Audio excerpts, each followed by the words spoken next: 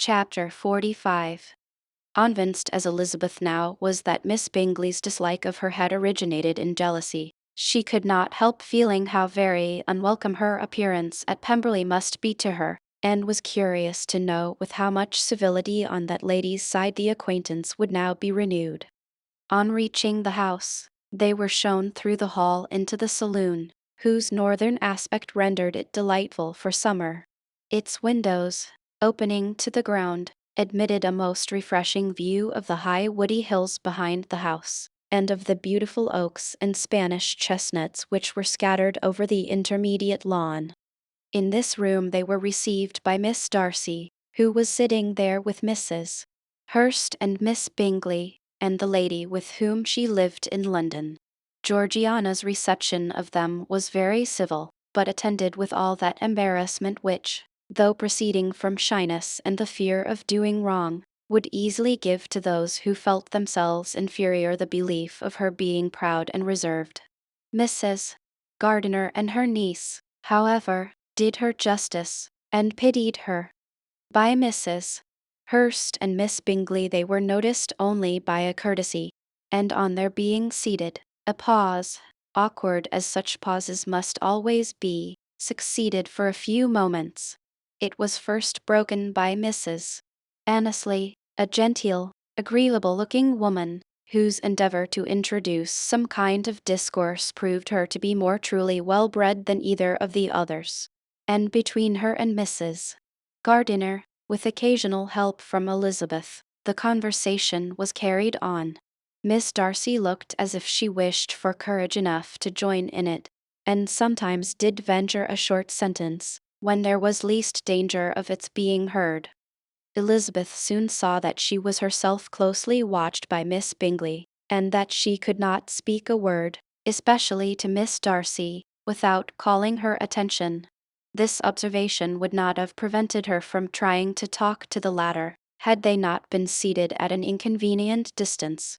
But she was not sorry to be spared the necessity of saying much. Her own thoughts were employing her. She expected every moment that some of the gentlemen would enter the room. She wished, she feared, that the master of the house might be amongst them, and whether she wished or feared it most, she could scarcely determine. After sitting in this manner a quarter of an hour, without hearing Miss Bingley's voice, Elizabeth was roused by receiving from her a cold inquiry after the health of her family. She answered with equal indifference and brevity, and the others said no more. The next variation which their visit afforded was produced by the entrance of servants with cold meat, cake, and a variety of all the finest fruits in season. But this did not take place till after many a significant look and smile from Mrs. Annesley to Miss Darcy had been given, to remind her of her post. There was now employment for the whole party, for though they could not all talk, they could all eat, and the beautiful pyramids of grapes, nectarines, and peaches soon collected them round the table.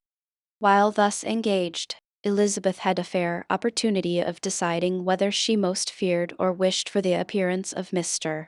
Darcy, by the feelings which prevailed on his entering the room, and then, though but a moment before she had believed her wishes to predominate, she began to regret that he came. He had been some time with Mr. Gardiner, who, with 2 or 3 other gentlemen from the house, was engaged by the river, and had left him only on learning that the ladies of the family intended a visit to Georgiana that morning. No sooner did he appear, than Elizabeth wisely resolved to be perfectly easy and unembarrassed, a resolution the more necessary to be made, but perhaps not the more easily kept, because she saw that the suspicions of the whole party were awakened against them, and that there was scarcely an eye which did not watch his behavior when he first came into the room. In no countenance was attentive curiosity so strongly marked as in Miss Bingley's, in spite of the smiles which overspread her face whenever she spoke to one of its objects. For jealousy had not yet made her desperate, and her attentions to Mr. Darcy were by no means over. Miss Darcy, on her brother's entrance, exerted herself much more to talk, and Elizabeth saw that he was anxious for his sister and herself to get acquainted, and forwarded, as much as possible, every attempt at conversation on either side. Miss Bingley saw all this likewise, and, in the imprudence of anger, took the first opportunity of saying, with sneering civility, "Pray, Miss Eliza, are not the shire militia removed from Meryton? They must be a great loss to your family." In Darcy's presence she dared not mention Wickham's name, but Elizabeth instantly comprehended that he was uppermost in her thoughts, and the various recollections connected with him gave her a moment's distress. But, exerting herself vigorously to repel the ill-natured attack, she presently answered the question in a tolerably disengaged tone. While she spoke, an involuntary glance showed her Darcy with a heightened complexion, earnestly looking at her, and his sister overcome with confusion, and unable to lift up her eyes. Had Miss Bingley known what pain she was then giving her beloved friend, she undoubtedly would have refrained from the hint, but she had merely intended to discompose Elizabeth, by bringing forward the idea of a man to whom she believed her partial, to make her betray a sensibility which might injure her in Darcy's opinion, and, perhaps, to remind the latter of all the follies and absurdities by which some part of her family were connected with that corps. Not a syllable had ever reached her of Miss Darcy's meditated elopement. To no creature had it been revealed, where secrecy was possible, except to Elizabeth, and from all Bingley's connections her brother was particularly anxious to conceal it, from that very wish which Elizabeth had long ago attributed to him, of their becoming hereafter her own. He had certainly formed such a plan, and without meaning that it should affect his endeavor to separate him from Miss Bennet, it is probable that it might add something to his lively concern for the welfare of his friend. Elizabeth's collected behavior, however, soon quieted his emotion, and as Miss Bingley, vexed and disappointed, dared not approach nearer to Wickham, Georgiana also recovered in time, though not enough to be able to speak any more. Her brother, whose eye she feared to meet, scarcely recollected her interest in the affair, and the very circumstance which had been designed to turn his thoughts from Elizabeth seemed to have fixed them on her more and more cheerfully. Their visit did not continue long after the question and answer above mentioned, and while Mr. Darcy was attending them to their carriage, Miss Bingley was venting her feelings in criticisms on Elizabeth's person, behavior, and dress. But Georgiana would not join her. Her brother's recommendation was enough to ensure her favor. His judgment could not err, and he had spoken in such terms of Elizabeth as to leave Georgiana without the power of finding her otherwise than lovely and amiable. When Darcy returned to the saloon, Miss Bingley could not help repeating to him some part of what she had been saying to his sister. "How very ill Eliza Bennet looks this morning, Mr. Darcy," she cried. "I never in my life saw anyone so much altered as she is since the winter. She is grown so brown and coarse. Louisa and I were agreeing that we should not have known her again." However little Mr. Darcy might have liked such an address, he contented himself with coolly replying that he perceived no other alteration than her being rather tanned, no miraculous consequence of traveling in the summer. "For my own part," she rejoined, "I must confess that I never could see any beauty in her. Her face is too thin, her complexion has no brilliancy, and her features are not at all handsome. Her nose wants character, there is nothing marked in its lines. Her teeth are tolerable, but not out of the common way, and as for her eyes, which have sometimes been called so fine, I never could perceive anything extraordinary in them.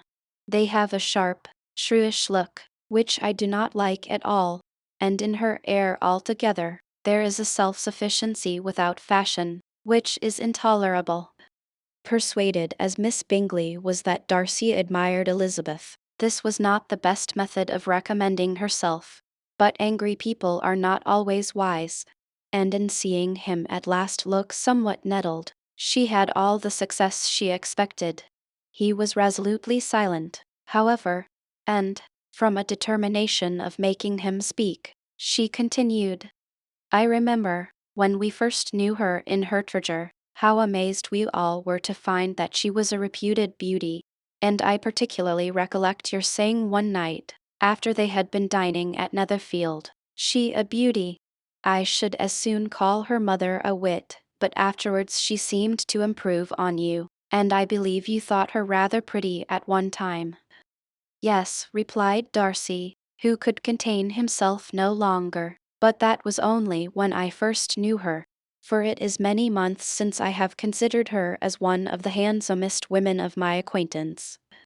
He then went away, and Miss Bingley was left to all the satisfaction of having forced him to say what gave no one any pain but herself. Mrs. Gardiner and Elizabeth talked of all that had occurred during their visit, as they returned, except what had particularly interested them both. The looks and behavior of everybody they had seen were discussed, except of the person who had mostly engaged their attention. They talked of his sister, his friends, his house, his fruit, of everything but himself. Yet Elizabeth was longing to know what Mrs. Gardiner thought of him, and Mrs. Gardiner would have been highly gratified by her niece's beginning the subject.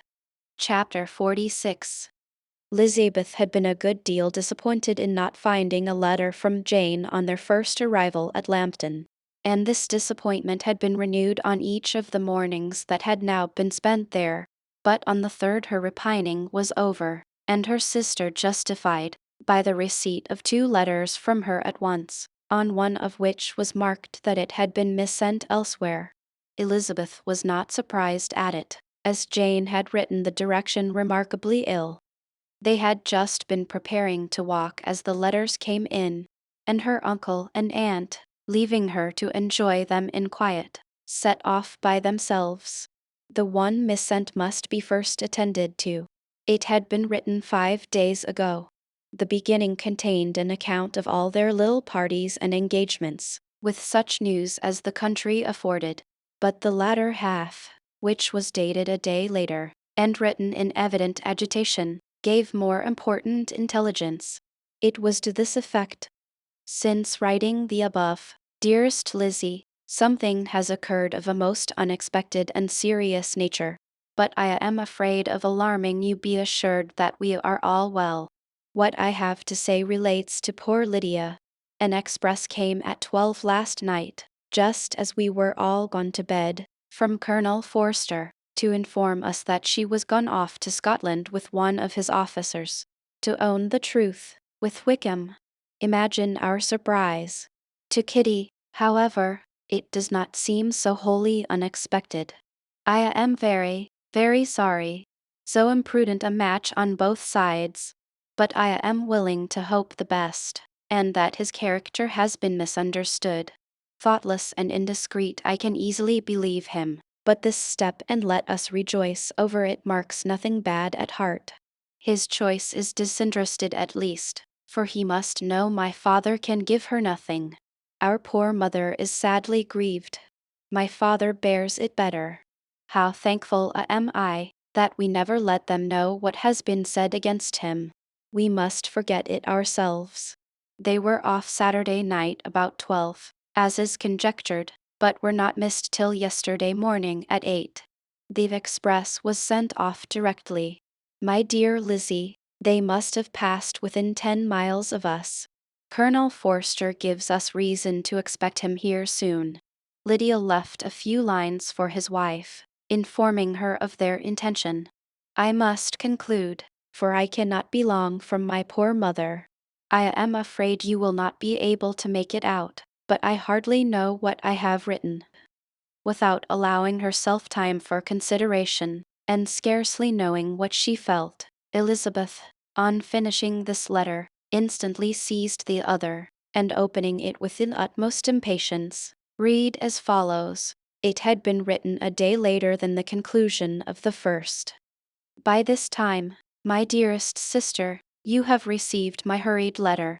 I wish this may be more intelligible, but though not confined for time, my head is so bewildered that I cannot answer for being coherent.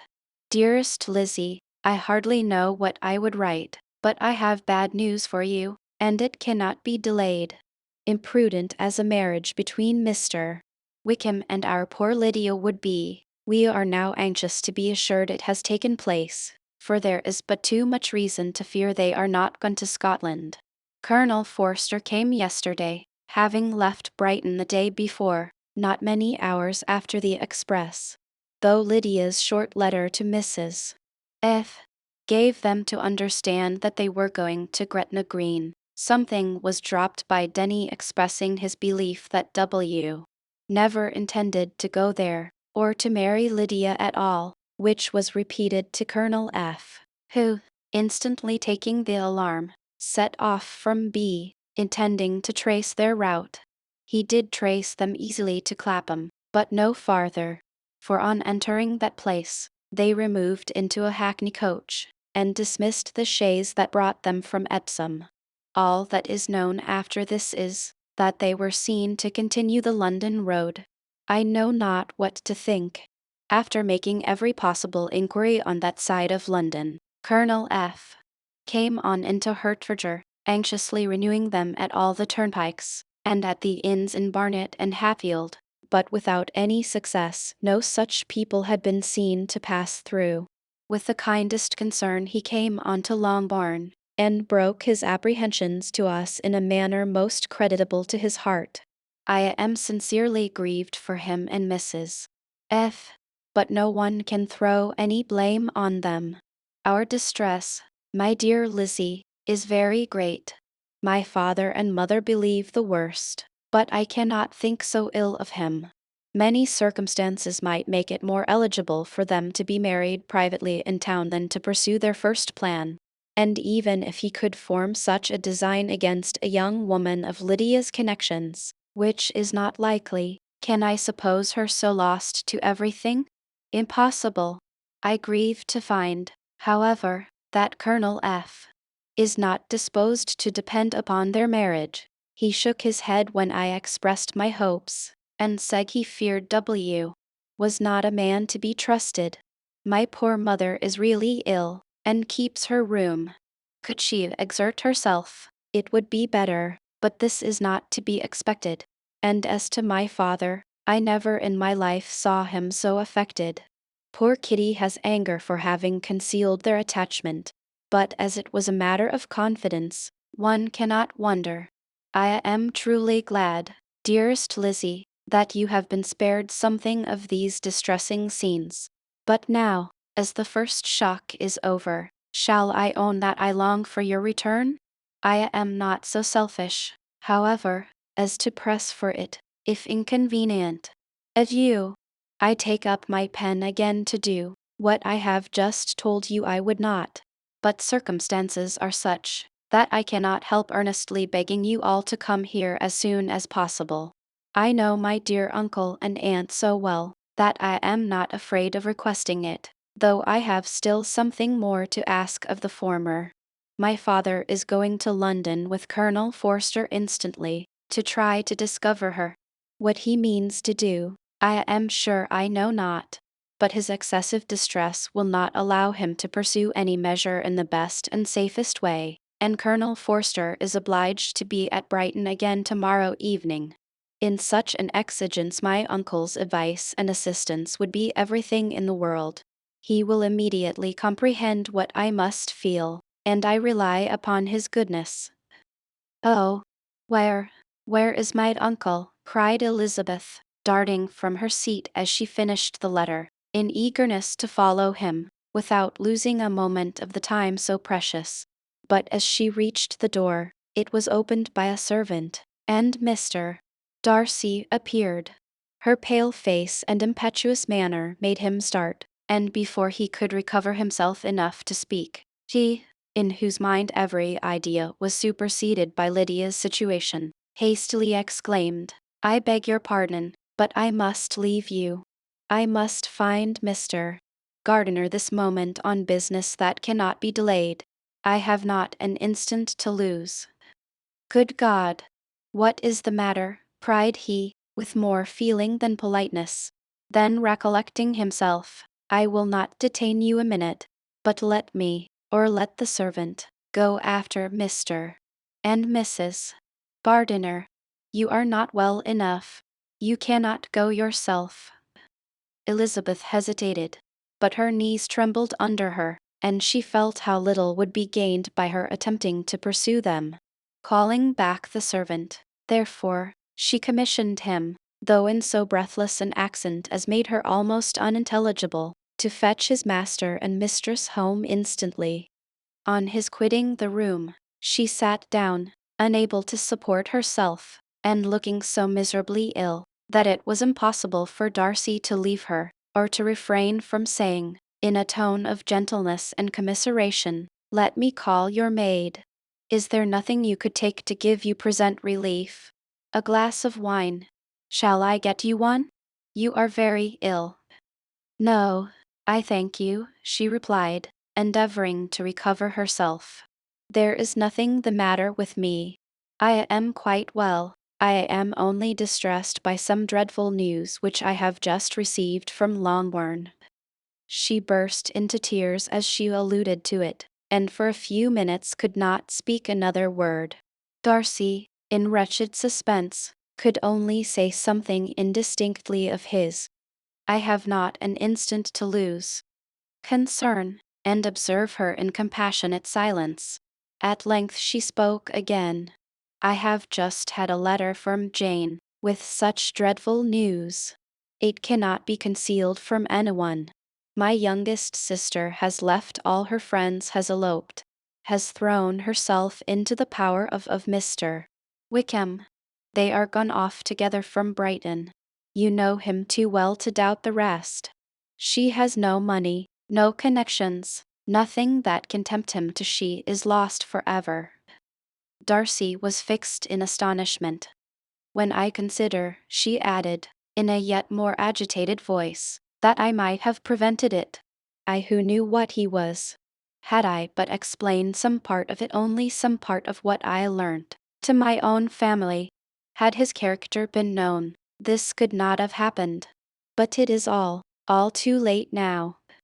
"I am grieved, indeed," cried Darcy, grieved, shocked.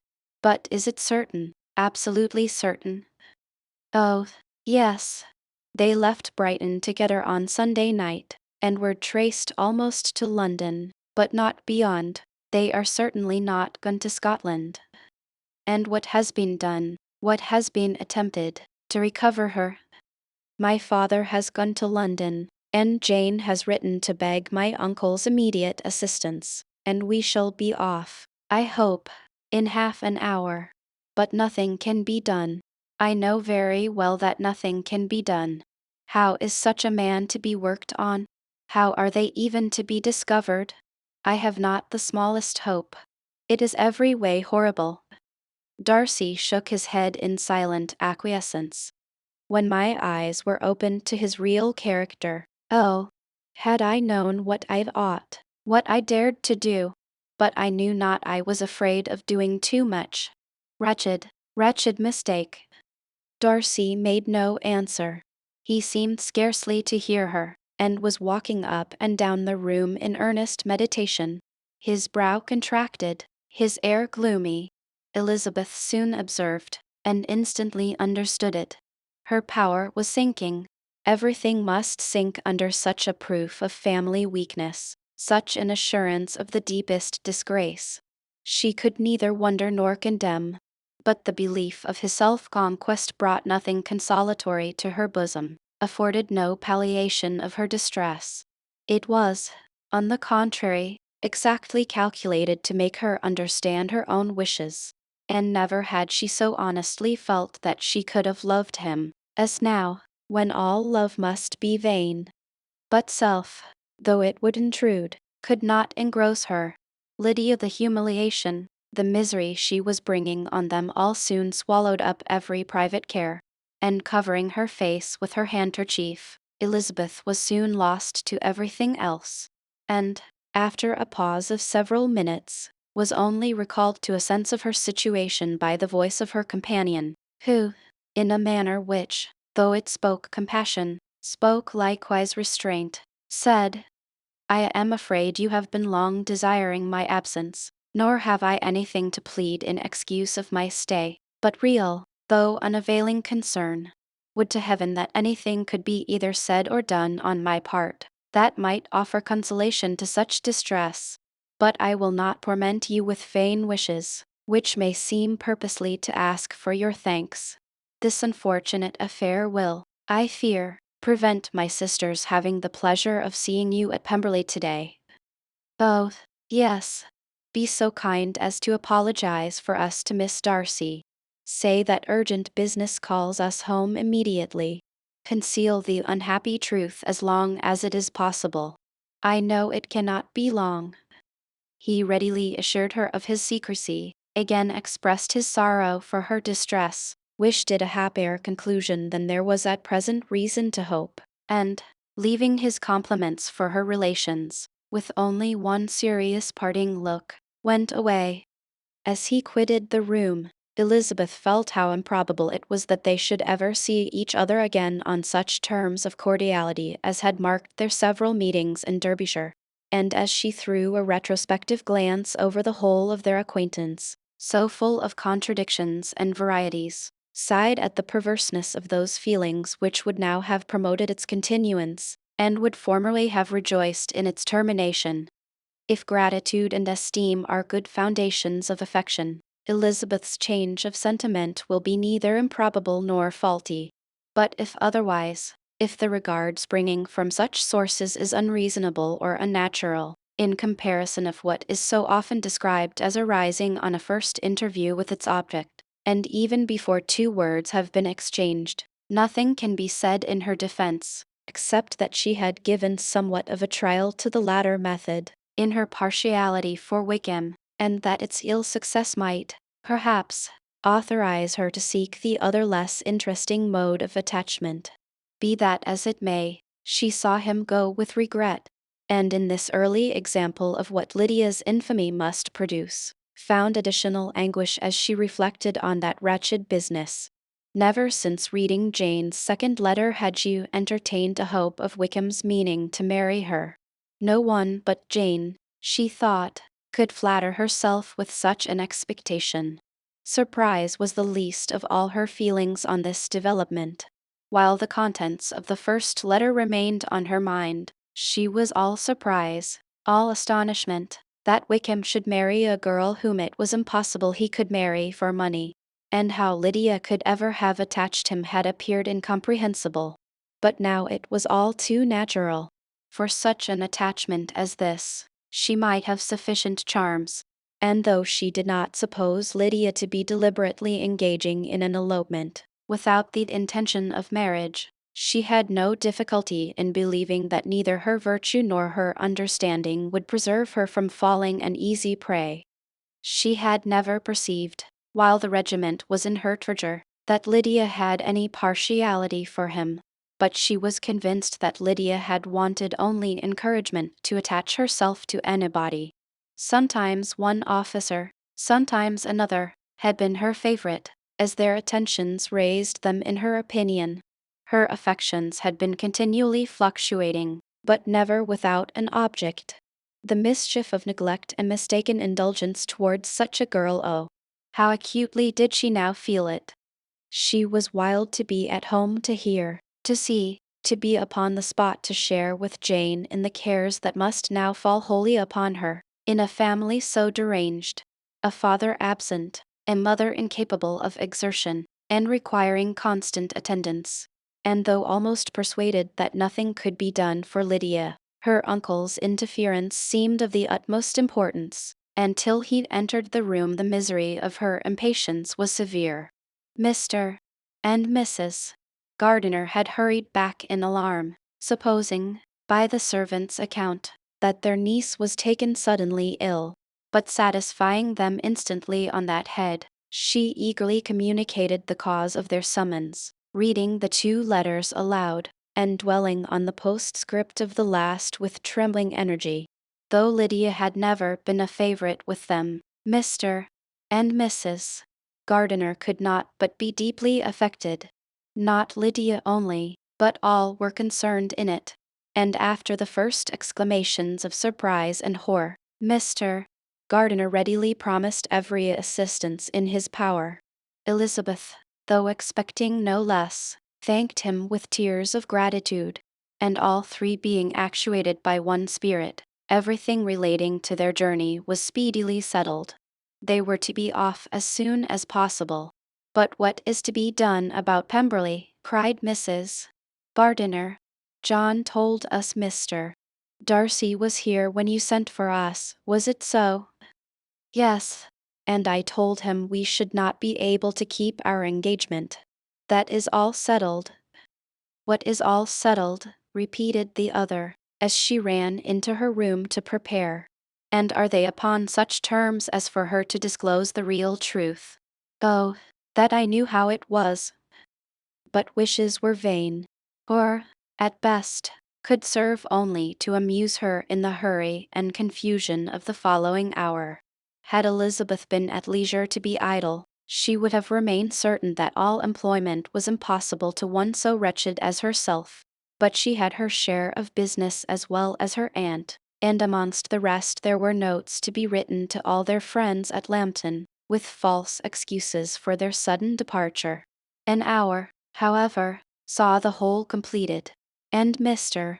Gardiner, meanwhile, having settled his account at the inn, nothing remained to be done but to go, and Elizabeth, after all the misery of the morning, found herself, in a shorter space of time than she could have supposed, seated in the carriage, and on the road to Longbourn.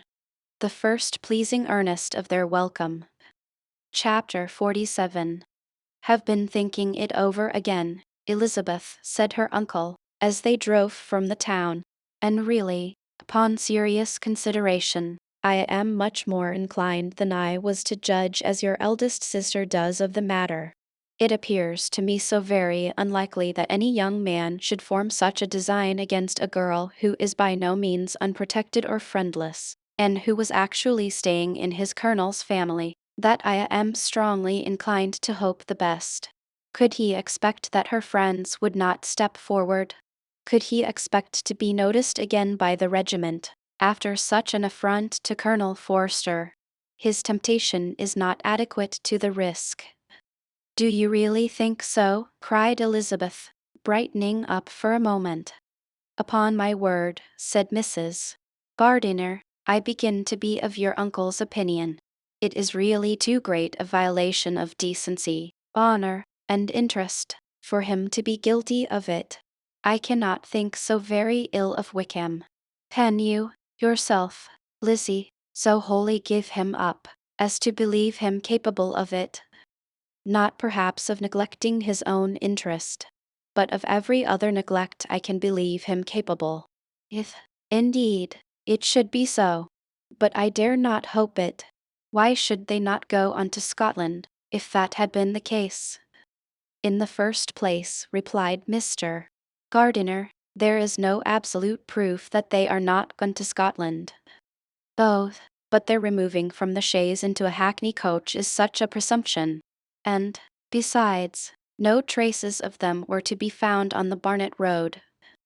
"Well, then, supposing them to be in London, they may be there, though for the purpose of concealment, for no more exceptionable purpose. It is not likely that money should be very abundant on either side, and it might strike them that they could be more economically, though less expeditiously, married in London than in Scotland. But why all this secrecy? Why any fear of detection? Why must their marriage be private? Oh, no, this is not likely. His most particular friend, you see by Jane's account, was persuaded of his never intending to marry her. Wickham will never marry a woman without some money. He cannot afford it.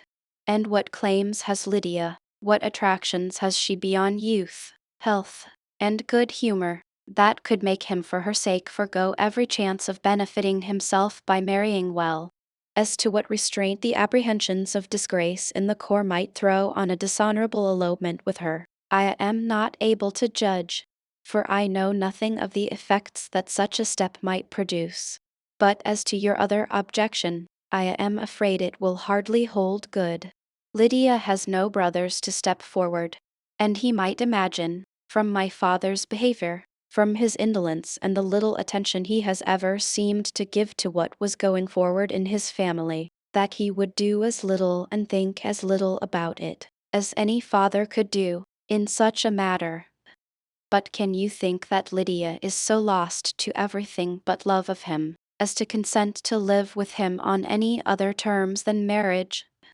It does seem, and it is most shocking, indeed, replied Elizabeth, with tears in her eyes, that a sister's sense of decency and virtue in such a point should admit of doubt. But, really, I know not what to say. Perhaps I am not doing her justice. But she is very young. She has never been taught to think on serious subjects. And for the last half year, nay, for a 12 month, she has been given up to nothing but amusement and vanity.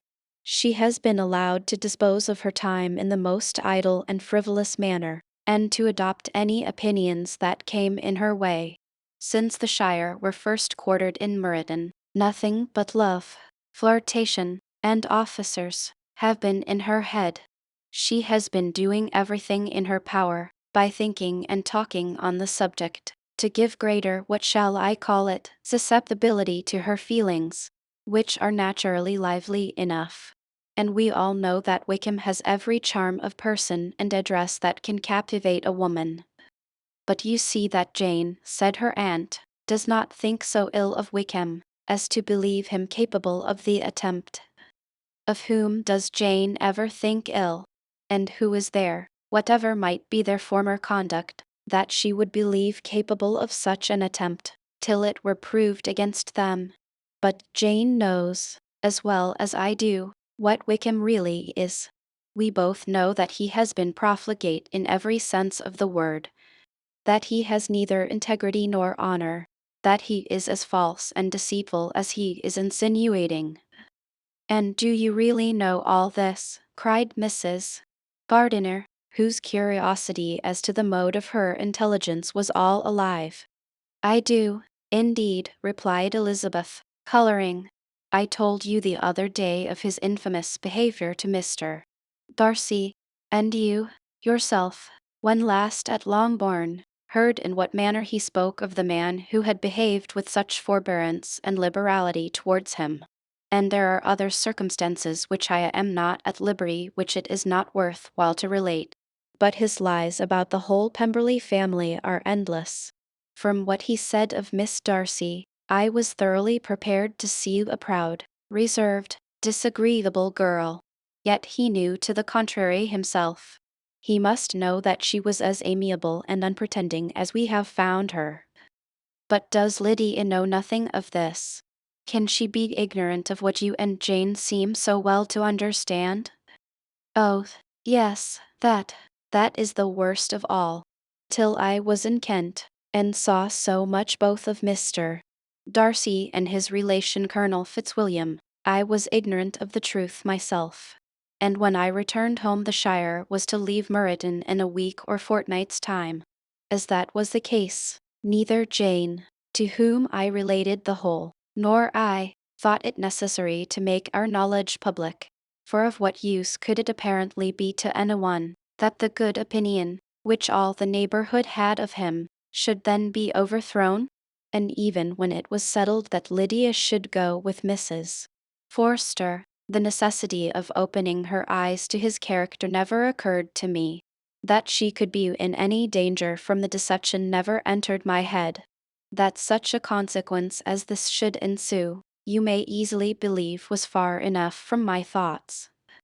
When they all removed to Brighton, therefore, you had no reason, I suppose, to believe them fond of each other.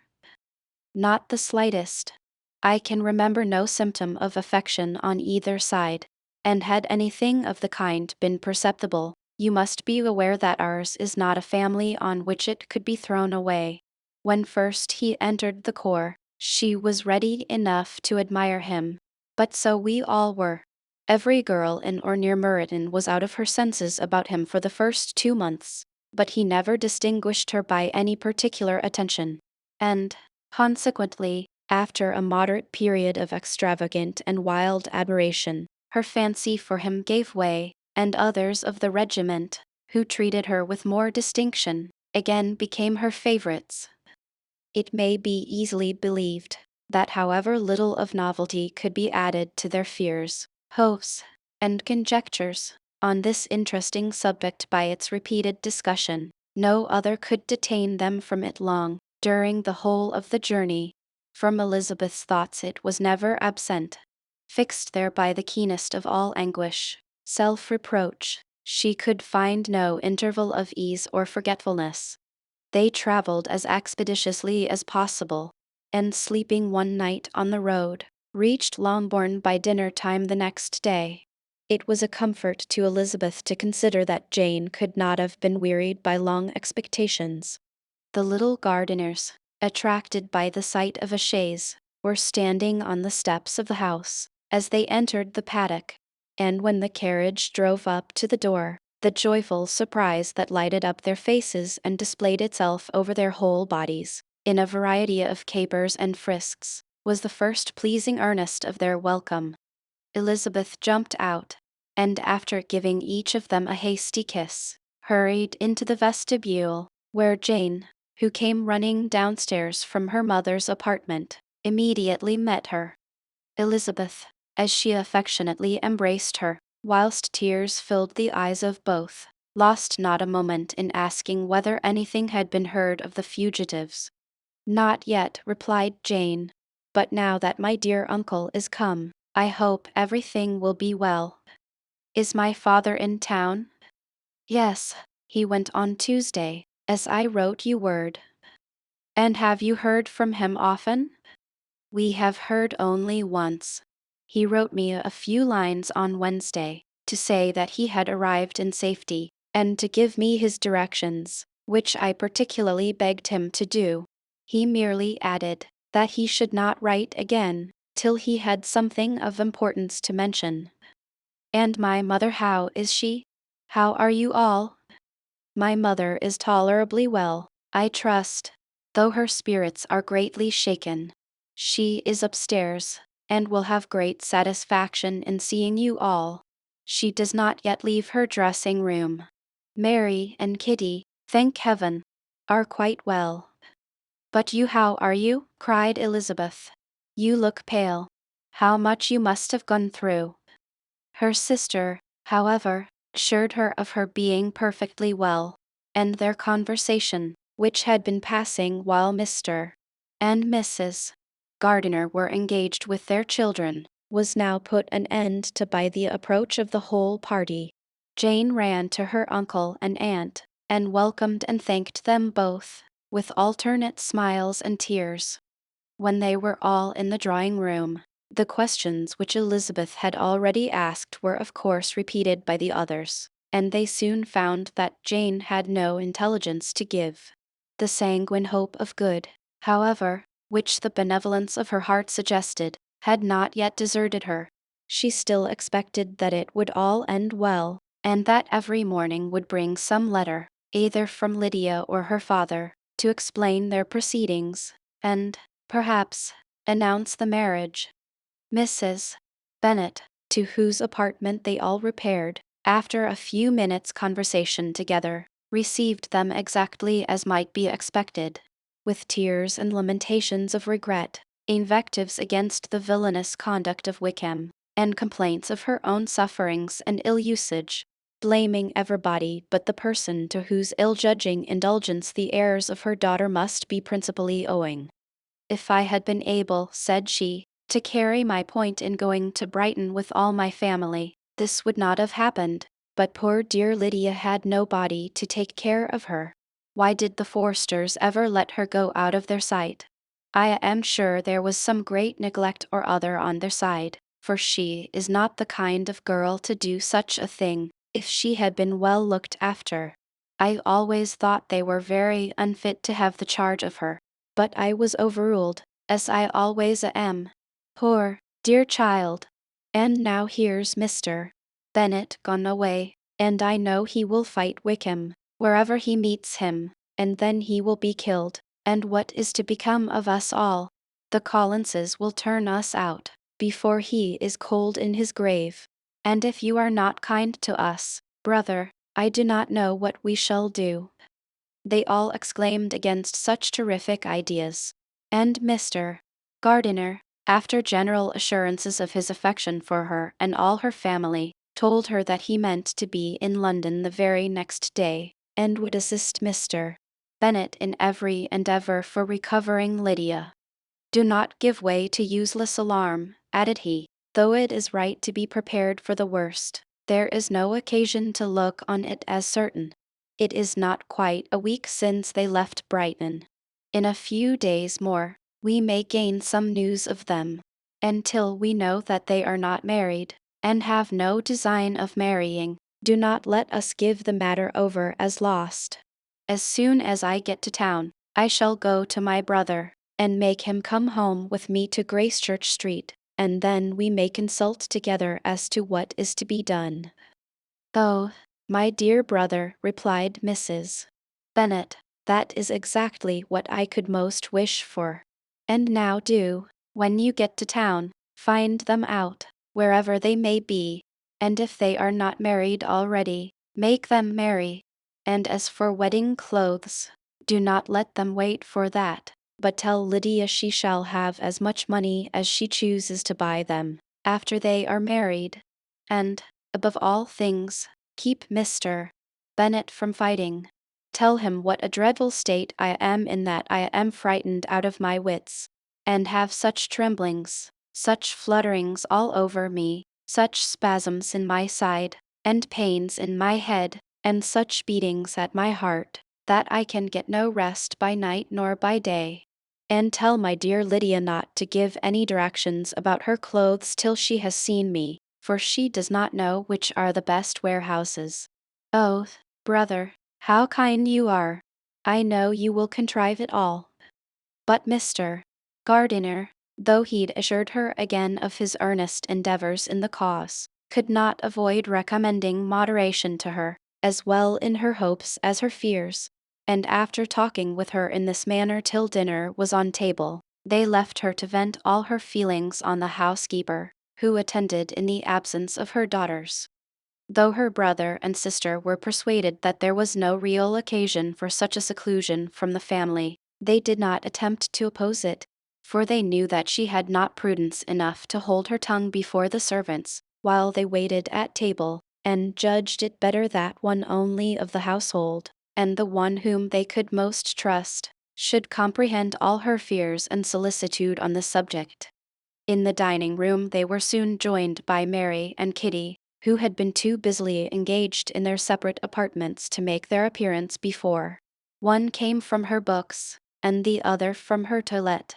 The faces of both, however, were tolerably calm, and no change was visible in either, except that the loss of her favorite sister, or the anger which she had herself incurred in the business, had given something more of fretfulness than usual to the accents of Kitty. As for Mary, she was mistress enough of herself to whisper to Elizabeth, with a countenance of grave reflection, soon after they were seated at table, "This is a most unfortunate affair, and will probably be much talked of. But we must stem the tide of malice, and pour into the wounded bosoms of each other the balm of sisterly consolation." Then perceiving in Elizabeth no inclination of replying, she added, "Unhappy as the event must be for Lydia, we may draw from it this useful lesson, that loss of virtue in a female is irretrievable, that one false step involves her in endless ruin, that her reputation is no less brittle than it is beautiful, and that she cannot be too much guarded in her behavior towards the undeserving of the other sex." Elizabeth lifted up her eyes in amazement, but was too much oppressed to make any reply. Mary, however, continued to console herself with such kind of moral extractions from the evil before them. In the afternoon, the two elder Miss Bennets were able to be for half an hour by themselves, and Elizabeth instantly availed herself of the opportunity of making any inquiries which Jane was equally eager to satisfy. After joining in general lamentations over the dreadful sequel of this event, which Elizabeth considered as all but certain, and Miss Bennet could not assert to be wholly impossible. The former continued the subject by saying, "But tell me all and everything about it which I have not already heard. Give me further particulars. What did Colonel Forster say? Had they no apprehension of anything before the elopement took place? They must have seen them together forever." Colonel Forster did own that he had often suspected some partiality, especially on Lydia's side, but nothing to give him any alarm. "I am so grieved for him." His behavior was attentive and kind to the utmost. He was coming to us, in order to assure us of his concern, before he had any idea of their not being gone to Scotland. When that apprehension first got abroad, it hastened his journey. And was Denny convinced that Wickham would not marry? Did he know of their intending to go off? Had Colonel Forster seen Denny himself? Yes, but when questioned by him, Denny denied knowing anything of their plan, and would not give his real opinion about it.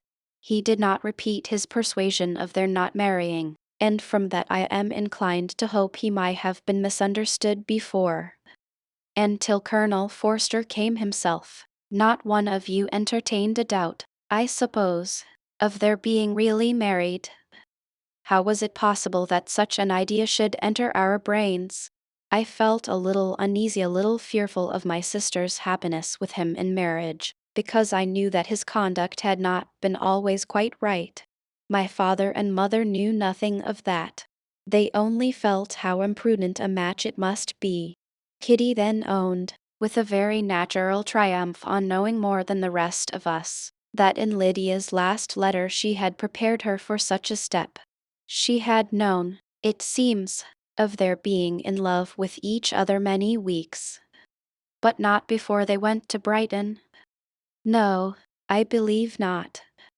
And did Colonel Forster appear to think ill of Wickham himself? Does he know his real character? I must confess that he did not speak so well of Wickham as he formerly did. He believed him to be imprudent and extravagant, and since the sad affair has taken place, it is said that he left Meryton greatly in debt, but I hope this may be false. Oh, Jane, had we been less secret, had we told what we knew of him, this could not have happened. Perhaps it would have been better, replied her sister. But to expose the former faults of any person, without knowing what their present feelings were, seemed unjustifiable. We acted with the best intentions. Could Colonel Forster repeat the particulars of Lydia's note to his wife? He brought it with him for us to see. Jane then took it from her pocket-book, and gave it to Elizabeth. These were the contents. "My dear Harriet, you will laugh when you know where I am gone, and I cannot help laughing myself at your surprise tomorrow morning, as soon as I am missed. I am going to Gretna Green, and if you cannot guess with who, I shall think you a simpleton, for there is but one man in the world I love, and he is an angel. I should never be happy without him, so think it no harm to be off. You need not send them word at Longbourn of my going, if you do not like it, for it will make the surprise the greater when I write to them, and sign my name Lydia Wickham. What a good joke it will be! I can hardly write for laughing. Pray make my excuses to Pratt for not keeping my engagement, and dancing with him tonight. Tell him I hope he will excuse me when he knows all, and tell him I will dance with him at the next ball we meet with great pleasure. I shall send for my clothes when I get to Longbourn, but I wish you would tell Sally to mend a great slit in my worked muslin gown before they are packed up. Goodbye. Give my love to Colonel Forster. I hope you will drink to our good journey. Your affectionate friend, Lydia Bennet. Oh, thoughtless, thoughtless Lydia, cried Elizabeth when she had finished it. What a letter is this, to be written at such a moment! But at least it shows that she was serious in the object of her journey. Whatever he might afterwards persuade her to, it was not on her side a scheme of infamy. My poor father, how he must have felt it! I never saw anyone so shocked. He could not speak a word for full 10 minutes. My mother was taken ill immediately, and the whole house in such confusion. Oh, Jane, cried Elizabeth, was there a servant belonging to it who did not know the whole story before the end of the day? I do not know, I hope there was. But to be guarded at such a time is very difficult. My mother was in hysterics, and though I endeavored to give her every assistance in my power, I am afraid I did not do so much as I might have done. But the horror of what might possibly happen almost took from me my faculties.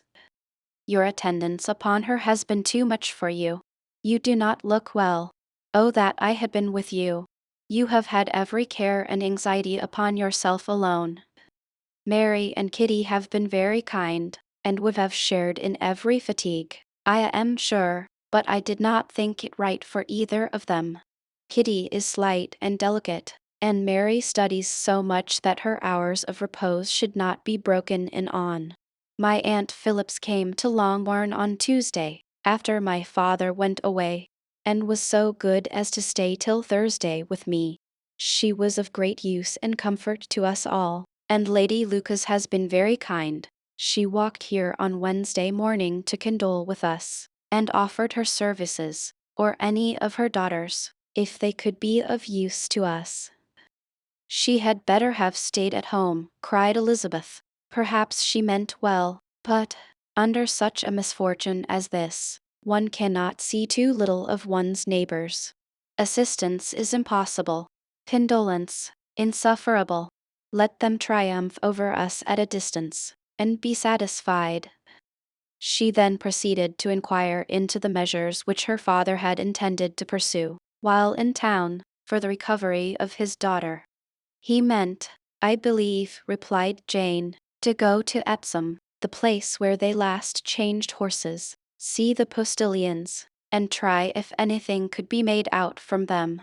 His principal object must be to discover the number of the hackney coach which took them from Clapham.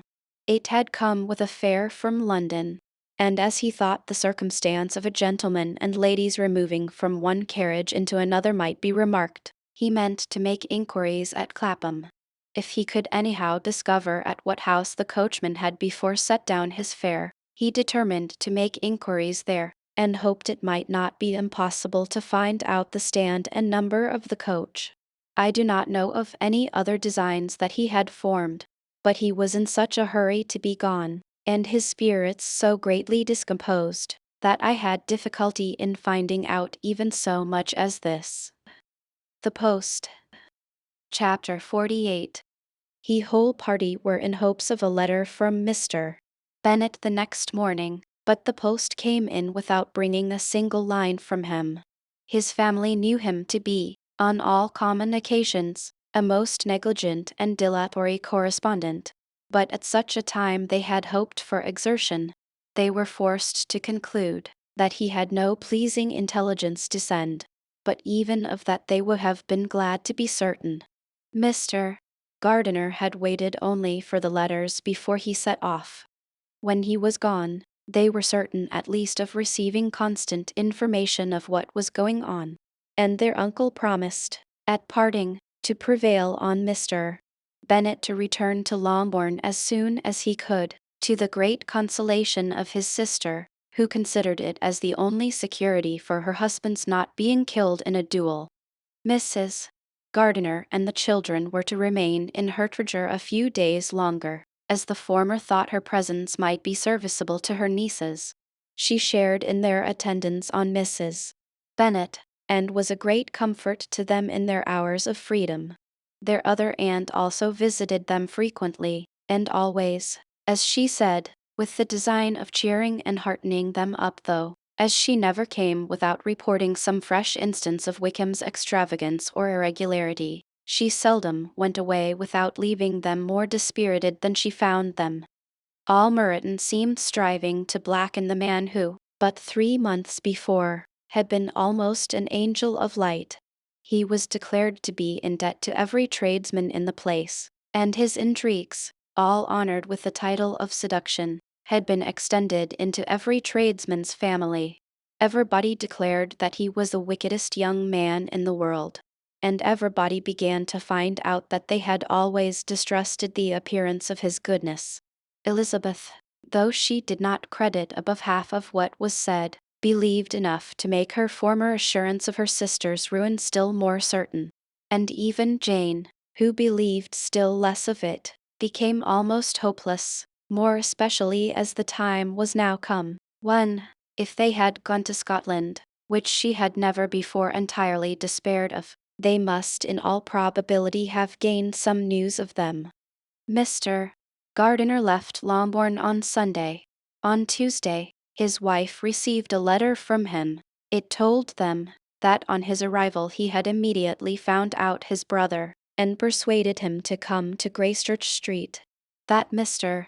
Bennet had been to Epsom and Clapham before his arrival, but without gaining any satisfactory information, and that he was now determined to inquire at all the principal hotels in town, as Mr.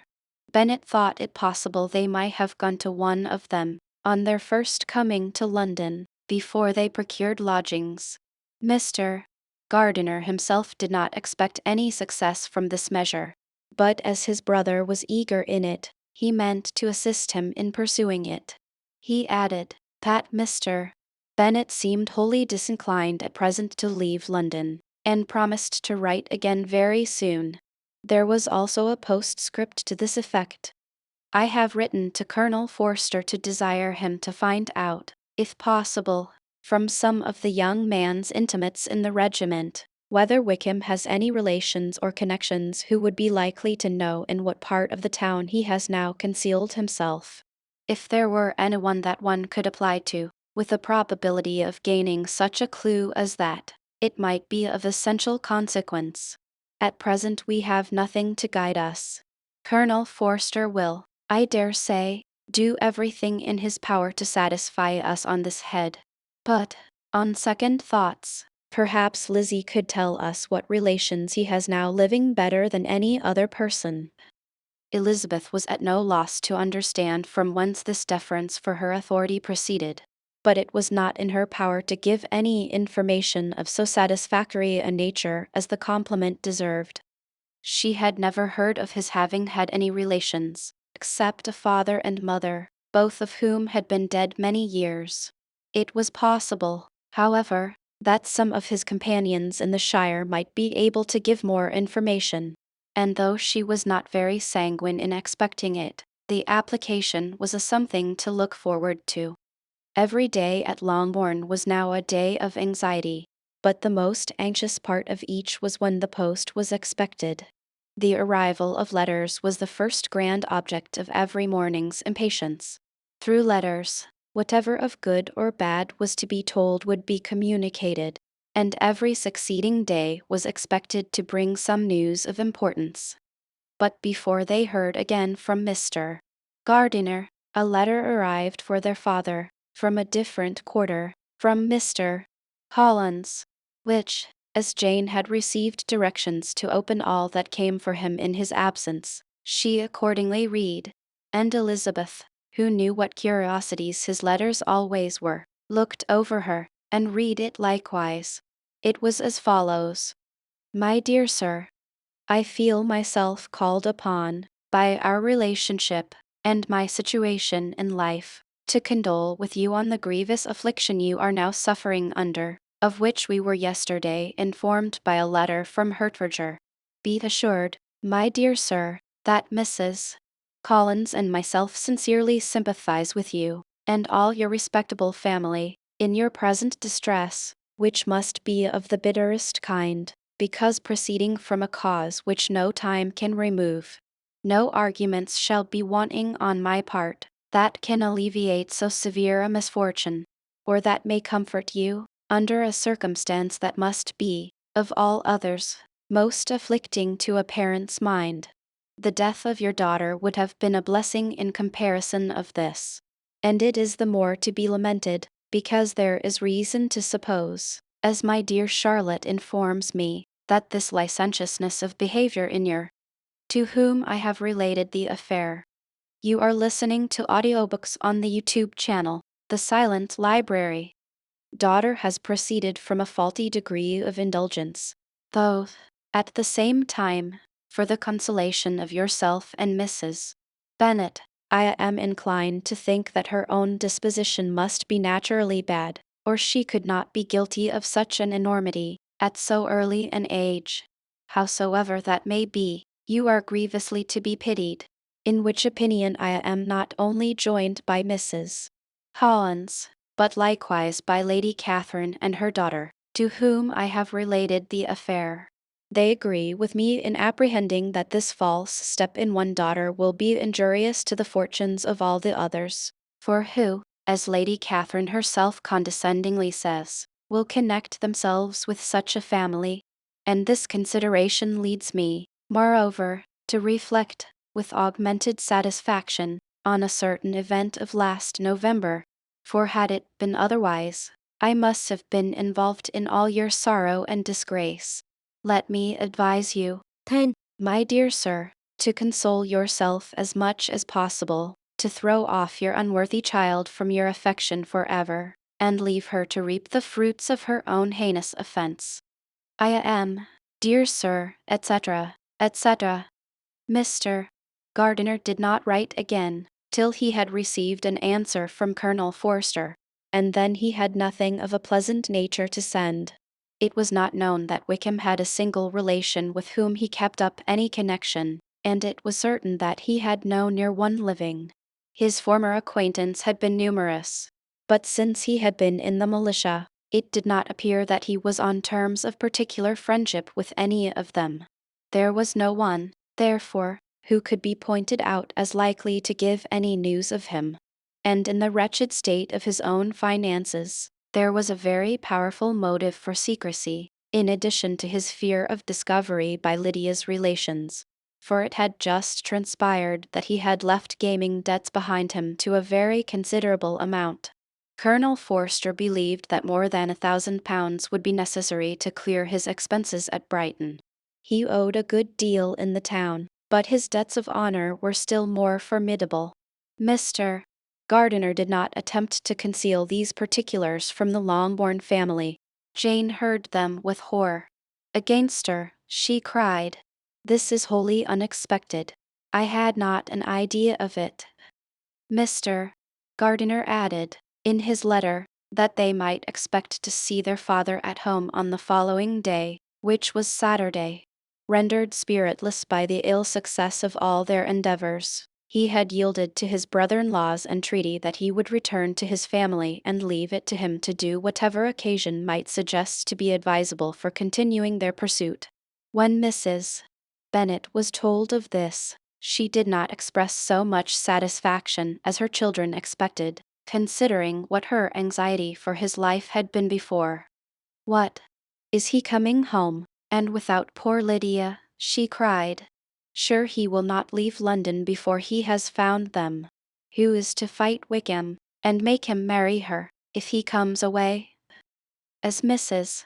Gardiner began to wish to be at home, it was settled that she and her children should go to London at the same time that Mr. Bennet came from it. The coach, therefore, took them the first stage of their journey, and brought its master back to Longbourn. Mrs. Gardiner went away in all the perplexity about Elizabeth and her Derbyshire friend, that had attended her from that part of the world. His name had never been voluntarily mentioned before them by her niece, and the kind of half-expectation which Mrs. Gardiner had formed, of their being followed by a letter from him, had ended in nothing. Elizabeth had received none since her return, that could come from Pemberley.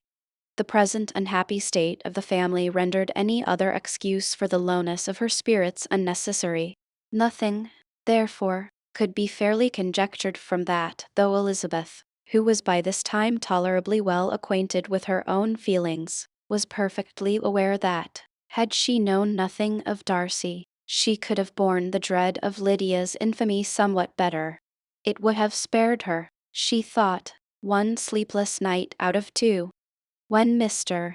Bennet arrived, he had all the appearance of his usual philosophic composure. He said as little as he had ever been in the habit of saying, made no mention of the business that had taken him away, and it was some time before his daughters had courage to speak of it. It was not till the afternoon, when he joined them at tea, that Elizabeth ventured to introduce the subject. And then, on her briefly expressing her sorrow for what he must have endured, he replied, "Say nothing of that. Who should suffer but myself? It has been my own doing, and I ought to feel it." "You must not be too severe upon yourself," replied Elizabeth. "You may well warn me against such an evil. Human nature is so prone to fall into it. No, Lizzie, let me once in my life feel how much I have been to blame. I am not afraid of being overpowered by the impression. It will pass away soon enough." "Do you suppose them to be in London?" "Yes. Where else can they be so well concealed?" "And Lydia used to want to go to London," added Kitty. "She is happy, then," said her father, dryly, "and her residence there will probably be of some duration." Then, after a short silence, he continued, "Lizzie, I bear you no ill for being justified in your advice to me last May, which, considering the event, shows some greatness of mind." They were interrupted by Miss Bennet, who came to fetch her mother's tea. "This is a parade," cried he, "which does one good. It gives such an elegance to misfortune. Another day I will do the same. I will sit in my library, in my nightcap and powdering gown, and give as much trouble as I can, or perhaps I may defer it till Kitty runs away." "I am not going to run away, Papa," said Kitty, fretfully. "If I should ever go to Brighton, I would behave better than Lydia." "You go to Brighton? I would not trust you so near it as Eastbourne, for £50. No, Kitty, I have at least learnt to be cautious, and you will feel the effects of it. No officer is ever to enter my house again, nor even to pass through the village. Balls will be absolutely prohibited, unless you stand up with one of your sisters. And you are never to stir out of doors till you can prove that you have spent 10 minutes of every day in a rational manner." Kitty, who took all these threats in a serious light, began to cry. "Well, well," said he, "do not make yourself unhappy. If you are a good girl for the next 10 years, I will take you to a review at the end of them." Chapter 49. W.O. days after Mr. Bennet's return. As Jane and Elizabeth were walking together in the shrubbery behind the house, they saw the housekeeper coming towards them, and concluding that she came to call them to their mother, went forward to meet her.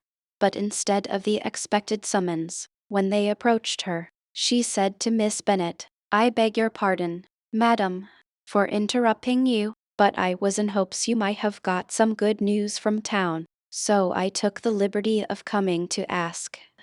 "What do you mean, Hill? We have heard nothing from town." "Dear madam," cried Mrs.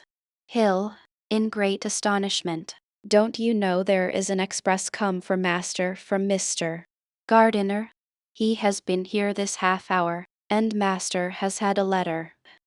Away ran the girls, too eager to get in to have time for speech.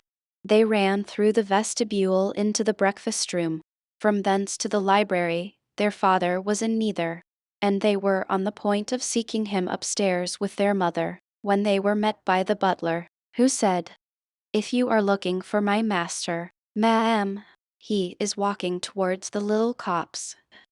Upon this information, they instantly passed through the hall once more, and ran across the lawn after their father, who was deliberately pursuing his way towards a small wood on one side of the paddock.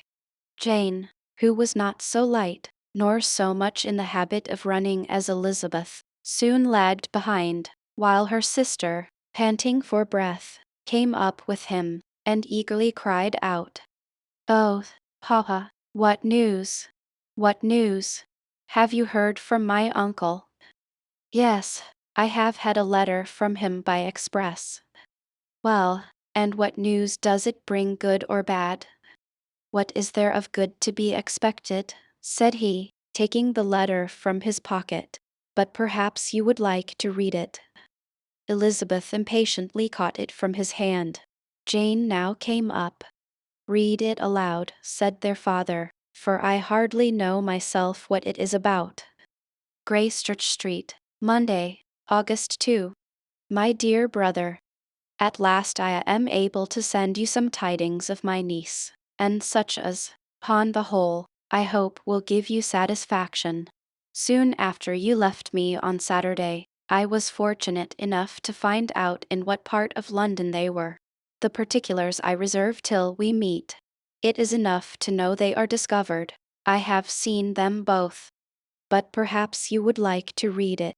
You are listening to audiobooks on the YouTube channel, The Silent Library. Then it is as I always hoped, cried Jane. They are married. Elizabeth, read on.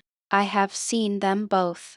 They are not married, nor can I find there was any intention of being so.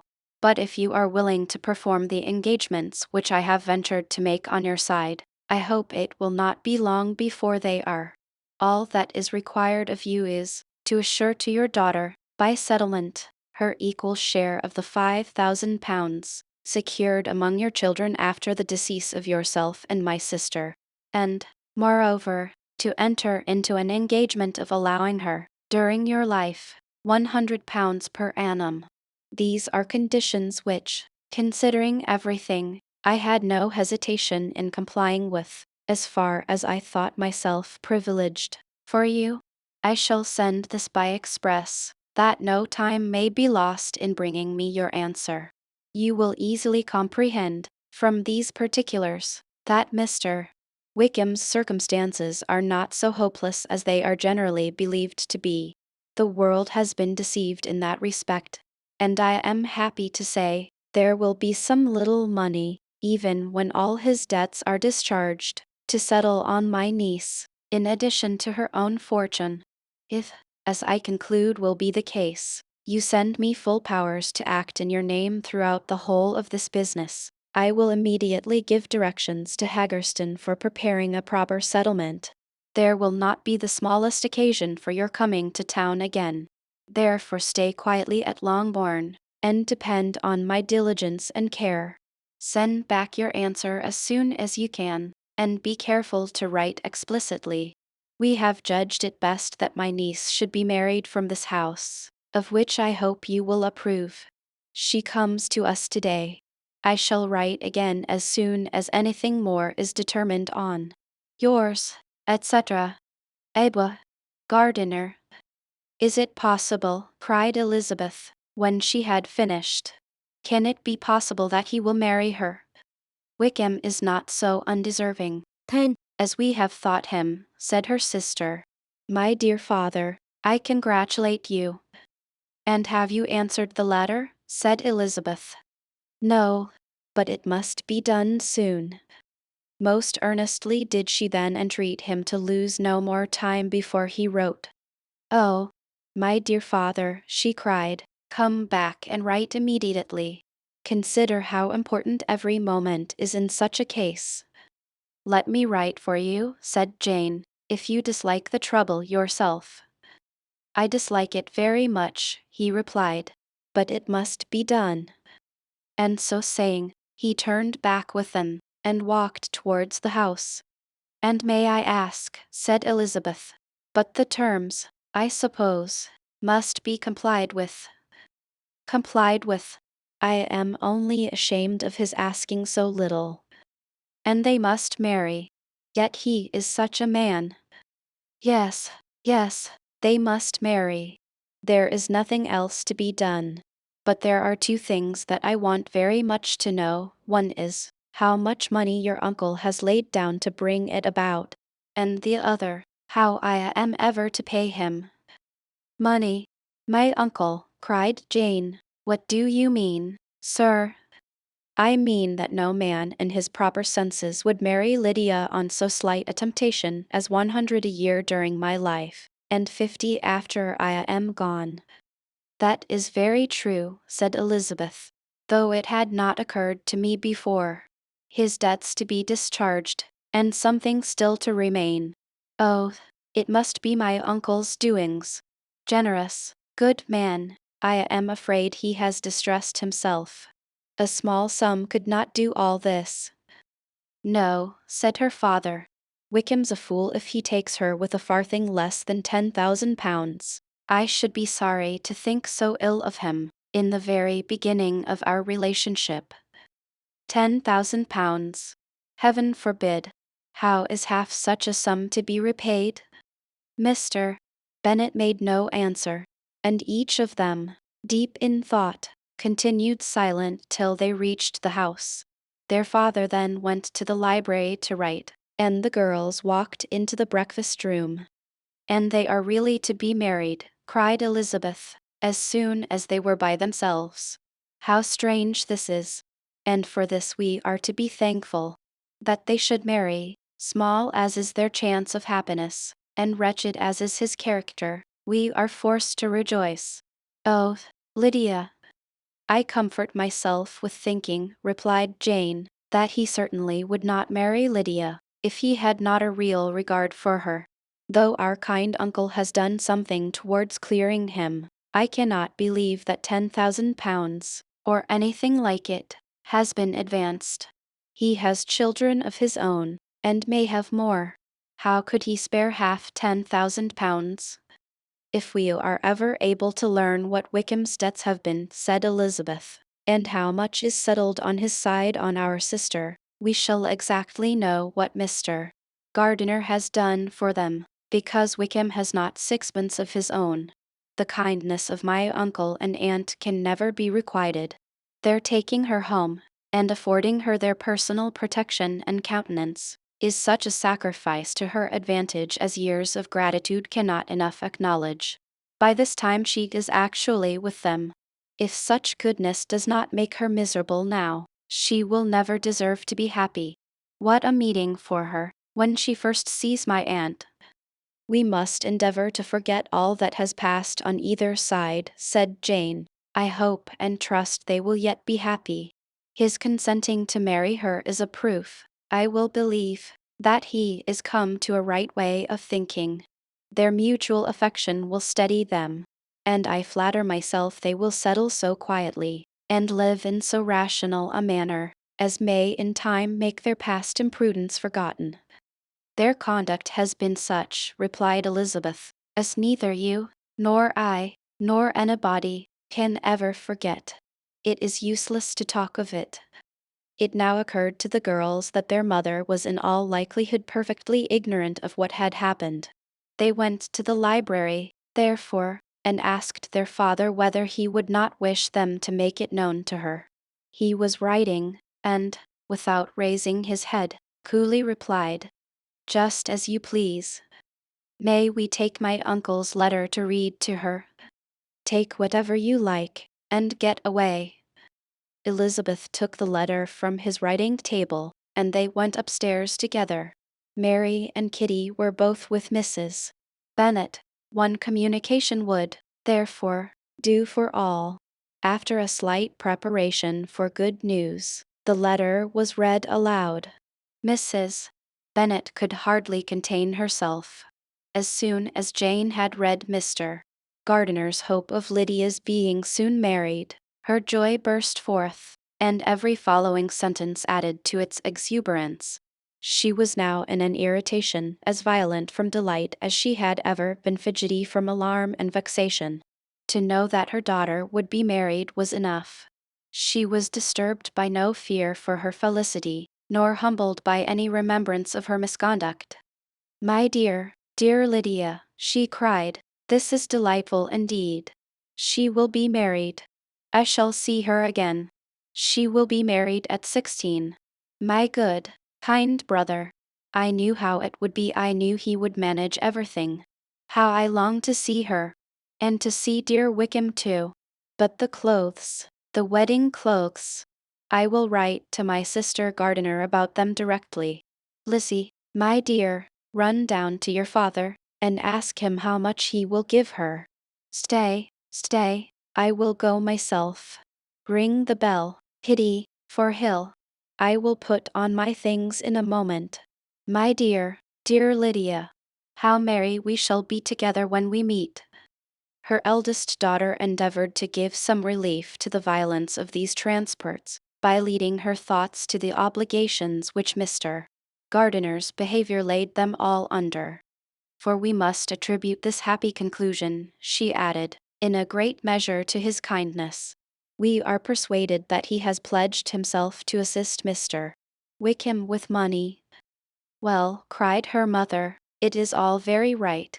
Who should do it but her own uncle?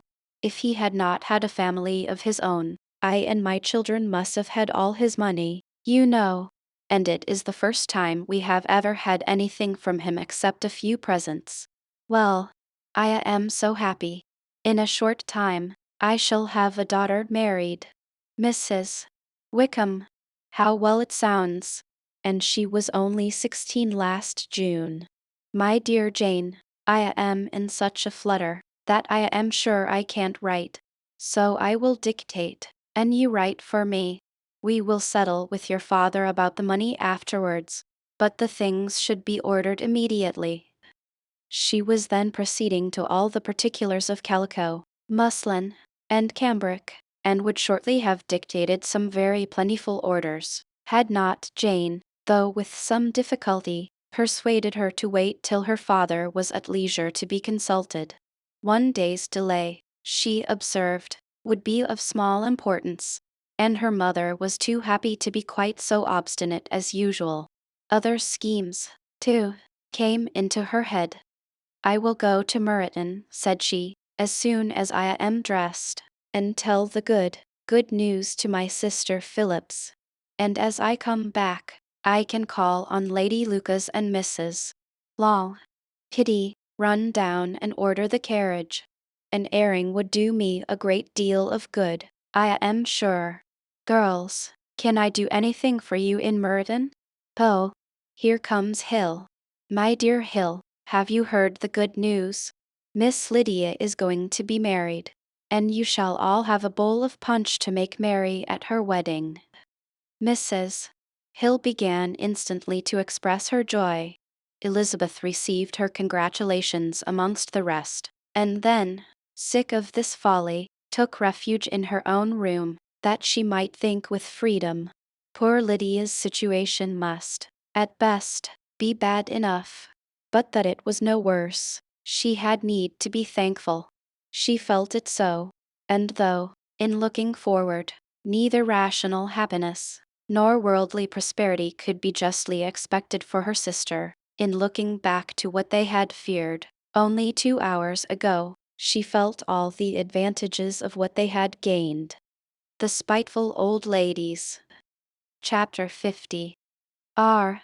Bennet had very often wished, before this period of his life, that, instead of spending his whole income, he had laid by an annual sum, for the better provision of his children, and of his wife, if she survived him. He now wished it more than ever. Had he done his duty in that respect, Lydia need not have been indebted to her uncle for whatever of honor or credit could now be purchased for her. The satisfaction of prevailing on one of the most worthless young men in Great Britain to be her husband might then have rested in its proper place. He was seriously concerned that a cause of so little advantage to anyone should be forwarded at the sole expense of his brother-in-law, and he was determined, if possible, to find out the extent of his assistance, and to discharge the obligation as soon as he could. When first Mr. Bennet had married, economy was held to be perfectly useless, for, of course, they were to have a son. This son was to join in cutting off the entail, as soon as he should be of age, and the widow and younger children would by that means be provided for. 5 daughters successively entered the world, but yet the son was to come, and Mrs. Bennet, for many years after Lydia's birth, had been certain that he would. This event had at last been despaired of, but it was then too late to be saving. Mrs. Bennet had no turn for economy, and her husband's love of independence had alone prevented their exceeding their income. £5,000 was settled by marriage articles on Mrs. Bennet and the children, but in what proportions it should be divided amongst the latter depended on the will of the parents. This was one point, with regard to Lydia at least, which was now to be settled, and Mr. Bennet could have no hesitation in acceding to the proposal before him. In terms of grateful acknowledgment for the kindness of his brother, though expressed most concisely, he then delivered on paper his perfect approbation of all that was done, and his willingness to fulfill the engagements that had been made for him. He had never before supposed that, could Wickham be prevailed on to marry his daughter, it would be done with so little inconvenience to himself as by the present arrangement. He would scarcely be £10 a year the loser, by the 100 that was to be paid them. For, what with her board and pocket allowance, and the continual presents in money which passed to her through her mother's hands, Lydia's expenses had been very little within that sum. That it would be done with such trifling exertion on his side, too, was another very welcome surprise, for his chief wish at present was to have as little trouble in the business as possible. When the first transports of rage which had produced his activity in seeking her were over, he naturally returned to all his former indolence. His letter was soon dispatched, for though dilatory in undertaking business, he was quick in its execution. He begged to know further particulars of what he was indebted to his brother, but was too angry with Lydia to send any message to her. The good news quickly spread through the house, and with proportionate speed through the neighborhood. It was borne in the latter with decent philosophy. To be sure, it would have been more for the advantage of conversation, had Miss Lydia Bennet come upon the town, or, as the happiest alternative, been secluded from the world in some distant farmhouse. But there was much to be talked of, in marrying her, and the good-natured wishes for her well-doing, which had proceeded before from all the spiteful old ladies in Meryton, lost but little of their spirit in this change of circumstances, because with such a husband her misery was considered certain. It was a fortnight since Mrs.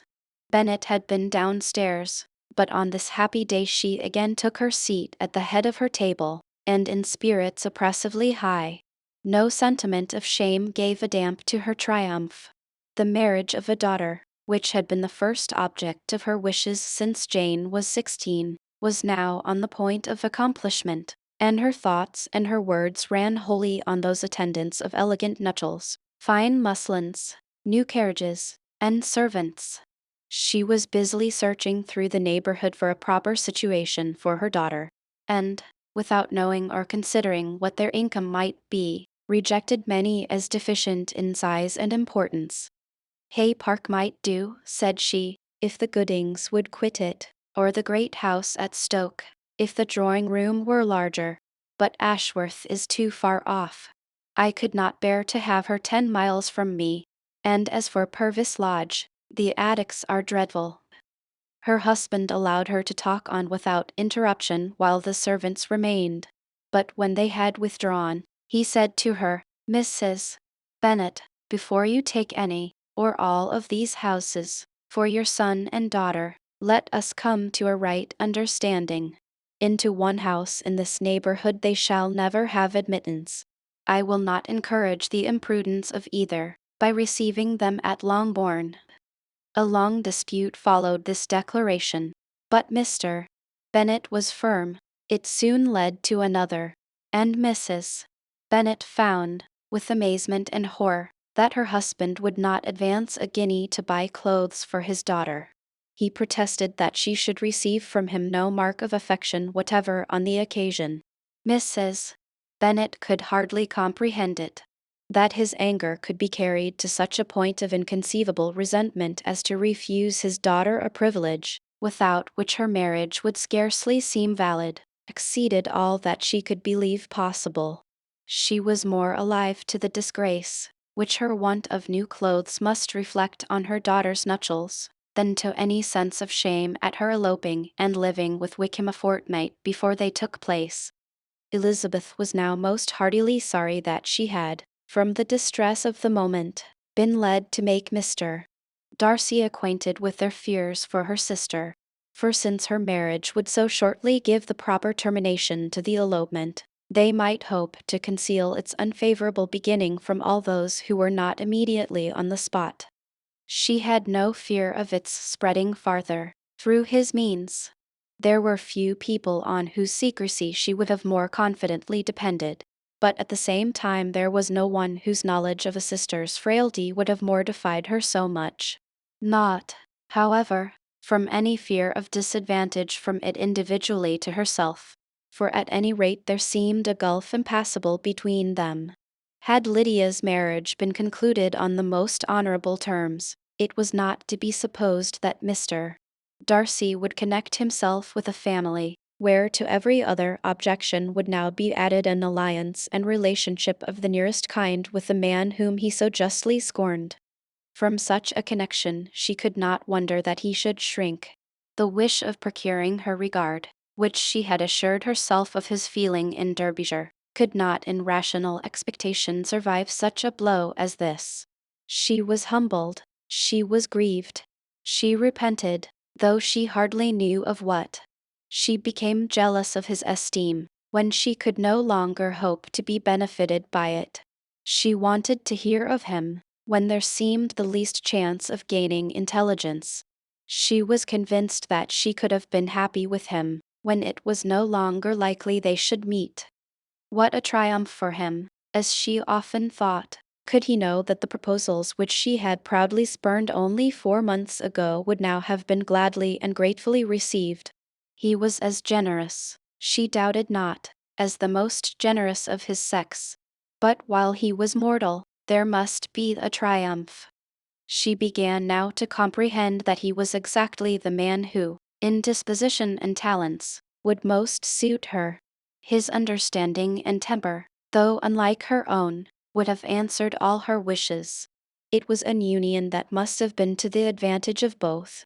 By her ease and liveliness, his mind might have been softened, his manners improved, and from his judgment, information, and knowledge of the world, she must have received benefit of greater importance. But no such happy marriage could now teach the admiring multitude what connubial felicity really was.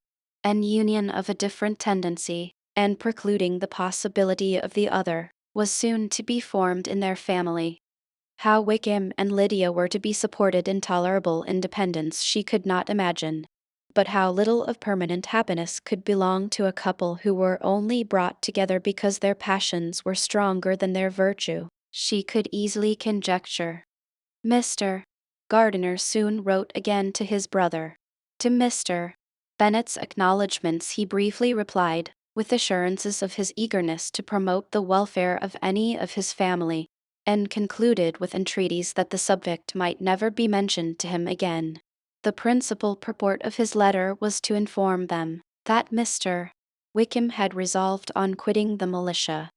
It was greatly my wish that he should do so, he added, as soon as his marriage was fixed on, and I think you will agree with me in considering a removal from that corps as highly advisable, both on his account and my niece's. It is Mr. Wickham's intention to go into the regulars, and, among his former friends, there are still some who are able and willing to assist him in the army. He has the promise of an ensigncy in General S. Regiment, now quartered in the north. It is an advantage to have it so far from this part of the kingdom. He promises fairly, and I hope among different people, where they may each have a character to preserve, they will both be more prudent. I have written to Colonel Forster, to inform him of our present arrangements, and to request that he will satisfy the various creditors of Mr. Wickham in and near Brighton with assurances of speedy payment, for which I have pledged myself. And will you give yourself the trouble of carrying similar assurances to his creditors in Meryton, of whom I shall subjoin a list, according to his information? He has given in all his debts. I hope at least he has not deceived us. Haggerston has our directions, and all will be completed in a week. They will then join his regiment, unless they are first invited to Longbourn, and I understand from Mrs. Gardiner that my niece is very desirous of seeing you all before she leaves the South. She is well, and begs to be dutifully remembered to you and her mother. Yours, etc. E. Gardiner. Mr. Bennet and his daughters saw all the advantages of Wickham's removal from the shire, as clearly as Mr. Gardiner could do. But Mrs. Bennet was not so well pleased with it. Lydia's being settled in the north, just when she had expected most pleasure and pride in her company, for she had by no means given up her plan of their residing in Hertfordshire, was a severe disappointment. And, besides, it was such a pity that Lydia should be taken from a regiment where she was acquainted with everybody, and had so many favourites. She is so fond of Mrs. Forster, said she, it will be quite shocking to send her away. And there are several of the young men, too, that she likes very much. The officers may not be so pleasant in General S. regiment. His daughter's request, for such it might be considered, of being admitted into her family again, before she set off for the north, received at first an absolute negative. But Jane and Elizabeth, who agreed in wishing, for the sake of their sister's feelings and consequence, that she should be noticed on her marriage by her parents, urged him so earnestly, yet so rationally and so mildly, to receive her and her husband at Longbourn, as soon as they were married, that he was prevailed on to think as they thought, and act as they wished. And their mother had the satisfaction of knowing that she should be able to show her married daughter in the neighborhood before she was banished to the north. When Mr. Bennet wrote again to his brother, therefore, he sent his permission for them to come, and it was settled that, as soon as the ceremony was over, they should proceed to Longbourn. Elizabeth was surprised, however, that Wickham should consent to such a scheme, and, had she consulted only her own inclination, any meeting with him would have been the last object of her wishes. With an affectionate smile. Chapter 51. Eyre's sister's wedding day arrived, and Jane and Elizabeth felt for her probably more than she felt for herself. The carriage was sent to meet them and they were to return in it by dinner time. Their arrival was dreaded by the elder Miss Bennets and Jane more especially, who gave Lydia the feelings which would have attended herself, had she been the culprit, and was wretched in the thought of what her sister must endure. They came. The family were assembled in the breakfast room to receive them. Smiles decked the face of Mrs. Bennet, as the carriage drove up to the door. Her husband looked impenetrably grave.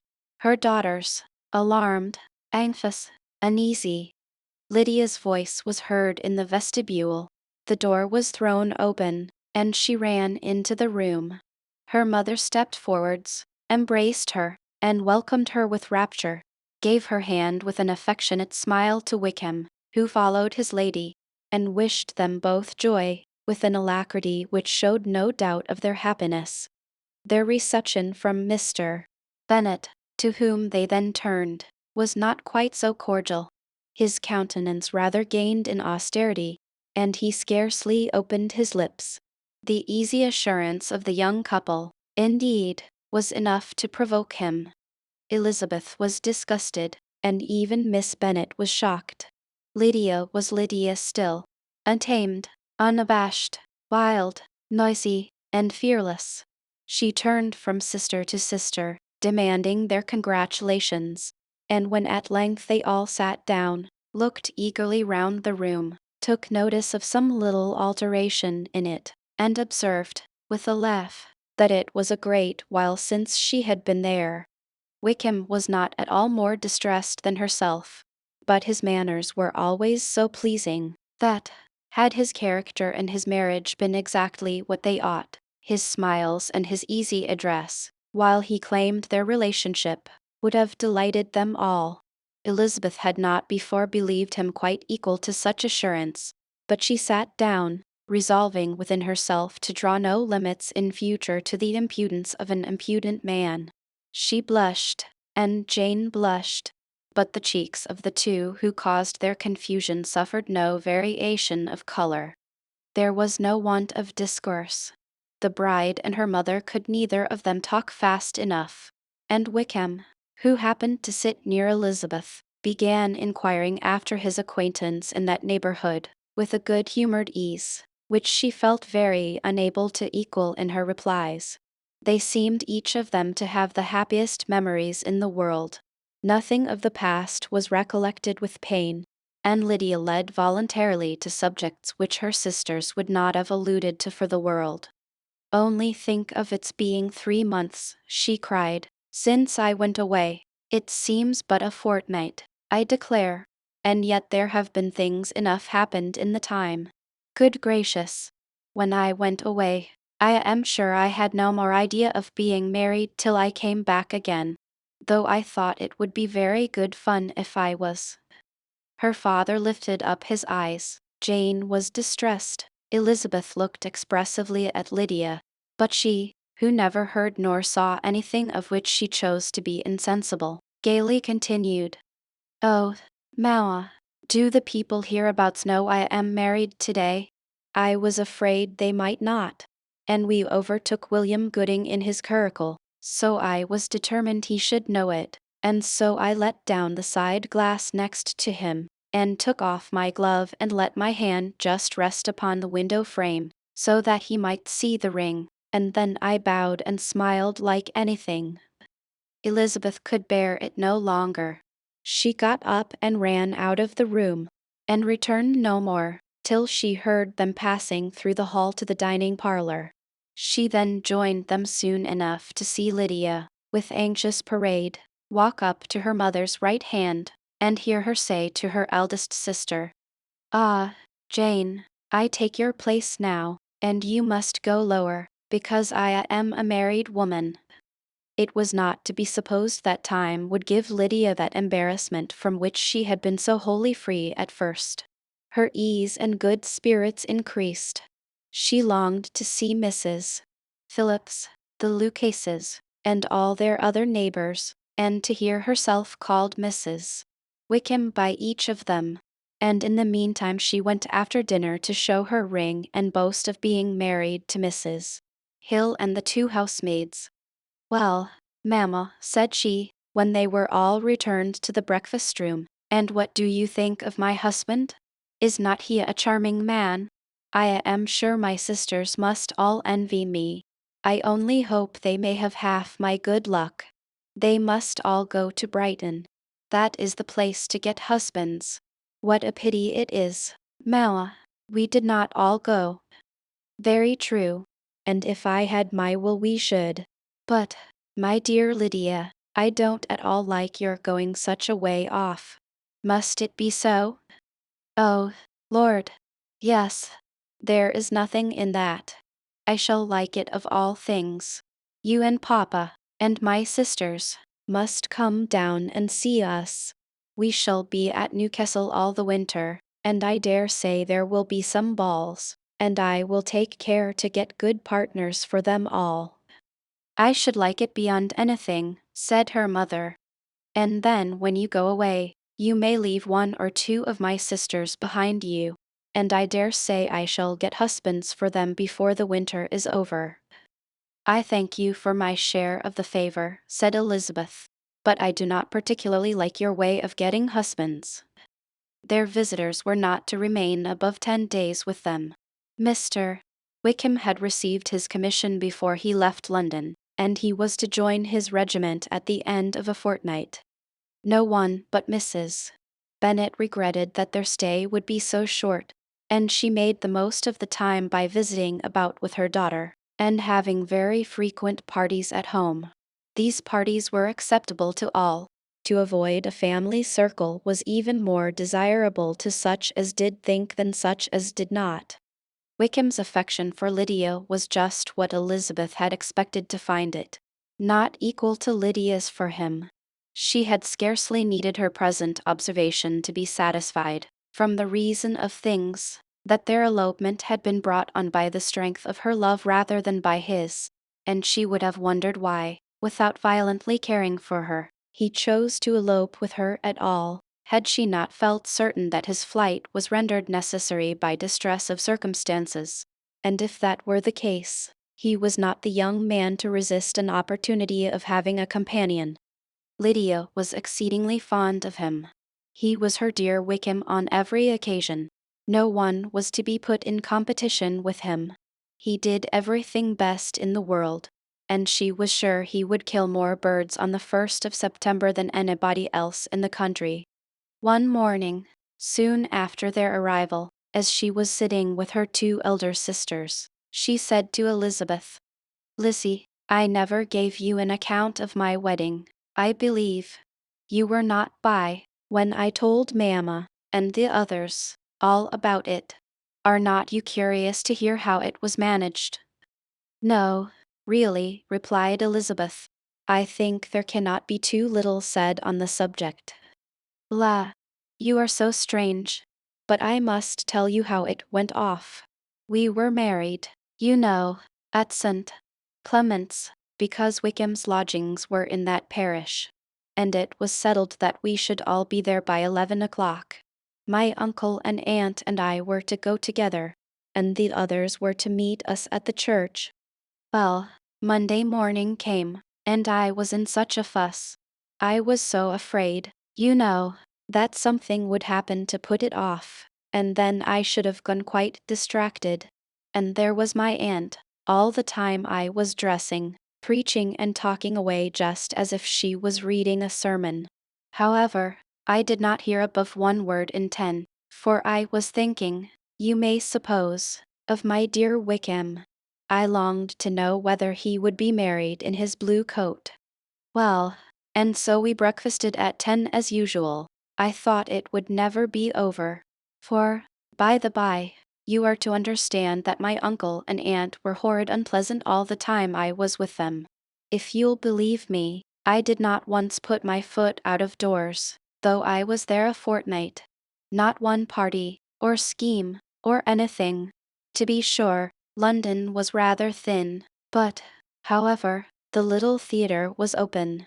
Well, and so, just as the carriage came to the door, my uncle was called away upon business to that horrid man Mr. Stone. And then, you know, when once they get together, there is no end of it.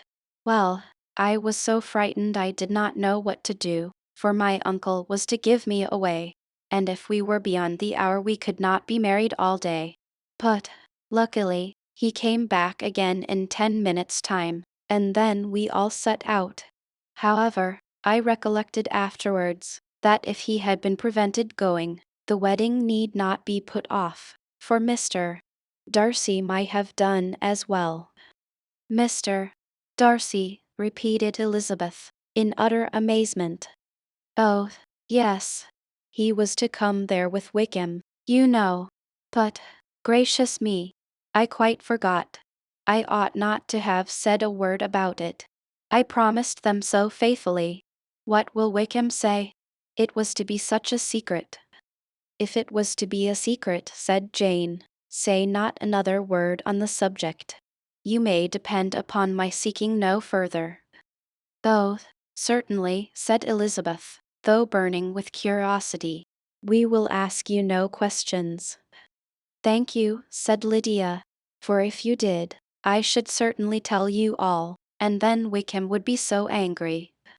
On such encouragement to ask, Elizabeth was forced to put it out of her power, by running away. But to live in ignorance on such a point was impossible, or at least it was impossible not to try for information. Mr. Darcy had been at her sister's wedding. It was exactly a scene, and exactly among people, where he had apparently least to do, and least temptation to go. Conjectures as to the meaning of it, rapid and wild, hurried into her brain, but she was satisfied with none. Those that best pleased her, as placing his conduct in the noblest light, seemed most improbable. She could not bear such suspense, and hastily seizing a sheet of paper, wrote a short letter to her aunt, to request an explanation of what Lydia had dropped, if it were compatible with the secrecy which had been intended. You may readily comprehend, she added, what my curiosity must be to know how a person unconnected with any of us, and, comparatively speaking, a stranger to our family, should have been amongst you at such a time. Pray write instantly, and let me understand it unless it is, for very cogent reasons, to remain in the secrecy which Lydia seems to think necessary, and then I must endeavor to be satisfied with ignorance. Not that I shall, though, she added to herself, and she finished the letter.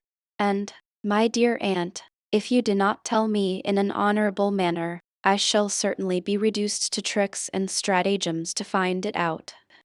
Jane's delicate sense of honor would not allow her to speak to Elizabeth privately of what Lydia had let fall.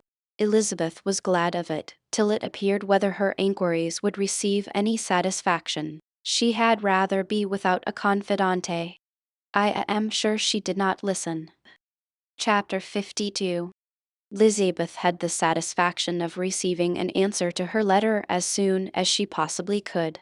She was no sooner in possession of it than hurrying into the little copse, where she was least likely to be interrupted, she sat down on one of the benches, and prepared to be happy, for the length of the letter convinced her that it did not contain a denial. Gracechurch Street, Sept. 6. My dear niece, I have just received your letter, and shall devote this whole morning to answering it, as I foresee that a little writing will not comprise what I have to tell you. I must confess myself surprised by your application. I did not expect it from you. Don't think me angry, however, for I only mean to let you know that I had not imagined such inquiries to be necessary on your side. If you do not choose to understand me, forgive my impertinence. Your uncle is as much surprised as I am, and nothing but the belief of your being a party concerned would have allowed him to act as he has done. But if you are really innocent and ignorant, I must be more explicit. On the very day of my coming home from Longbourn, your uncle had a most unexpected visitor. Mr. Darcy called, and was shut up with him several hours. It was all over before I arrived, so my curiosity was not so dreadfully racked as yours seems to have been. He came to tell Mr. Gardiner that he had found out where your sister and Mr. Wickham were, and that he had seen and talked with them both, Wickham repeatedly, Lydia once. From what I can collect, he left Derbyshire only one day after ourselves, and came to town with the resolution of hunting for them. The motive professed was his conviction of its being owing to himself that Wickham's worthlessness had not been so well known as to make it impossible for any young woman of character to love or confide in him. He generously imputed the whole to his mistaken pride, and confessed that he had before thought it beneath him to lay his private actions open to the world. His character was to speak for itself. He called it, therefore, his duty to step forward, and endeavor to remedy an evil which had been brought on by himself. If he had another motive, I am sure it would never disgrace him. He had been some days in town before he was able to discover them, but he had something to direct his search, which was more than we had, and the consciousness of this was another reason for his resolving to follow us. There is a lady, it seems, a Mrs. Young, who was some time ago governess to Miss Darcy, and was dismissed from her charge on some cause of disapprobation, though he did not say what. She then took a large house in Edward Street, and has since maintained herself by letting lodgings. This Mrs. Young was, he knew, intimately acquainted with Wickham, and he went to her for intelligence of him, as soon as he got to town. But it was 2 or 3 days before he could get from her what he wanted. She would not betray her trust, I suppose, without bribery and corruption, for she really did know where her friend was to be found. Wickham, indeed, had gone to her on their first arrival in London, and had she been able to receive them into her house, they would have taken up their abode with her. At length, however, our kind friend procured the wished for direction. They were in street. He saw Wickham, and afterwards insisted on seeing Lydia. His first object with her, Heath acknowledged, had been to persuade her to quit her present disgraceful situation, and return to her friends as soon as they could be prevailed on to receive her, offering his assistance as far as it would go. But he found Lydia absolutely resolved on remaining where she was. She cared for none of her friends. She wanted no help of his. She would not hear of leaving Wickham. She was sure they should be married some time or other, and it did not much signify when. Since such were her feelings, it only remained, he thought, to secure and expedite a marriage, which, in his very first conversation with Wickham, he easily learnt had never been his design. He confessed himself obliged to leave the regiment on account of some debts of honor which were very pressing, and scrupled not to lay all the ill consequences of Lydia's flight on her own folly alone. He meant to resign his commission immediately, and as to his future situation, he could conjecture very little about it. He must go somewhere, but he did not know where, and he knew he should have nothing to live on. Mr. Darcy asked why he did not marry your sister at once. Though Mr. Bennet was not imagined to be very rich, he would have been able to do something for him, and his situation must have been benefited by marriage. But he found, in reply to this question, that Wickham still cherished the hope of more effectually making his fortune by marriage, in some other country. Under such circumstances, however, he was not likely to be proof against the temptation of immediate relief. They met several times, for there was much to be discussed. Wickham, of course, wanted more than he could get, but at length was reduced to be reasonable. Everything being settled between them, Mr. Darcy's next step was to make your uncle acquainted with it, and he first called in Gracechurch Street the evening before I came home. But Mr. Gardiner could not be seen, and Mr. Darcy found, on further inquiry, that your father was still with him, but would quit town the next morning.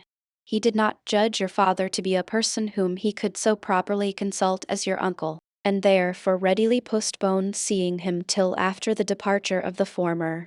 He did not leave his name, and till the next day it was only known that a gentleman had called on business. On Saturday he came again. Your father was gone, your uncle at home, and, as I said before, they had a great deal of talk together. They met again on Sunday, and then I saw him too. It was not all settled before Monday. As soon as it was, the express was sent off to Longbourn. But our visitor was very obstinate. I fancy, Lizzie, that obstinacy is the real defect of his character, after all. He has been accused of many faults at different times, but this is the true one. Nothing was to be done that he did not do himself, though I am sure, and I do not speak it to be thanked, therefore say nothing about it, your uncle would most readily have settled the whole. They battled it together for a long time, which was more than either the gentleman or lady concerned in it deserved. But at last your uncle was forced to yield, and instead of being allowed to be of use to his niece, was forced to put up with only having the probable credit of it, which went sorely against the grain. And I really believe your letter this morning gave him great pleasure, because it required an explanation that would rob him of his borrowed feathers, and give the praise where it was due. But, Lizzie, this must go no further than yourself, or Jane at most. You know pretty well, I suppose, what has been done for the young people. His debts are to be paid, amounting, I believe, to considerably more than £1,000, another 1,000 in addition to her own settled upon her, and his commission purchased. The reason why all this was to be done by him alone was such as I have given above. It was owing to him, to his reserve and want of proper consideration, that Wickham's character had been so misunderstood, and consequently that he had been received and noticed as he was. Perhaps there was some truth in this, though I doubt whether his reserve, or anybody's reserve, can be answerable for the event. But in spite of all this fine talking, My dear Lizzie, you may rest perfectly assured that your uncle would never have yielded, if we had not given him credit for another interest in the affair. When all this was resolved on, he returned again to his friends, who were still staying at Pemberley, but it was agreed that he should be in London once more when the wedding took place, and all money matters were then to receive the last finish. I believe I have now told you everything. It is a relation which you tell me it is to give you great surprise. I hope at least it will not afford you any displeasure. Lydia came to us, and Wickham had constant admission to the house. He was exactly what he had been when I knew him in Hertfordshire, but I would not tell you how little I was satisfied with her behavior while she stayed with us, if I had not perceived, by Jane's letter last Wednesday, that her conduct on coming home was exactly of a piece with it, and therefore what I now tell you can give you no fresh pain. I talked to her repeatedly in the most serious manner, representing to her the wickedness of what she had done, and all the unhappiness she had brought on her family. If she heard me, it was by good luck, for I am sure she did not listen. I was sometimes quite provoked, but then I recollected my dear Elizabeth and Jane, and for their sakes had patience with her. Mr. Darcy was punctual in his return, and, as Lydia informed you, attended the wedding. He dined with us the next day, and was to leave town again on Wednesday or Thursday. Will you be very angry with me, my dear Lizzie, if I take this opportunity of saying what I was never bold enough to say before, how much I like him? His behavior to us has, in every respect, been as pleasing as when we were in Derbyshire. His understanding and opinions all please me. He wants nothing but a little more liveliness, and that, if he marry prudently, his wife may teach him. I thought him very sly. He hardly ever mentioned your name, but slyness seems the fashion. Pray forgive me, if I have been very presuming, or at least do not punish me so far as to exclude me from P. I shall never be quite happy till I have been all round the park. A low phaeton with a nice little pair of ponies would be the very thing. But I must write no more. The children have been wanting me this half hour. Yours, very sincerely, M. Gardiner. The contents of this letter threw Elizabeth into a flutter of spirits, in which it was difficult to determine whether pleasure or pain bore the greatest share. The vague and unsettled suspicions which uncertainty had produced, of what Mr. Darcy might have been doing to forward her sister's match, which she had feared to encourage, as an exertion of goodness too great to be probable, and at the same time dreaded to be just, from the pain of obligation, were proved beyond their greatest extent to be true. He had followed them purposely to town. He had taken on himself all the trouble and mortification attendant on such a research, in which supplication had been necessary to a woman whom he must abominate and despise, and where he was reduced to frequently meet, reason with, persuade, and finally bribe the man whom he always most wished to avoid, and whose very name it was punishment to him to pronounce. He had done all this for a girl whom he could neither regard nor esteem. Her heart did whisper that he had done it for her, but it was a hope shortly checked by other considerations, and she soon felt that even her vanity was insufficient, when required to depend on his affection for her, for a woman who had already refused him, as able to overcome a sentiment so natural as abhorrence against relationship with Wickham, brother-in-law of Wickham. Every kind of pride must revolt from the connection. He had, to be sure, done much. She was ashamed to think how much. But he had given a reason for his interference, which asked no extraordinary stretch of belief. It was reasonable that he should feel he had been wrong.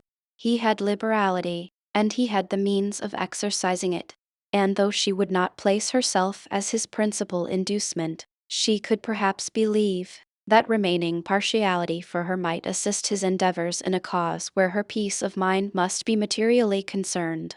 It was painful, exceedingly painful, to know that they were under obligations to a person who could never receive a return. They owed the restoration of Lydia, her character, everything to him. Oh, how heartily did she grieve over every ungracious sensation she had ever encouraged, every saucy speech she had ever directed towards him. For herself she was humbled, but she was proud of him, proud that in a cause of compassion and honor he had been able to get the better of himself. She read over her aunt's commendation of him again and again. It was hardly enough, but it pleased her. She was even sensible of some pleasure, though mixed with regret, on finding how steadfastly both she and her uncle had been persuaded that affection and confidence subsisted between Mr. Darcy and herself. She was roused from her seat and her reflections by someone's approach, and, before she could strike into another path, she was overtaken by Wickham. "I am afraid I interrupt your solitary ramble, my dear sister," said he, as he joined her. "You certainly do," she replied with a smile, "but it does not follow that the interruption must be unwelcome. I should be sorry, indeed, if it were. We were always good friends, and now we are better." "True. Are the others coming out?" "I do not know. Mrs. Bennet and Lydia are going in the carriage to Meryton. And so, my dear sister, I find, from our uncle and aunt, that you have actually seen Pemberley." She replied in the affirmative. "I almost envy you the pleasure, and yet I believe it would be too much for me, or else I could take it in my way to Newcastle. And you saw the old housekeeper, I suppose? Poor Reynolds, she was always very fond of me. But of course she did not mention my name to you." "Yes, she did." "And what did she say?"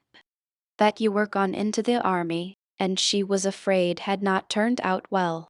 At such a distance as that, you know, things are strangely misrepresented."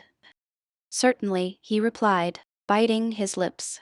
Elizabeth hoped she had silenced him, but he soon afterwards said, "I was surprised to see Darcy in town last month. We passed each other several times. I wonder what he can be doing there." "Perhaps preparing for his marriage with Miss de Bourgh," said Elizabeth. "It must be something particular to take him there at this time of year." "Undoubtedly. Did you see him while you were at Lampen? I thought I understood from the gardeners that you had." "Yes. He introduced us to his sister." "And do you like her?" "Very much. I have heard, indeed, that she is uncommonly improved within this year or two. When I last saw her, she was not very promising. I am very glad you liked her. I hope she will turn out well." "I dare say she will. She has got over the most trying age." "Did you go by the village of Kimpton?" "I do not recollect that we did. I mention it because it is the living which I ought to have had. A most delightful place. Excellent parsonage house. It would have suited me in every respect." "How should you have liked making sermons?" "Exceedingly well. I should have considered it as part of my duty, and the exertion would soon have been nothing. One ought not to repine. But, to be sure, it would have been such a thing for me. The quiet, the retirement of such a life, would have answered all my ideas of happiness. But it was not to be. Did you ever hear Darcy mention the circumstance when you were in Kent?" "I have heard from authority, which I thought as good, that it was left you conditionally only, and at the will of the present patron." "You have?" "Yes, there was something in that. I told you so from the first, you may remember. I did hear, too, that there was a time when sermon-making was not so palatable to you as it seems to be at present, that you actually declared your resolution of never taking orders, and that the business had been compromised accordingly." "You did, and it was not wholly without foundation. You may remember what I told you on that point, when first we talked of it." They were now almost at the door of the house, for she had walked fast to get rid of him, and unwilling, for her sister's sake, to provoke him, she only said in reply, with a good-humored smile, "Come, Mr. Wickham, we are brother and sister, you know. Do not let us quarrel about the past. In future, I hope we shall be always of one mind." She held out her hand. He kissed it with affectionate gallantry, though he hardly knew how to look, and they entered the house. Mr. Darcy with him. Chapter 53. R. Wickham was so perfectly satisfied with this conversation, that he never again distressed himself, or provoked his dear sister Elizabeth, by introducing the subject of it, and she was pleased to find that she had said enough to keep him quiet. The day of his and Lydia's departure soon came, and Mrs. Bennet was forced to submit to a separation, which, as her husband by no means entered into her scheme of their all going to Newcastle, was likely to continue at least a 12-month. "Oh, my dear Lydia," she cried, "when shall we meet again?" "Oh, Lord, I don't know. Not these 2 or 3 years, perhaps. Write to me very often, my dear. As often as I can. But you know married women have never much time for writing. My sisters may write to me. They will have nothing else to do." Mr. Wickham's adieus were much more affectionate than his wife's. He smiled, looked handsome, and said many pretty things. "He is as fine a fellow," said Mr. Bennet, as soon as they were out of the house, "as ever I saw. He simpers, and smirks, and makes love to us all. I am prodigiously proud of him. I defy even Sir William Lucas himself to produce a more valuable son-in-law." The loss of her daughter made Mrs. Bennet very dull for several days. "I often think," said she, "that there is nothing so bad as parting with one's friends. One seems so forlorn without them. This is the consequence, you see, madam, of marrying a daughter," said Elizabeth. "It must make you better satisfied that your other 4 are single." "It is no such thing. Lydia does not leave me because she is married, but only because her husband's regiment happens to be so far off. If that had been near, she would not have gone so soon." But the spiritless condition which this event threw her into was shortly relieved, and her mind opened again to the agitation of hope, by an article of news which then began to be in circulation. The housekeeper at Netherfield had received orders to prepare for the arrival of her master, who was coming down in a day or 2, to shoot there for several weeks. Mrs. Bennet was quite in the fidgets. She looked at Jane, and smiled, and shook her head, by turns. "Well, well, and so Mr. Bingley is coming down, sister," for Mrs. Phillips first brought her the news. "Well, so much the better. Not that I care about it, though. He is nothing to us, you know, and I am sure I never want to see him again. But, however, he is very welcome to come to Netherfield, if he likes it. And who knows what may happen? But that is nothing to us. You know, sister, we agreed long ago never to mention a word about it. And so, it is quite certain he is coming?" "You may depend on it," replied the other, "for Mrs. Nichols was in Merton last night. I saw her passing by, and went out myself on purpose to know the truth of it, and she told me that it was certainly true. He comes down on Thursday, at the latest, very likely on Wednesday. She was going to the butcher's, she told me, on purpose to order in some meat on Wednesday, and she has got 3 couple of ducks just fit to be killed." Miss Bennet had not been able to hear of his coming without changing color. It was many months since she had mentioned his name to Elizabeth, but now, as soon as they were alone together, she said, "I saw you look at me today, Lizzie, when my aunt told us of the present report, and I know I appeared distressed, but don't imagine it was from any silly cause. I was only confused for the moment, because I felt that I should be looked at.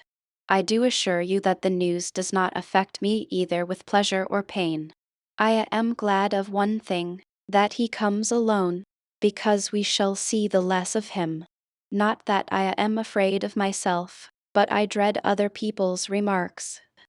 Elizabeth did not know what to make of it. Had she not seen him in Derbyshire, she might have supposed him capable of coming there with no other view than what was acknowledged, but she still thought him partial to Jane, and she wavered as to the greater probability of his coming there with his friend's permission, or being bold enough to come without it. Yet it is hard, she sometimes thought, that this poor man cannot come to a house, which he has legally hired, without raising all this speculation. I will leave him to himself. In spite of what her sister declared, and really believed to be her feelings, in the expectation of his arrival, Elizabeth could easily perceive that her spirits were affected by it. They were more disturbed, more unequal, than she had often seen them. The subject which had been so warmly canvassed between their parents, about a 12 month ago, was now brought forward again. As soon as ever Mr. Bingley comes, my dear, said Mrs. Bennet, you will wait on him, of course. No, no. You forced me into visiting him last year, and promised, if I went to see him, he should marry one of my daughters. But it ended in nothing, and I will not be sent on a fool's errand again. His wife represented to him how absolutely necessary such an attention would be from all the neighboring gentlemen, on his returning to Netherfield. "'Tis an etiquette I despise," said he. "If he wants our society, let him seek it. He knows where we live. I will not spend my hours in running after my neighbors every time they go away and come back again. Well, all I know is, that it will be abominably rude if you do not wait on him.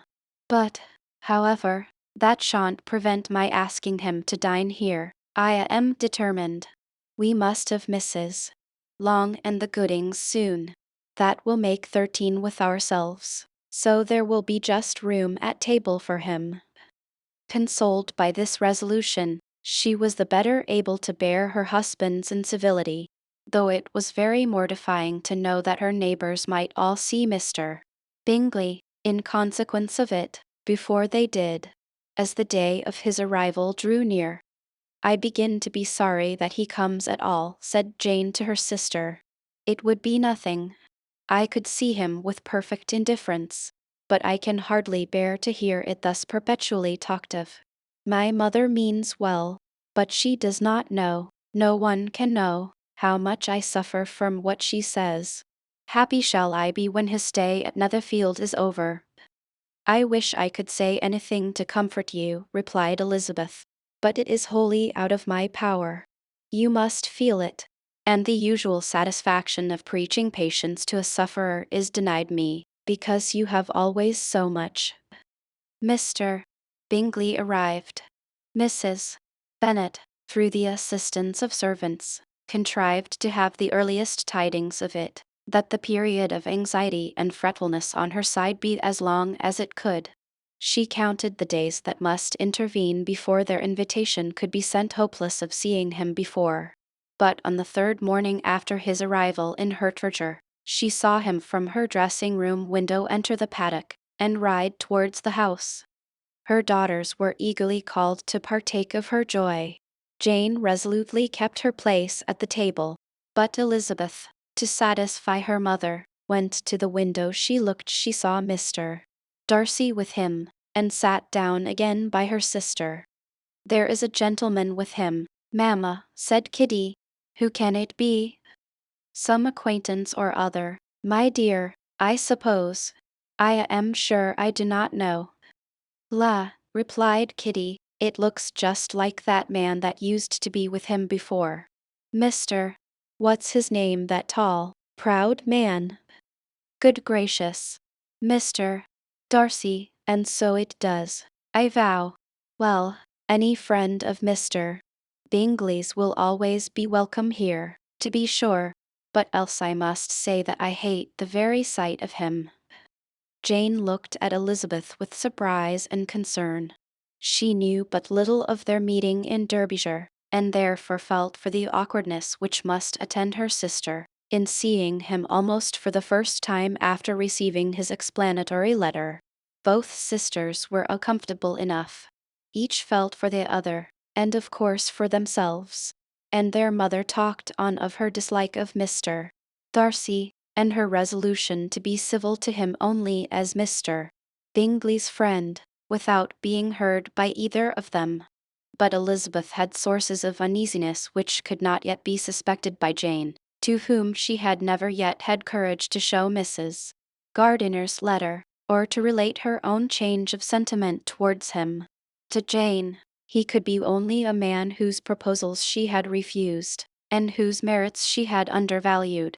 But to her own more extensive information, he was the person to whom the whole family were indebted for the first of benefits, and whom she regarded herself with an interest, if not quite so tender, at least as reasonable and just, as what Jane felt for Bingley. Her astonishment at his coming to Netherfield, to Longbourn, and voluntarily seeking her again, was almost equal to what she had known on first witnessing his altered behavior in Derbyshire.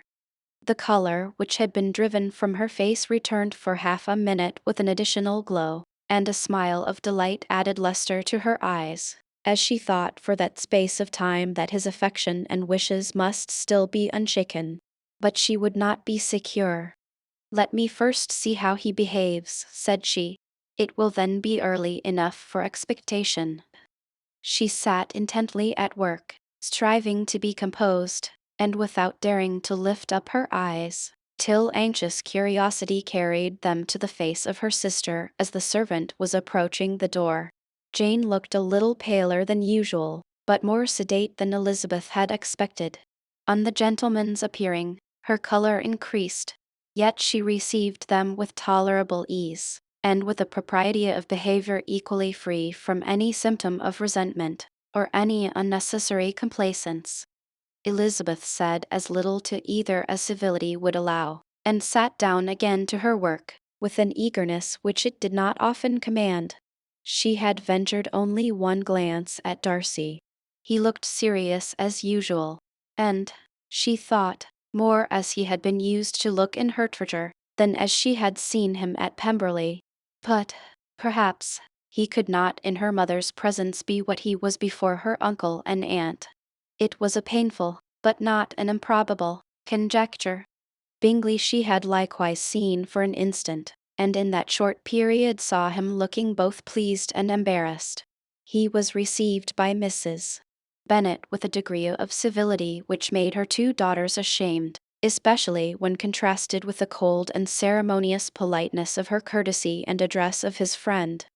Elizabeth particularly, who knew that her mother owed to the latter the preservation of her favorite daughter from irremediable infamy, was hurt and distressed to a most painful degree by a distinction so ill applied. Darcy, after inquiring of her how Mr. and Mrs. Gardiner did, a question which she could not answer without confusion, said scarcely anything. He was not seated by her, perhaps that was the reason of his silence, but it had not been so in Derbyshire. There he had talked to her friends when he could not to herself. But now several minutes elapsed, without bringing the sound of his voice, and when occasionally, unable to resist the impulse of curiosity, she raised her eyes to his face, she as often found him looking at Jane as at herself, and frequently on no object but the ground. More thoughtfulness and less anxiety to please, than when they last met, were plainly expressed. She was disappointed, and angry with herself for being so. "Could I expect it to be otherwise?" said she. "Yet why did he come?" She was in no humor for conversation with anyone but himself, and to him she had hardly courage to speak. She inquired after his sister, but could do no more. "It is a long time, Mr. Bingley, since you went away," said Mrs. Bennet. He readily agreed to it. I began to be afraid you would never come back again. People did say you meant to quit the place entirely at Michaelmas. But, however, I hope it is not true. A great many changes have happened in the neighborhood since you went away. Miss Lucas is married and settled, and one of my own daughters. I suppose you have heard of it. Indeed, you must have seen it in the papers. It was in the Times and the Courier, I know, though it was not put in as it ought to be. It was only said, lately, George Wickham, esque, to Miss Lydia Bennet, without there being a syllable said of her father, or the place where she lived, or anything. It was my brother Gardiner's drawing up, too, and I wonder how he came to make such an awkward business of it. Did you see it? Bingley replied that he did, and made his congratulations. Elizabeth dared not lift up her eyes. How Mr. Darcy looked, therefore, she could not tell. It is a delightful thing, to be sure, to have a daughter well married, continued her mother. But at the same time, Mr. Bingley, it is very hard to have her taken away from me. They are gone down to Newcastle, a place quite northward it seems, and there they are to stay, I do not know how long. His regiment is there, for I suppose you have heard of his leaving the shire, and of his being gone into the regulars. Thank heaven. He has some friends, though, perhaps, not so many as he deserves. Elizabeth, who knew this to be levelled at Mr. Darcy, was in such misery of shame that she could hardly keep her seat. It drew from her, however, the exertion of speaking, which nothing else had so effectually done before, and she asked Bingley whether he meant to make any stay in the country at present. A few weeks, he believed. When you have killed all your own birds, Mr. Bingley, said her mother, I beg you will come here and shoot as many as you please on Mr. Bennet's manor. I am sure he will be vastly happy to oblige you, and will save all the best of the coveys for you. Elizabeth's misery increased at such unnecessary, such officious attention. Were the same fair prospect to arise at present, as had flattered them a year ago, everything, she was persuaded, would be hastening to the same vexatious conclusion. At that instant she felt that years of happiness could not make Jane or herself amends for moments of such painful confusion. The first wish of my heart, said she to herself, is never more to be in company with either of them. Their society can afford no pleasure that will atone for such wretchedness as this. Let me never see either one or the other again. Yet the misery, for which years of happiness were to offer no compensation, received soon afterwards material relief, from observing how much the beauty of her sister rekindled the admiration of her former lover. When first he came in, he had spoken to her but little, but every 5 minutes seemed to be giving her more of his attention. He found her as handsome as she had been last year, as good-natured, and as unaffected, though not quite so chatty. Jane was anxious that no difference should be perceived in her at all, and was really persuaded that she talked as much as ever. But her mind was so busily engaged that she did not always know when she was silent. When the gentleman rose to go away, Mrs. Bennet was mindful of her intended civility, and they were invited and engaged to dine at Longbourn in a few days' time. You are quite a visit in my debt, Mr. Bingley, she added, for when you went to town last winter, you promised to take a family dinner with us as soon as you returned. I have not forgot, you see, and I assure you I was very much disappointed that you did not come back and keep your engagement. Bingley looked a little silly at this reflection, and said something of his concern at having been prevented by business. They then went away. Mrs. Bennet had been strongly inclined to ask them to stay and dine there that day, but, though she always kept a very good table, she did not think anything less than 2 courses could be good enough for a man on whom she had such anxious designs, or satisfy the appetite and pride of one who had 10,000 a year. Jane happened to look round. Chapter 54. As soon as they were gone, Elizabeth walked out to recover her spirits, or, in other words, to dwell without interruption on those subjects which must deaden them more. Mr. Darcy's behavior astonished and vexed her. Why, if he came only to be silent, grave, and indifferent, said she, did he come at all? She could settle it in no way that gave her pleasure. He could be still amiable, still pleasing to my uncle and aunt, when he was in town. And why not to me? If he fears me, why come hither? If he no longer cares for me, why silent? Teasing man. I will think no more about him. Her resolution was for a short time involuntarily kept by the approach of her sister, who joined her with a cheerful look which showed her better satisfied with their visitors than Elizabeth. Now, said she, that this first meeting is over, I feel perfectly easy. I know my own strength, and I shall never be embarrassed again by his coming. I am glad he dines here on Tuesday. It will then be publicly seen that on both sides we meet only as common and indifferent acquaintance. Yes, very indifferent, indeed, said Elizabeth, laughingly.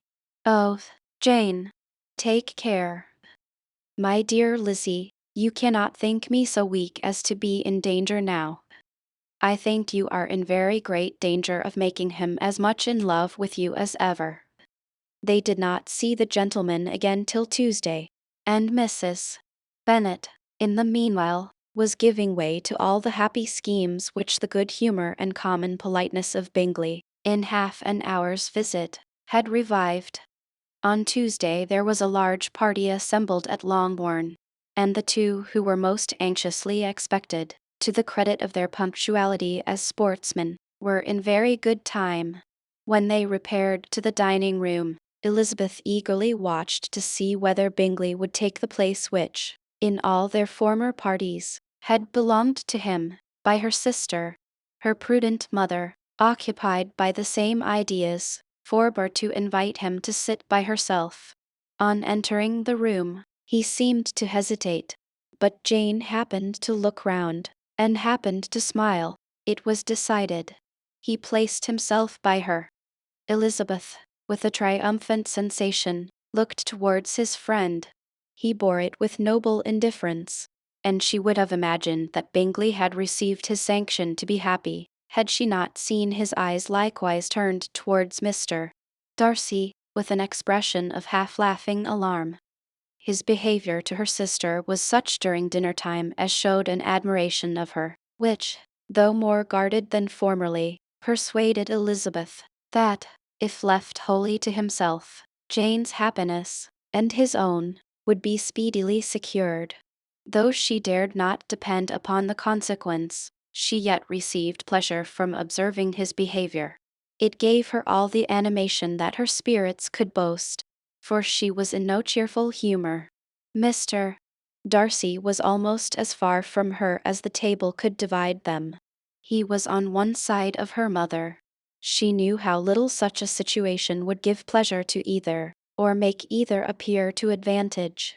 She was not near enough to hear any of their discourse, but she could see how seldom they spoke to each other, and how formal and cold was their manner whenever they did. Her mother's ungraciousness made the sense of what they owed him more painful to Elizabeth's mind, and she would, at times, have given anything to be privileged to tell him that his kindness was neither unknown nor unfelt by the whole of the family. She was in hopes that the evening would afford some opportunity of bringing them together, that the whole of the visit would not pass away without enabling them to enter into something more of conversation than the mere ceremonious salutation attending his entrance. Anxious and uneasy, the period which passed in the drawing-room before the gentleman came was wearisome and dull to a degree that almost made her uncivil. She looked forward to their entrance as the point on which all her chance of pleasure for the evening must depend. If he does not come to me, then, said she, I shall give him up forever. The gentleman came, and she thought he looked as if he would have answered her hopes. But, Alas! The ladies had crowded round the table, where Miss Bennet was making tea, and Elizabeth pouring out the coffee, in so close a confederacy, that there was not a single vacancy near her which would admit of a chair. And on the gentleman's approaching, one of the girls moved closer to her than ever, and said, in a whisper, "The men shan't come and part us. I am determined. We want none of them. Do we?" Darcy had walked away to another part of the room. She followed him with her eyes, envied everyone to whom he spoke, had scarcely patience enough to help anybody to coffee, and then was enraged against herself for being so silly. A man who has once been refused. How could I ever be foolish enough to expect a renewal of his love? Is there one among the sex who would not protest against such a weakness as a second proposal to the same woman? There is no indignity so abhorrent to their feelings.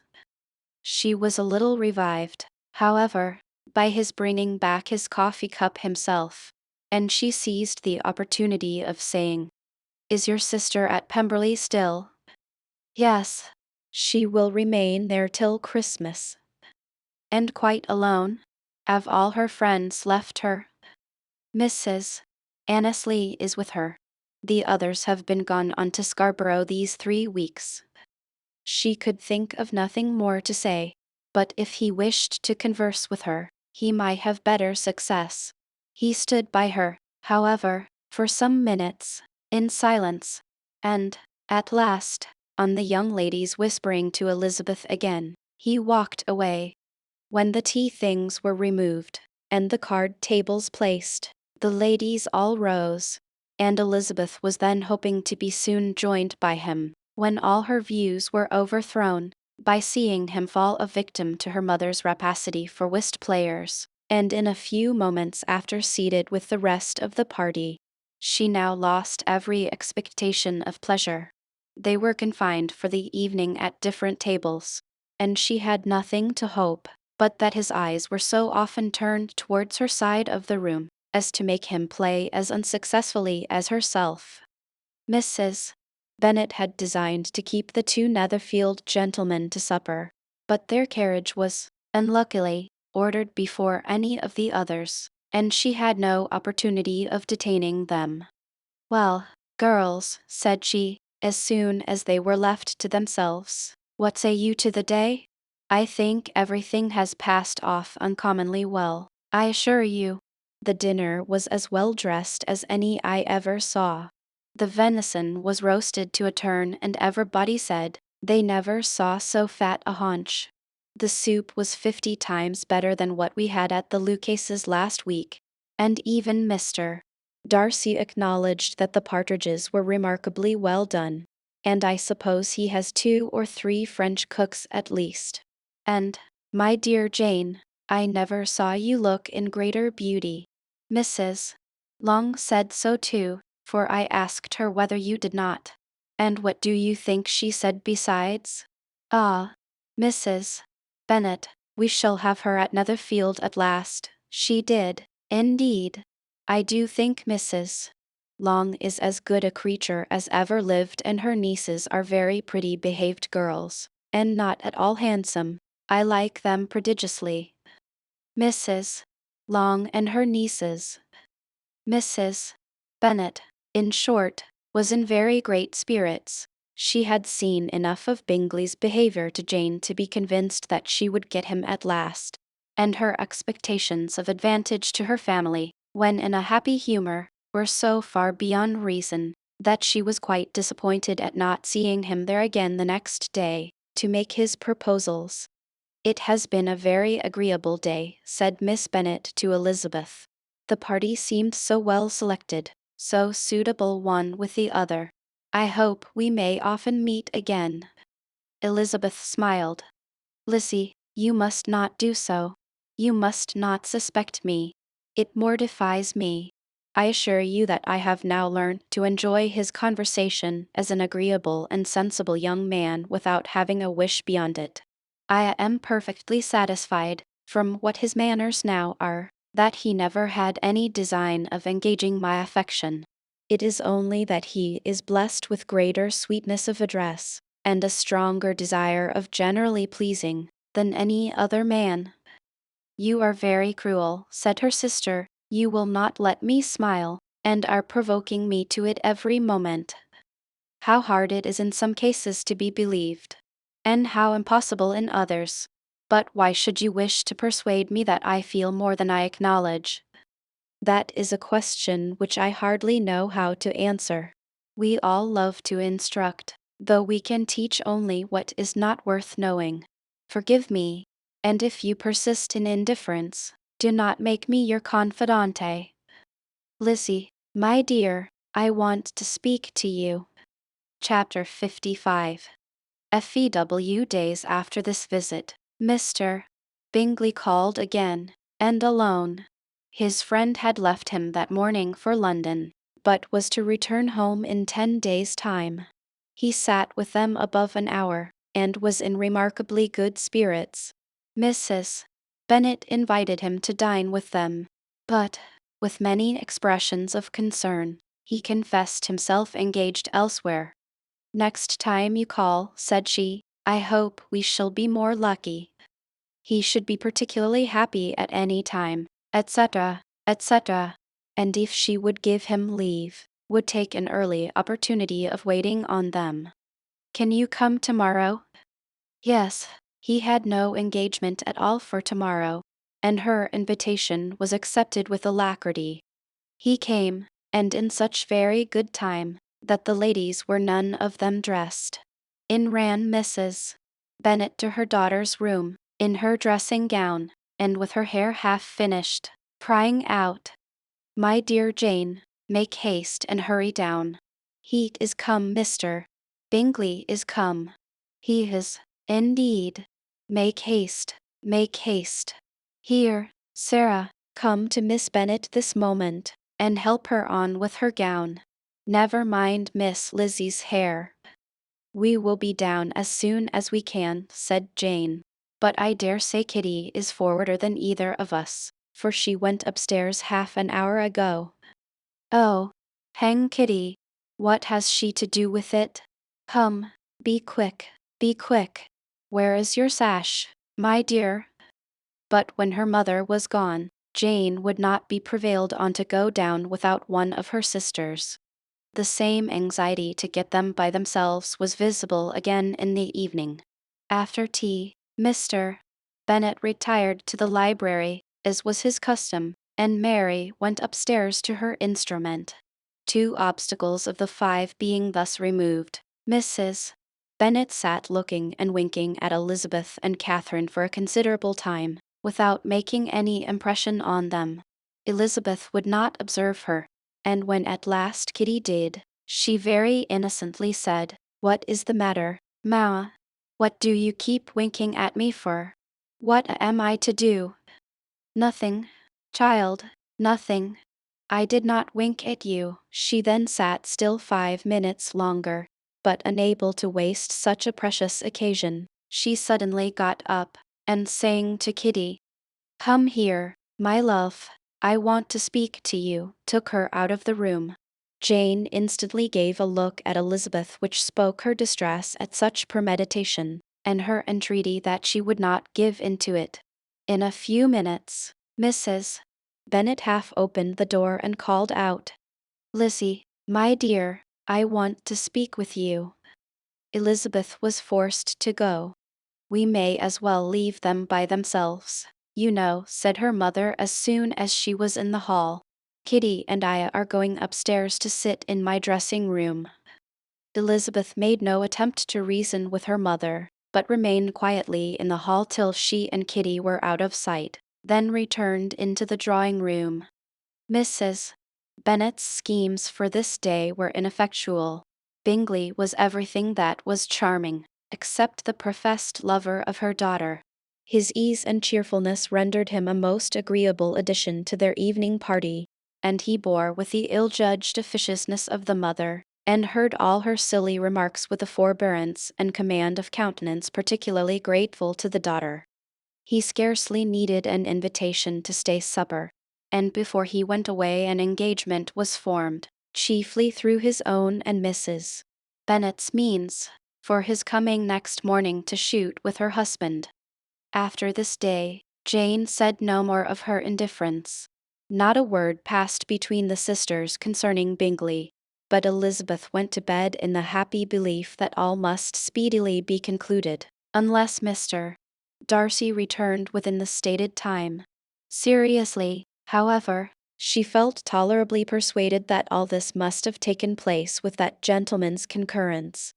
Bingley was punctual to his appointment, and he and Mr. Bennet spent the morning together, as had been agreed on. The latter was much more agreeable than his companion expected. There was nothing of presumption or folly in Bingley that could provoke his ridicule, or disgust him into silence, and he was more communicative, and less eccentric, than the other had ever seen him. Bingley of course returned with him to dinner, and in the evening Mrs. Bennet's invention was again at work to get everybody away from him and her daughter. Elizabeth, who had a letter to write, went into the breakfast room for that purpose soon after tea, for as the others were all going to sit down to cards, she could not be wanted to counteract her mother's schemes. But on her returning to the drawing room, when her letter was finished, she saw, to her infinite surprise, there was reason to fear that her mother had been too ingenious for her.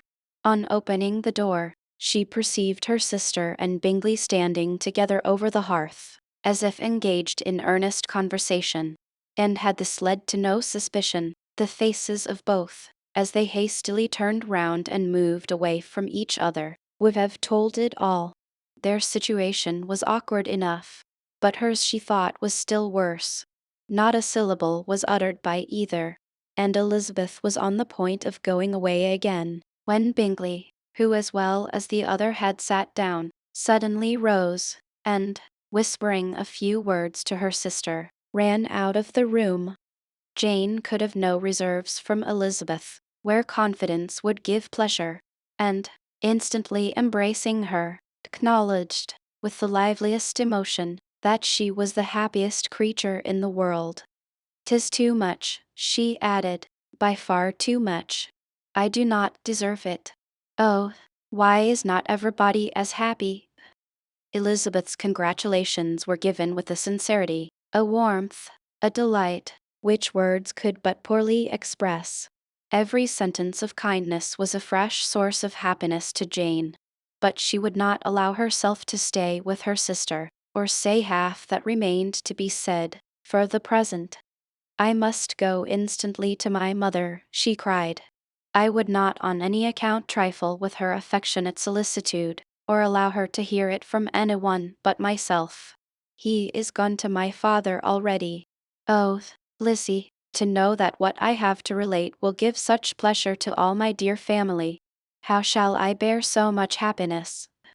She then hastened away to her mother, who had purposely broken up the card party, and was sitting upstairs with Kitty. Elizabeth, who was left by herself, now smiled at the rapidity and ease with which an affair was finally settled, that had given them so many previous months of suspense and vexation. "And this," said she, "is the end of all his friends' anxious circumspection, of all his sisters' falsehood and contrivance, the happiest, wisest, and most reasonable end." In a few minutes she was joined by Bingley, whose conference with her father had been short and to the purpose. "Where is your sister?" said he hastily, as he opened the door. "With my mother upstairs. She will be down in a moment, I dare say." He then shut the door, and, coming up to her, claimed the good wishes and affection of a sister. Elizabeth honestly and heartily expressed her delight in the prospect of their relationship. They shook hands with great cordiality, and then, till her sister came down, she had to listen to all he had to say of his own happiness, and of Jane's perfections, and in spite of his being a lover, Elizabeth really believed all his expectations of felicity to be rationally founded, because they had for basis the excellent understanding and super-excellent disposition of Jane, and a general similarity of feeling and taste between her and himself. It was an evening of no common delight to them all. The satisfaction of Miss Bennet's mind gave such a glow of sweet animation to her face, as made her look handsomer than ever. Kitty simpered and smiled, and hoped her turn was coming soon. Mrs. Bennet could not give her consent, or speak her approbation in terms warm enough to satisfy her feelings, though she talked to Bingley of nothing else, for half an hour. And when Mr. Bennet joined them at supper, his voice and manner plainly showed how really happy he was. Not a word, however, passed his lips in allusion to it, till their visitor took his leave for the night. But as soon as he was gone, he turned to his daughter and said, "Jane, I congratulate you. You will be a very happy woman." Jane went to him instantly, kissed him, and thanked him for his goodness. "You are a good girl," he replied, "and I have great pleasure in thinking you will be so happily settled.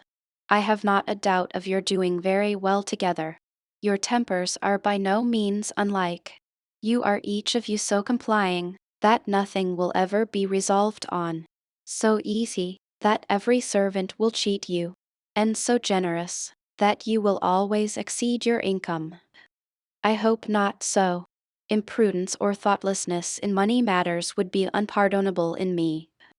"Exceed their income, my dear Mr. Bennet," cried his wife. "What are you talking of? Why, he has 4 or 5 thousand a year, and very likely more." Then addressing her daughter, "Oh, my dear, dear Jane, I am so happy. I am sure I shan't get a wink of sleep all night. I knew how it would be. I always said it must be so. At last. I was sure you could not be so beautiful for nothing. I remember, as soon as ever I saw him, when he first came into Hertfordshire last year, I thought how likely it was that you should come together. Oh, he is the handsomest young man that ever was seen." Wickham, Lydia, were all forgotten. Jane was beyond competition her favorite child. At that moment she cared for no other. Her younger sisters soon began to make interest with her for objects of happiness which she might in future be able to dispense. Mary petitioned for the use of the library at Netherfield, and Kitty begged very hard for a few balls there every winter. Bingley, from this time, was of course a daily visitor at Longbourn, coming frequently before breakfast, and always remaining till after supper, unless when some barbarous neighbor, who could not be enough detested, had given him an invitation to dinner, which he thought himself obliged to accept. Elizabeth had now but little time for conversation with her sister, for while he was present Jane had no attention to bestow on anyone else, but she found herself considerably useful to both of them, in those hours of separation that must sometimes occur. In the absence of Jane, he'd always attached himself to Elizabeth for the pleasure of talking of her, and when Bingley was gone, Jane constantly sought the same means of relief. "He has made me so happy," said she, one evening, "by telling me that he was totally ignorant of my being in town last spring. I had not believed it possible." "I suspected as much," replied Elizabeth. "But how did he account for it?" "It must have been his sister's doing. They were certainly no friends to his acquaintance with me, which I cannot wonder at, since he might have chosen so much more advantageously in many respects. But when they see, as I trust they will, that their brother is happy with me, they will learn to be contented, and we shall be on good terms again, though we can never be what we once were to each other." "That is the most unforgiving speech," said Elizabeth, "that I ever heard you utter. Good girl! It would vex me, indeed, to see you again the dupe of Miss Bingley's pretended regard. Would you believe it, Lizzie, that when he went to town last November he really loved me, and nothing but a persuasion of my being indifferent would have prevented his coming down again? He made a little mistake, to be sure, but it is to the credit of his modesty." This naturally introduced a panegyric from Jane on his diffidence, and the little value he put on his own good qualities. Elizabeth was pleased to find that he had not betrayed the interference of his friend, for, though Jane had the most generous and forgiving heart in the world, she knew it was a circumstance which must prejudice her against him. "I am certainly the most fortunate creature that ever existed," cried Jane. "Oh, Lizzie, why am I thus singled from my family, and blessed above them all? If I could but see you as happy! If there were but such another man for you! If you were to give me 40 such men, I never could be so happy as you. Till I have your disposition, your goodness, I never can have your happiness. No, no, let me shift for myself. And, perhaps, if I have very good luck, I may meet with another Mr. Collins in time." The situation of affairs in the Longbourn family could not be long a secret. Mrs. Bennet was privileged to whisper it to Mrs. Phillips, and she ventured, without any permission, to do the same by all her neighbors in Murden. The Bennets were speedily pronounced to be the luckiest family in the world, though only a few weeks before, when Lydia had first run away, they had been generally proved to be marked out for misfortune. Chapter 56. Any morning, about a week after Bingley's engagement with Jane had been formed, as he and the females of the family were sitting together in the dining room, their attention was suddenly drawn to the window by the sound of a carriage, and they perceived a chaise and four driving up the lawn. It was too early in the morning for visitors, and besides, the equipage did not answer to that of any of their neighbors. The horses were post, and neither the carriage, nor the livery of the servant who preceded it, were familiar to them. As it was certain, however, that somebody was coming, Bingley instantly prevailed on Miss Bennet to avoid the confinement of such an intrusion, and walk away with him into the shrubbery. They both set off, and the conjectures of the remaining three continued, though with little satisfaction, till the door was thrown open, and their visitor entered. It was Lady Catherine de Bourgh. They were of course all intending to be surprised, but their astonishment was beyond their expectation, and on the part of Mrs. Bennet and Kitty, though she was perfectly unknown to them, even inferior to what Elizabeth felt. She entered the room with an air more than usually ungracious, made no other reply to Elizabeth's salutation than a slight inclination of the head, and sat down without saying a word. Elizabeth had mentioned her name to her mother on her ladyship's entrance, though no request of introduction had been made. Mrs. Bennet, all amazement, though flattered by having a guest of such high importance, received her with the utmost politeness. After sitting for a moment in silence, she said, very stiffly, to Elizabeth, "I hope you are well, Miss Bennet. That lady, I suppose, is your mother?" Elizabeth replied very concisely that she was. "And that, I suppose, is one of your sisters?" "Yes, madam," said Mrs. Bennet, delighted to speak to a Lady Catherine. "She is my youngest girl but one. My youngest of all is lately married, and my eldest is somewhere about the ground, walking with a young man, who, I believe, will soon become a part of the family." "You have a very small park here," returned Lady Catherine, after a short silence. "It is nothing in comparison of Rosings, my lady, I dare say, but, I assure you, it is much larger than Sir William Lucas's. This must be a most inconvenient sitting room for the evening in summer. The windows are full west." Mrs. Bennet assured her that they never sat there after dinner, and then added, "May I take the liberty of asking your ladyship whether you left Mr. and Mrs. Collins well?" "Yes, very well. I saw them the night before last." Elizabeth now expected that she would produce a letter for her from Charlotte, as it seemed the only probable motive for her calling. But no letter appeared, and she was completely puzzled. Mrs. Bennet, with great civility, begged her ladyship to take some refreshment, but Lady Catherine very resolutely, and not very politely, declined eating anything, and then, rising up, said to Elizabeth, "Miss Bennet, there seemed to be a prettyish kind of a little wilderness on one side of your lawn. I should be glad to take a turn in it, if you will favor me with your company." "Though, my dear," cried her mother, "and show her ladyship about the different walks.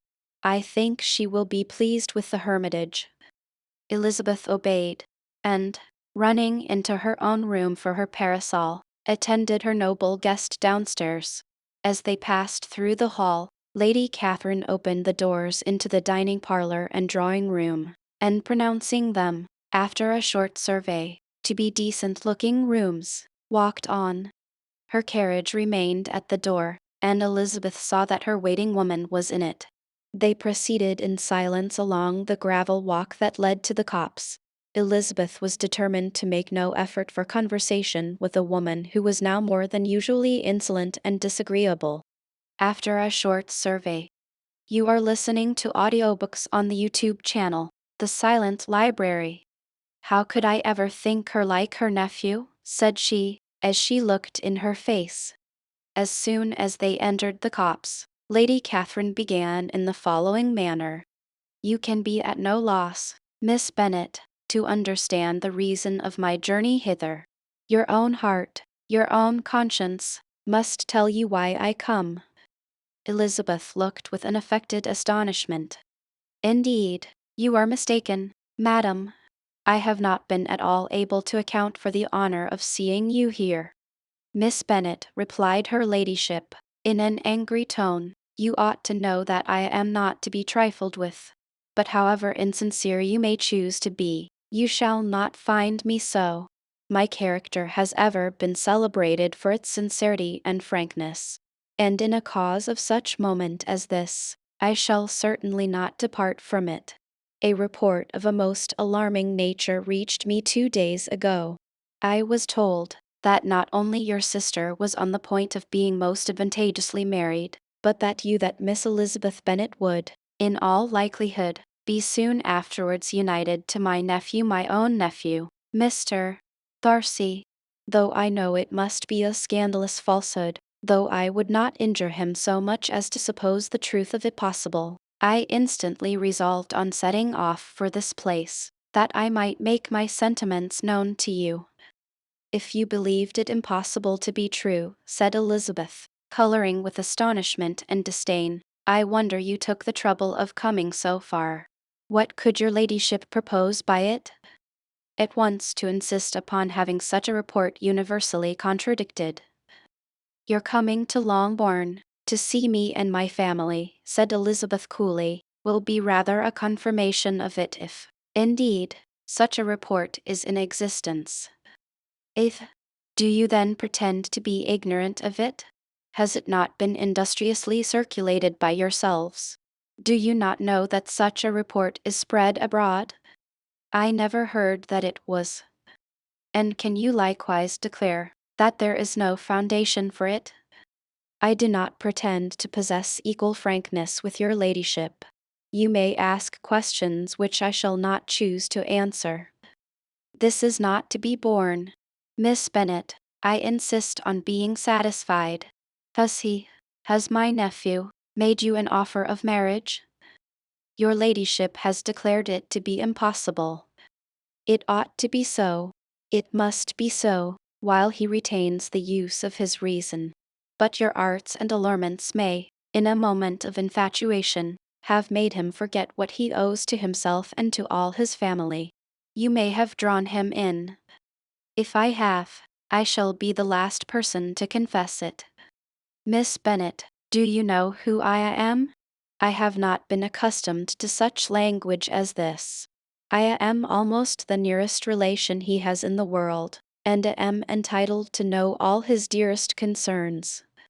But you are not entitled to know mine, nor will such behavior as this ever induce me to be explicit. Let me be rightly understood. This match, to which you have the presumption to aspire, can never take place.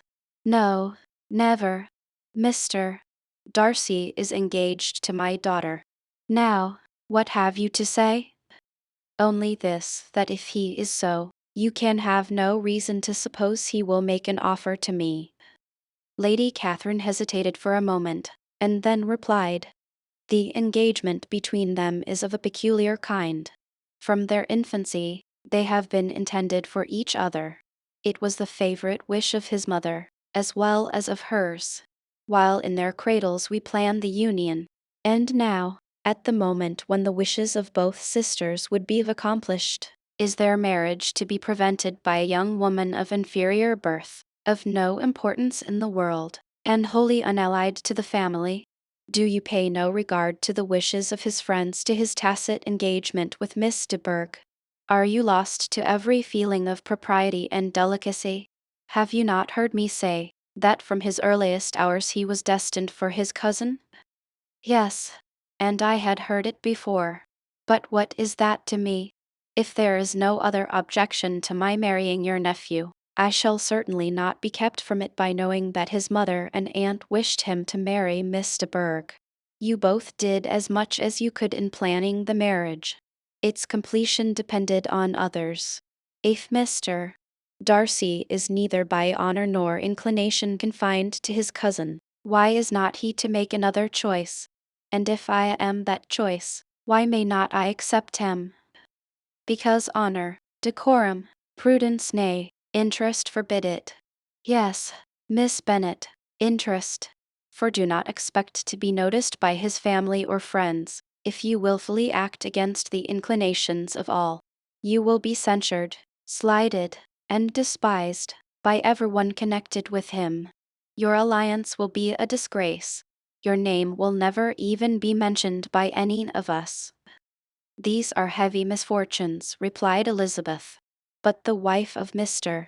Darcy must have such extraordinary sources of happiness necessarily attached to her situation, that she could, upon the whole, have no cause to repine.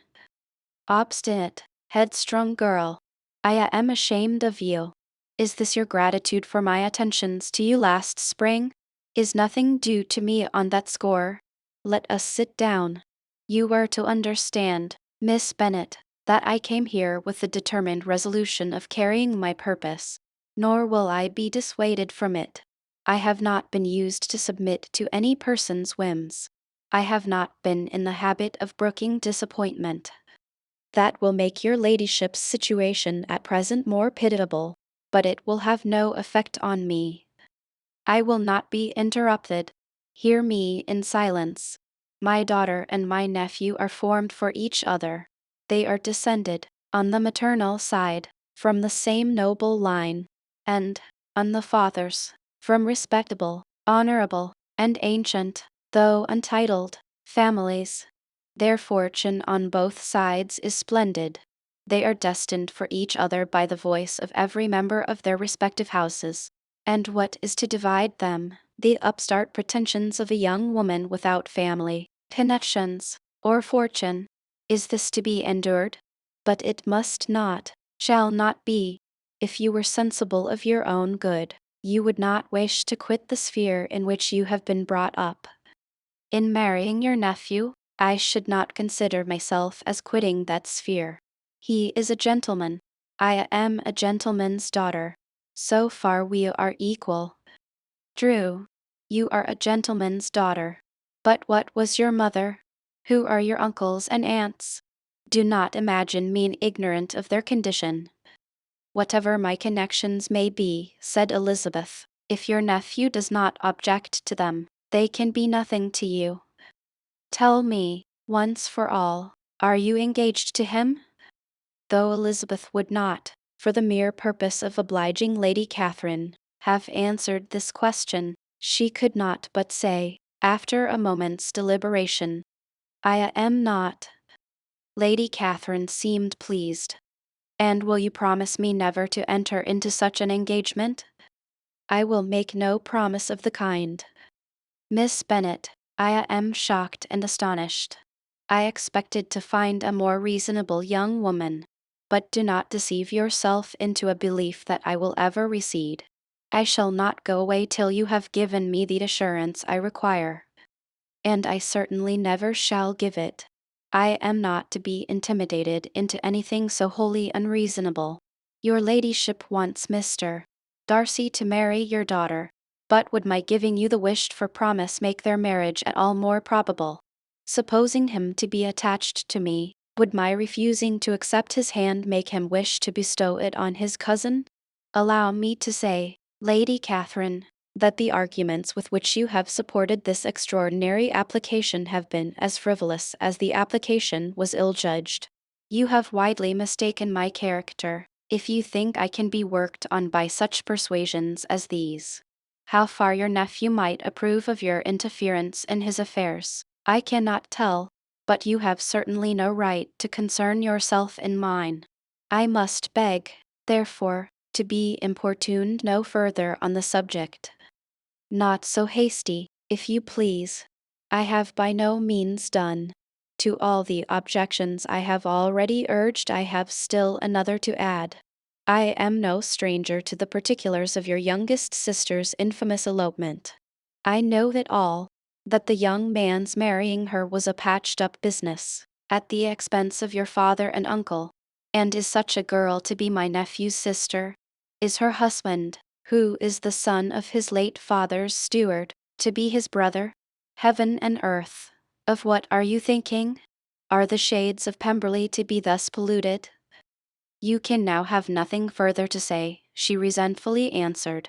You have insulted me, in every possible method.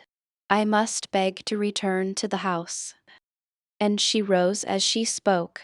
Lady Catherine rose also, and they turned back. Her ladyship was highly incensed. You have no regard, then, for the honor and credit of my nephew. Unfeeling, selfish girl. Do you not consider that a connection with you must disgrace him in the eyes of everybody? Lady Catherine, I have nothing further to say. You know my sentiments. You are then resolved to have him? I have said no such thing. I am only resolved to act in that manner, which will, in my own opinion, constitute my happiness, without reference to you, or to any person so wholly unconnected with me. It is well. You refuse, then, to oblige me. You refuse to obey the claims of duty, honor, and gratitude. You are determined to ruin him in the opinion of all his friends, and make him the contempt of the world. Neither duty, nor honor, nor gratitude, replied Elizabeth, has any possible claim on me, in the present instance. No principle of either would be violated by my marriage with Mr. Darcy. And with regard to the resentment of his family, or the indignation of the world, if the former were excited by his marrying me, it would not give me one moment's concern, and the world in general would have too much sense to join in the scorn. And this is your real opinion. This is your final resolve. Very well. I shall now know how to act. Do not imagine, Miss Bennet, that your ambition will ever be gratified. I came to try you. I hoped to find you reasonable, but depend upon it I will carry my point. In this manner Lady Catherine talked until they were at the door of the carriage, when, turning hastily round, she added, I take no leave of you, Miss Bennet. I send no compliments to your mother. You deserve no such attention. I am most seriously displeased. Elizabeth made no answer, and without attempting to persuade her ladyship to return into the house, walked quietly into it herself. She heard the carriage drive away as she proceeded upstairs. Her mother impatiently met her at the door of her dressing-room, to ask why Lady Catherine would not come in again and rest herself. She did not choose it, said her daughter. She would go. She is a very fine-looking woman, and her calling here was prodigiously civil, for she only came, I suppose, to tell us the Collinses were well. She is on her road somewhere, I dare say, and so, passing through Meryton, thought she might as well call on you. I suppose she had nothing particular to say to you, Lizzie. Elizabeth was forced to give into a little falsehood here, for to acknowledge the substance of their conversation was impossible. But now it comes out. Chapter 57. He discomposure of spirits which this extraordinary visit threw Elizabeth into could not be easily overcome, nor could she for many hours learn to think of it less than incessantly. Lady Catherine, it appeared, had actually taken the trouble of this journey from Rosings for the sole purpose of breaking off her supposed engagement with Mr. Darcy. It was a rational scheme, to be sure, but from what the report of their engagement could originate, Elizabeth was at a loss to imagine, till she recollected that his being the intimate friend of Bingley, and her being the sister of Jane, was enough, at a time when the expectation of one wedding made everybody eager for another, to supply the idea. She had not herself forgotten to feel that the marriage of her sister must bring them more frequently together, and her neighbours at Lucas Lodge, therefore, for through their communication with the Collinses, the report, she concluded, had reached Lady Catherine had only set that down as almost certain and immediate, which she had looked forward to as possible at some future time.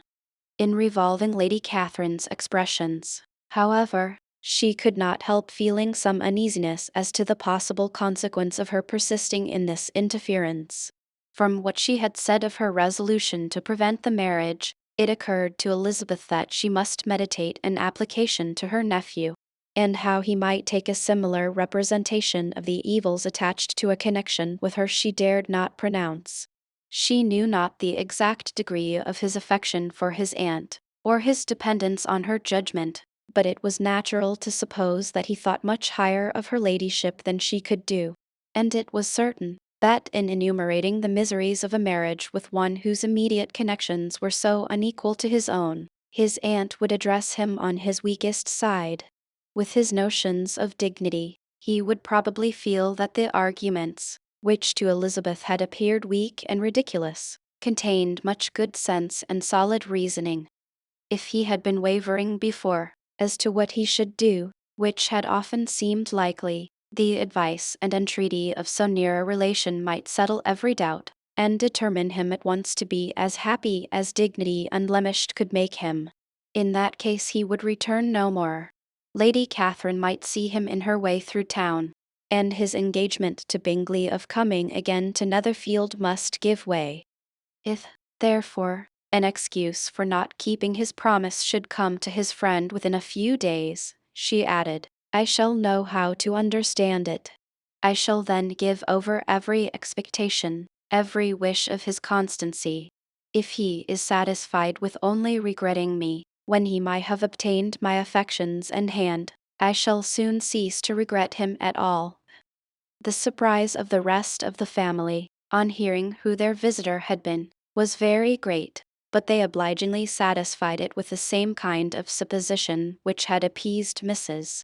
Bennet's curiosity, and Elizabeth was spared from much teasing on the subject.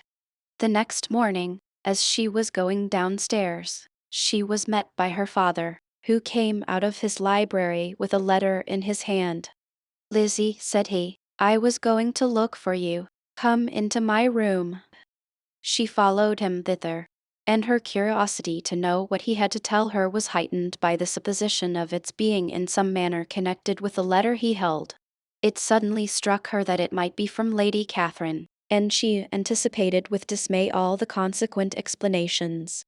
She followed her father to the fireplace, and they both sat down. He then said, I have received a letter this morning that has astonished me exceedingly. As it principally concerns yourself, you ought to know its contents. I did not know before that I had two daughters on the brink of matrimony. Let me congratulate you on a very important conquest.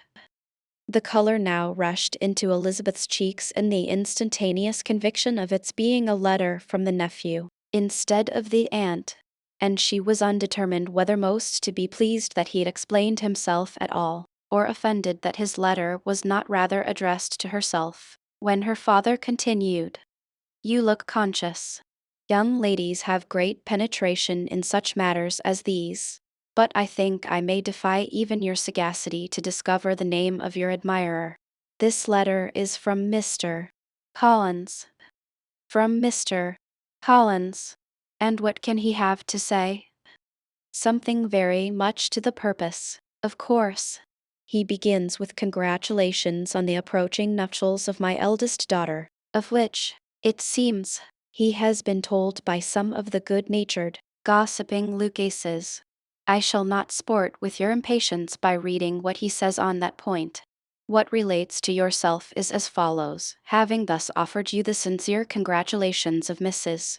Collins and myself on this happy event, let me now add a short hint on the subject of another, of which we have been advertised by the same authority. Your daughter Elizabeth, it is presumed, will not long bear the name of Bennet, after her eldest sister has resigned it, and the chosen partner of her fate may be reasonably looked up to as one of the most illustrious personages in this land. Can you possibly guess, Lizzie, who is meant by this? This young gentleman is blessed, in a peculiar way, with everything the heart of mortal can most desire: splendid property, noble kindred, and extensive patronage. Yet, in spite of all these temptations, let me warn my cousin Elizabeth, and yourself, of what evils you may incur by a precipitate closure with this gentleman's proposals, which, of course, you will be inclined to take immediate advantage of. Have you any idea, Lizzie, who this gentleman is? But now it comes out. My motive for cautioning you is as follows. We have reason to imagine that his aunt, Lady Catherine de Bourgh, does not look on the match with a friendly eye. Mr. Darcy, you see, is the man. Now, Lizzie, I think I have surprised you. Could he, or the Lucases, have pitched on any man, within the circle of our acquaintance, whose name would have given the lie more effectually to what they related? Mr. Darcy, who never looks at any woman but to see a blemish, and who probably never looked at you in his life. It is admirable. Elizabeth tried to join in her father's pleasantry, but could only force one most reluctant smile. Never had his wit been directed in a manner so little agreeable to her. Are you not diverted? Both. Yes. Pray read on. After mentioning the likelihood of this marriage to her ladyship last night, she immediately, with her usual condescension, expressed what she felt on the occasion. When it became apparent that, on the score of some family objections on the part of my cousin, she would never give her consent to what she termed so disgraceful a match, I thought it my duty to give the speediest intelligence of this to my cousin, that she and her noble admirer may be aware of what they are about, and not run hastily into a marriage which has not been properly sanctioned. Mr. Collins, moreover, adds, I am truly rejoiced that my cousin Lydia's sad business has been so well hushed up, and am only concerned that their living together before the marriage took place should be so generally known. I must not, however, neglect the duties of my station, or refrain from declaring my amazement at hearing that you received the young couple into your house as soon as they were married. It was an encouragement of vice, and had I been the rector of Longbourn, I should very strenuously have opposed it. You ought certainly to forgive them as a Christian, but never to admit them in your sight, or allow their names to be mentioned in your hearing. That is his notion of Christian forgiveness. The rest of his letter is only about his dear Charlotte's situation, and his expectation of a young olive branch. But, Lizzie, you look as if you did not enjoy it. You are not going to be missish, I hope, and pretend to be affronted at an idle report. For what do we live, but to make sport for our neighbors, and laugh at them in our turn? Oh, cried Elizabeth, I am exceedingly diverted. But it is so strange. Yes, that is what makes it amusing. Had they fixed on any other man it would have been nothing. But his perfect indifference and your pointed dislike make it so delightfully absurd. Much as I abominate writing, I would not give up Mr. Collins's correspondence for any consideration. Nay, When I read a letter of his, I cannot help giving him the preference even over Wickham, much as I value the impudence and hypocrisy of my son-in-law. And pray, Lizzie, what said Lady Catherine about this report?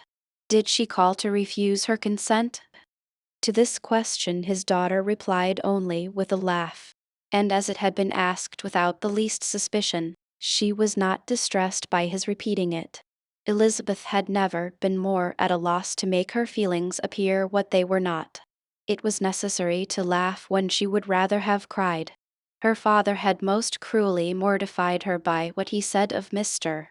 Darcy's indifference, and she could do nothing but wonder at such a want of penetration, or fear that, perhaps, instead of his seeing too little, she might have fancied too much. The efforts of his aunt. Chapter 58. Instead of receiving any such letter of excuse from his friend, as Elizabeth half expected Mr. Bingley to do, he was able to bring Darcy with him to Longbourn before many days had passed after Lady Catherine's visit. The gentleman arrived early, and, before Mrs. Bennet had time to tell him of their having seen his aunt, of which her daughter sat in momentary dread, Bingley, who wanted to be alone with Jane, proposed their all walking out. It was agreed to. Mrs. Bennet was not in the habit of walking. Mary could never spare time, but the remaining 5 set off together. Bingley and Jane, however, soon allowed the others to outstrip them. They lagged behind, while Elizabeth, Kitty, and Darcy were to entertain each other. Very little was said by either. Kitty was too much afraid of him to talk. Elizabeth was secretly forming a desperate resolution, and, perhaps, he might be doing the same. They walked towards the Lucases, because Kitty wished to call upon Maria, and as Elizabeth saw no occasion for making it a general concern, when Kitty left them she went boldly on with him alone. Now was the moment for her resolution to be executed, and while her courage was high, she immediately said, "Mr. Darcy, I am a very selfish creature, and for the sake of giving relief to my own feelings care not how much I may be wounding yours. I can no longer help thanking you for your unexampled kindness to my poor sister. Ever since I have known it I have been most anxious to acknowledge to you how gratefully I feel it.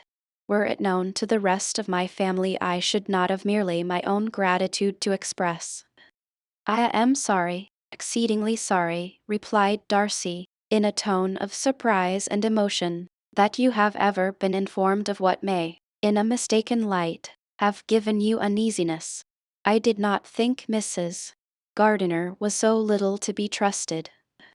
You must not blame my aunt. Lydia's thoughtlessness first betrayed to me that you had been concerned in the matter, and, of course, I could not rest till I knew the particulars. Let me thank you again and again, in the name of all my family, for that generous compassion which induced you to take so much trouble, and bear so many mortifications, for the sake of discovering them." "If you will thank me," he replied, "let it be for yourself alone, that the wish of giving happiness to you might add force to the other inducements which led me on, I shall not attempt to deny.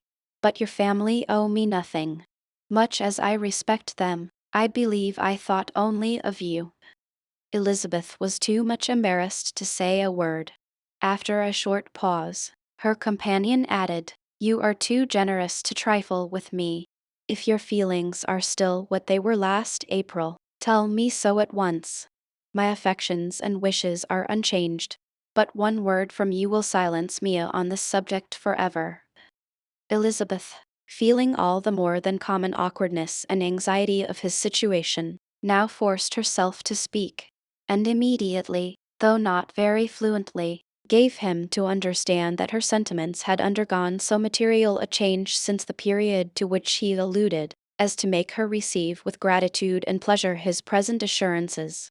The happiness which this reply produced was such as he had probably never felt before, and he expressed himself on the occasion as sensibly and as warmly as a man violently in love can be supposed to do.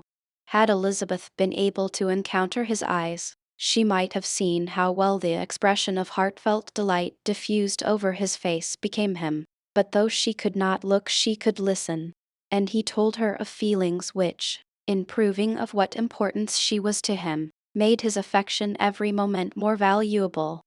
They walked on without knowing in what direction.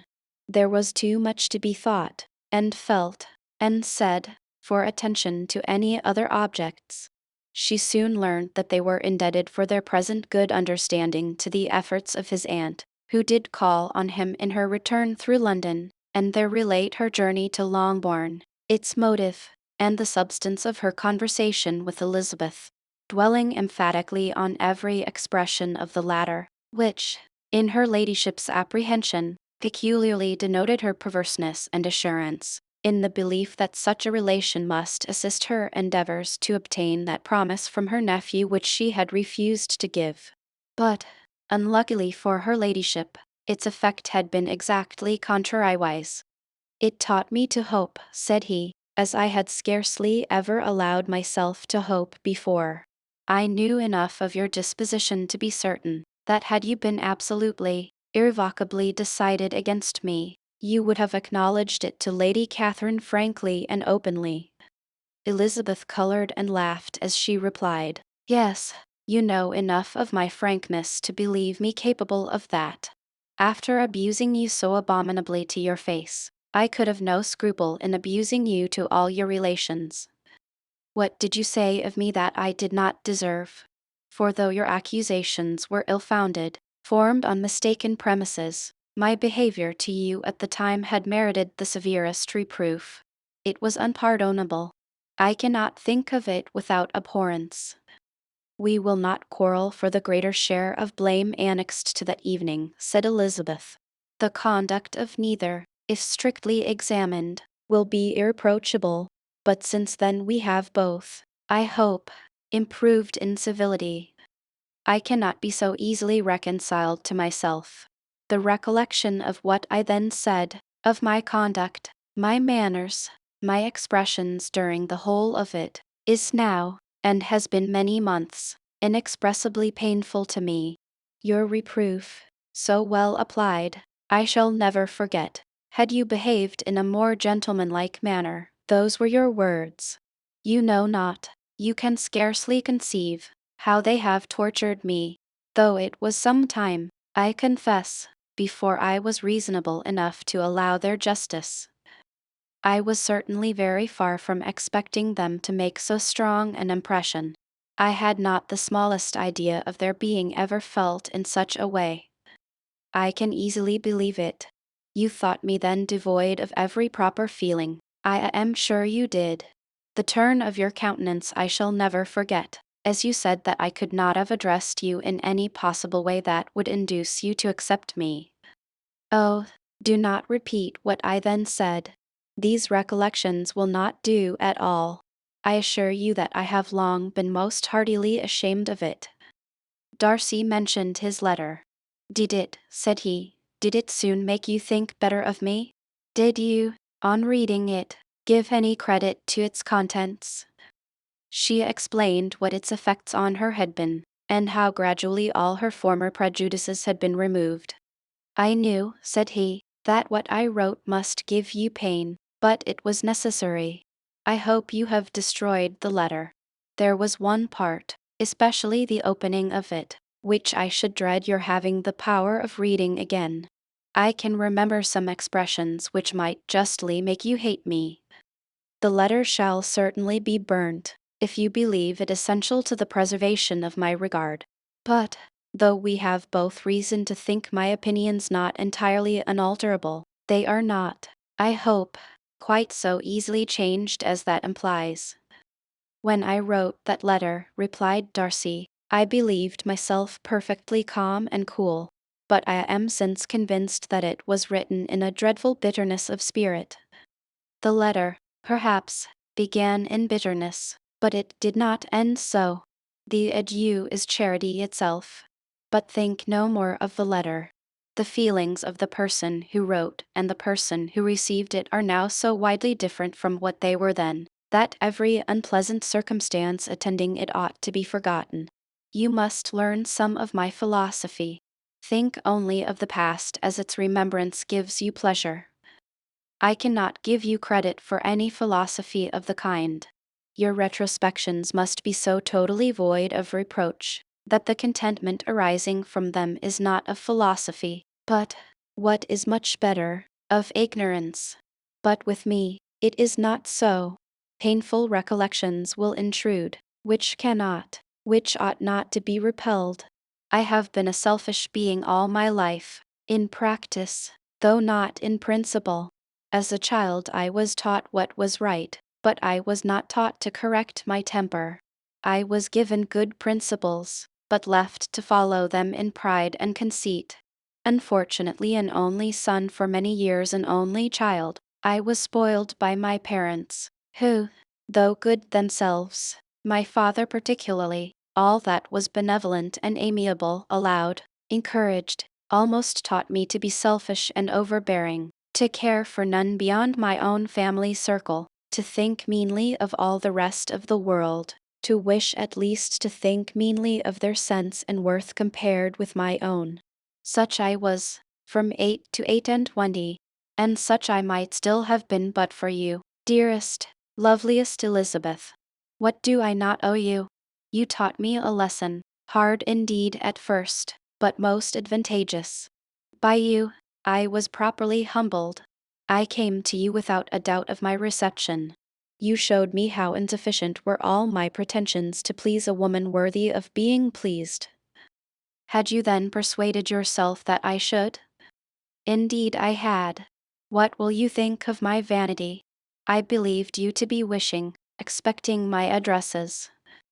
My manners must have been in fault, but not intentionally, I assure you.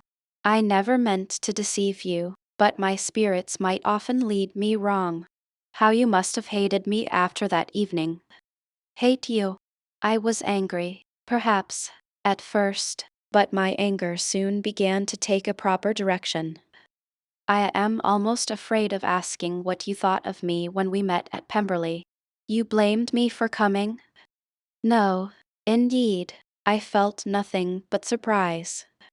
Your surprise could not be greater than mine in being noticed by you. My conscience told me that I deserved no extraordinary politeness, and I confess that I did not expect to receive more than my due. My object then, replied Darcy, was to show you, by every civility in my power, that I was not so mean as to resent the past, and I hoped to obtain your forgiveness, to lessen your ill opinion, by letting you see that your reproofs had been attended to. How soon any other wishes introduced themselves, I can hardly tell, but I believe in about half an hour after I had seen you. He then told her of Georgiana's delight in her acquaintance, and of her disappointment at its sudden interruption, which naturally leading to the cause of that interruption, she soon learned that his resolution of following her from Derbyshire in quest of her sister had been formed before he quitted the inn, and that his gravity and thoughtfulness there had arisen from no other struggles than what such a purpose must comprehend. She expressed her gratitude again, but it was too painful a subject to each to be dwelt on farther. After walking several miles in a leisurely manner, and too busy to know anything about it, they found at last, on examining their watches, that it was time to be at home. What could have become of Mr. Bingley and Jane was a wonder which introduced the discussion of their affairs. Darcy was delighted with their engagement. His friend had given him the earliest information of it. I must ask whether you were surprised, said Elizabeth. Not at all. When I went away, I felt that it would soon happen. That is to say, you had given your permission. I guessed as much, and though he exclaimed at the term, she found that it had been pretty much the case.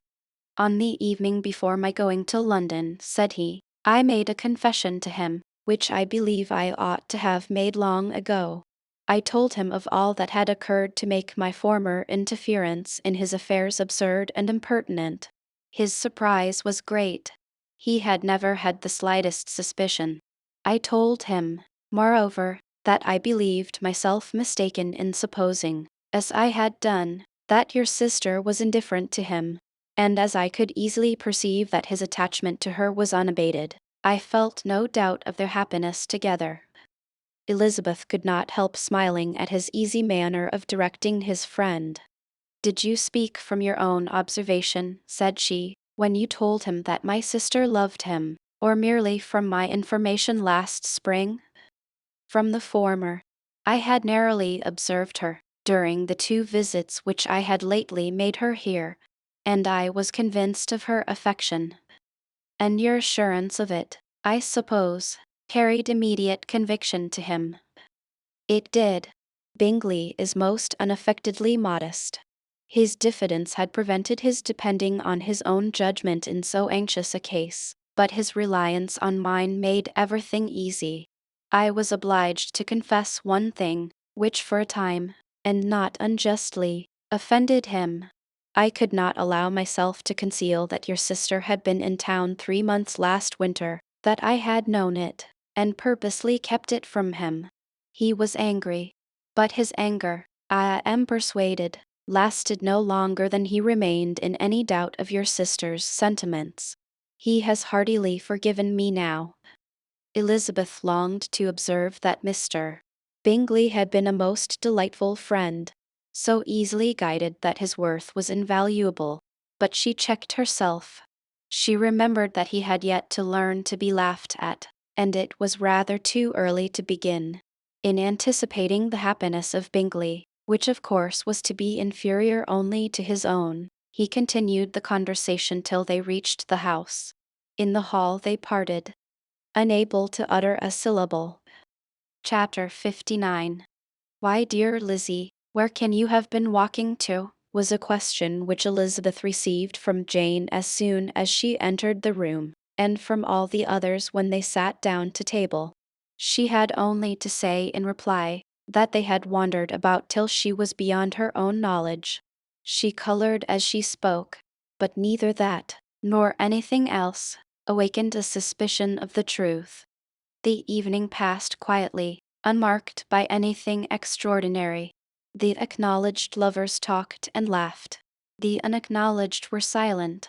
Darcy was not of a disposition in which happiness overflows in mirth, and Elizabeth, agitated and confused, rather knew that she was happy than felt herself to be so, for, besides the immediate embarrassment, there were other evils before her. She anticipated what would be felt in the family when her situation became known. She was aware that no one liked him but Jane, and even feared that with the others it was a dislike which not all his fortune and consequence might do away. At night she opened her heart to Jane. Though suspicion was very far from Miss Bennet's general habits, she was absolutely incredulous here. "You are joking, Lizzie. This cannot be. Engaged to Mr. Darcy?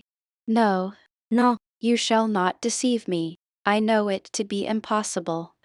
This is a wretched beginning, indeed. My sole dependence was on you, and I am sure nobody else will believe me, if you do not. Yet, indeed, I am in earnest. I speak nothing but the truth. He still loves me, and we are engaged." Jane looked at her doubtingly. "Oh, Lizzie, it cannot be. I know how much you dislike him." "You know nothing of the matter. That is all to be forgot. Perhaps I did not always love him so well as I do now, but in such cases as these a good memory is unpardonable. This is the last time I shall ever remember it myself." Miss Bennet still looked all amazement. Elizabeth again, and more seriously, assured her of its truth. "Good heaven! Can it be really so? Yet now I must believe you," cried Jane. "My dear, dear Lizzie, I do congratulate you. But are you certain, forgive the question, are you quite certain that you can be happy with him?" "There can be no doubt of that. It is settled between us already that we are to be the happiest couple in the world. But are you pleased, Jane? Shall you like to have such a brother?" "Very, very much." Nothing could give either Bingley or myself more delight. But we considered it, we talked of it as impossible. And do you really love him quite well enough? Oh, Lizzie, do anything rather than marry without affection. Are you quite sure that you feel what you ought to do? Oh, yes. You will only think I feel more than I ought to do when I tell you all. What do you mean?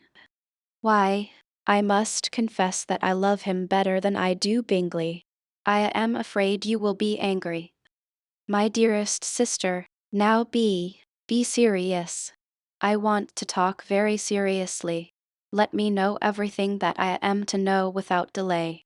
Will you tell me how long you have loved him? It has been coming on so gradually that I hardly know when it began, but I believe I must date it from my first seeing his beautiful grounds at Pemberley. Another entreaty that she would be serious, however, produced the desired effect, and she soon satisfied Jane by her solemn assurances of attachment. When convinced on that article, Miss Bennet had nothing further to wish. Now I am quite happy, said she, for you will be as happy as myself. I always had a value for him. Were it for nothing but his love of you, I must always have esteemed him. But now, as Bingley's friend and your husband, there can be only Bingley and yourself more dear to me. But, Lizzie, you have been very sly, very reserved with me. How little did you tell me of what passed at Pemberley and Lambton. I owe all that I know of it to another, not to you. Elizabeth told her the motives of her secrecy. She had been unwilling to mention Bingley, and the unsettled state of her own feelings had made her equally avoid the name of his friend, but now she would no longer conceal from her his share in Lydia's marriage. All was acknowledged, and half the night spent in conversation. Good gracious, cried Mrs. Bennet, as she stood at a window the next morning, if that disagreeable Mr. Darcy is not coming here again with our dear Bingley. What can he mean by being so tiresome as to be always coming here? I had no notion but he would go a-shooting, or something or other, and not disturb us with his company. What shall we do with him? Lizzie, you must walk out with him again, that he may not be in Bingley's way. Elizabeth could hardly help laughing at so convenient a proposal, yet was really vexed that her mother should be always giving him such an epithet. As soon as they entered, Bingley looked at her so expressively, and shook hands with such warmth, as left no doubt of his good information, and he soon afterwards said aloud, Mrs. Bennet, have you no more lanes hereabouts in which Lizzie may lose her way again today? I advise Mr. Darcy, and Lizzie, and Kitty, said Mrs. Bennet, to walk to Oakham Mount this morning. It is a nice long walk, and Mr.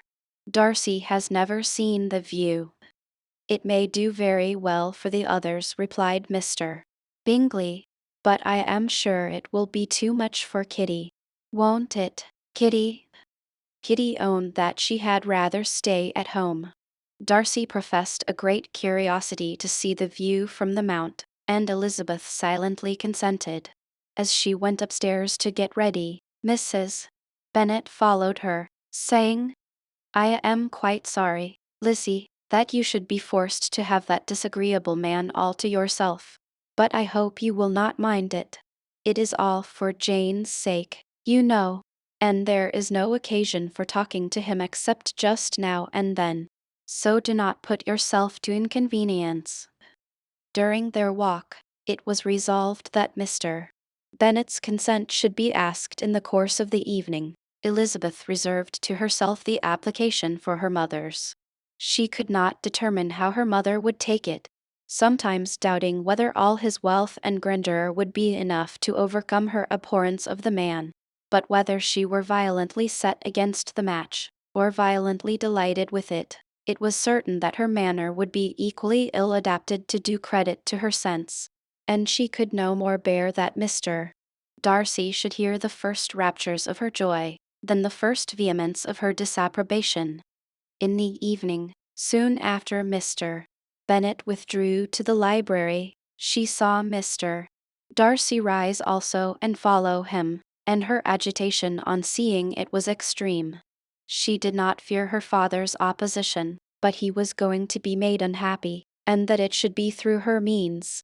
That she, his favorite child, should be distressing him by her choice, should be filling him with fears and regrets in disposing of her, was a wretched reflection, and she sat in misery till Mr.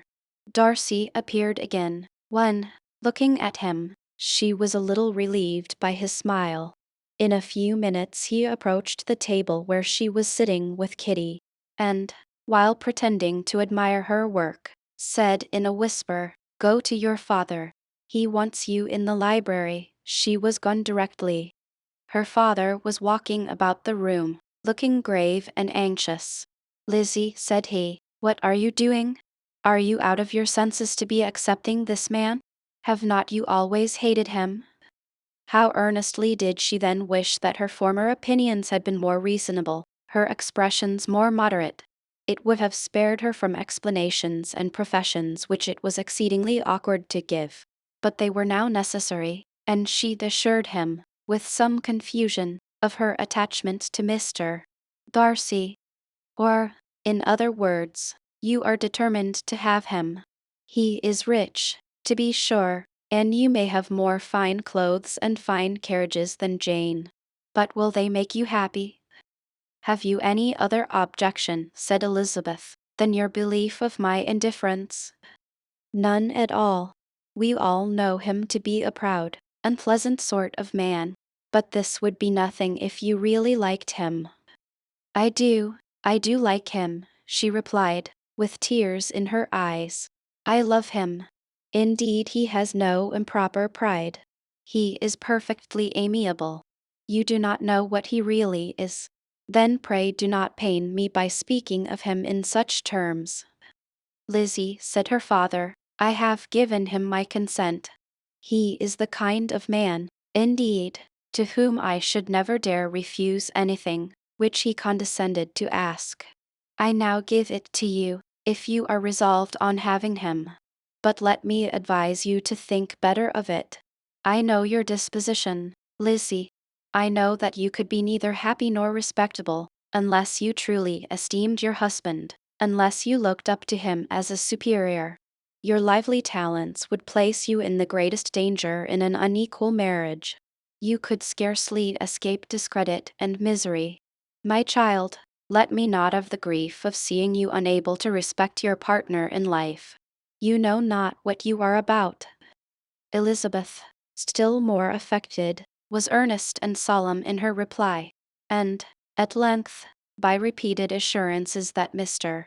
Darcy was really the object of her choice, by explaining the gradual change which her estimation of him had undergone, relating her absolute certainty that his affection was not the work of a day, but had stood the test of many months' suspense, and enumerating with energy all his good qualities, she did conquer her father's incredulity, and reconcile him to the match.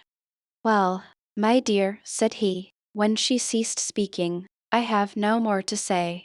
If this be the case, he deserves you. I could not have parted with you, my Lizzie, to anyone less worthy. To complete the favorable impression, she then told him what Mr. Darcy had voluntarily done for Lydia. He heard her with astonishment. This is an evening of wonders, indeed. And so, Darcy did everything, made up the match, gave the money, paid the fellow's debts, and got him his commission. So much the better. It will save me a world of trouble and economy. Had it been your uncle's doing, I must and would have paid him. But these violent young lovers carry everything their own way. I shall offer to pay him tomorrow. He will rant and storm about his love for you, and there will be an end of the matter. He then recollected her embarrassment a few days before on his reading Mr.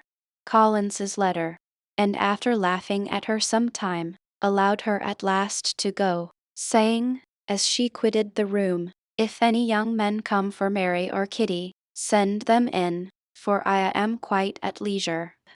Elizabeth's mind was now relieved from a very heavy weight, and, after half an hour's quiet reflection in her own room, she was able to join the others with tolerable composure.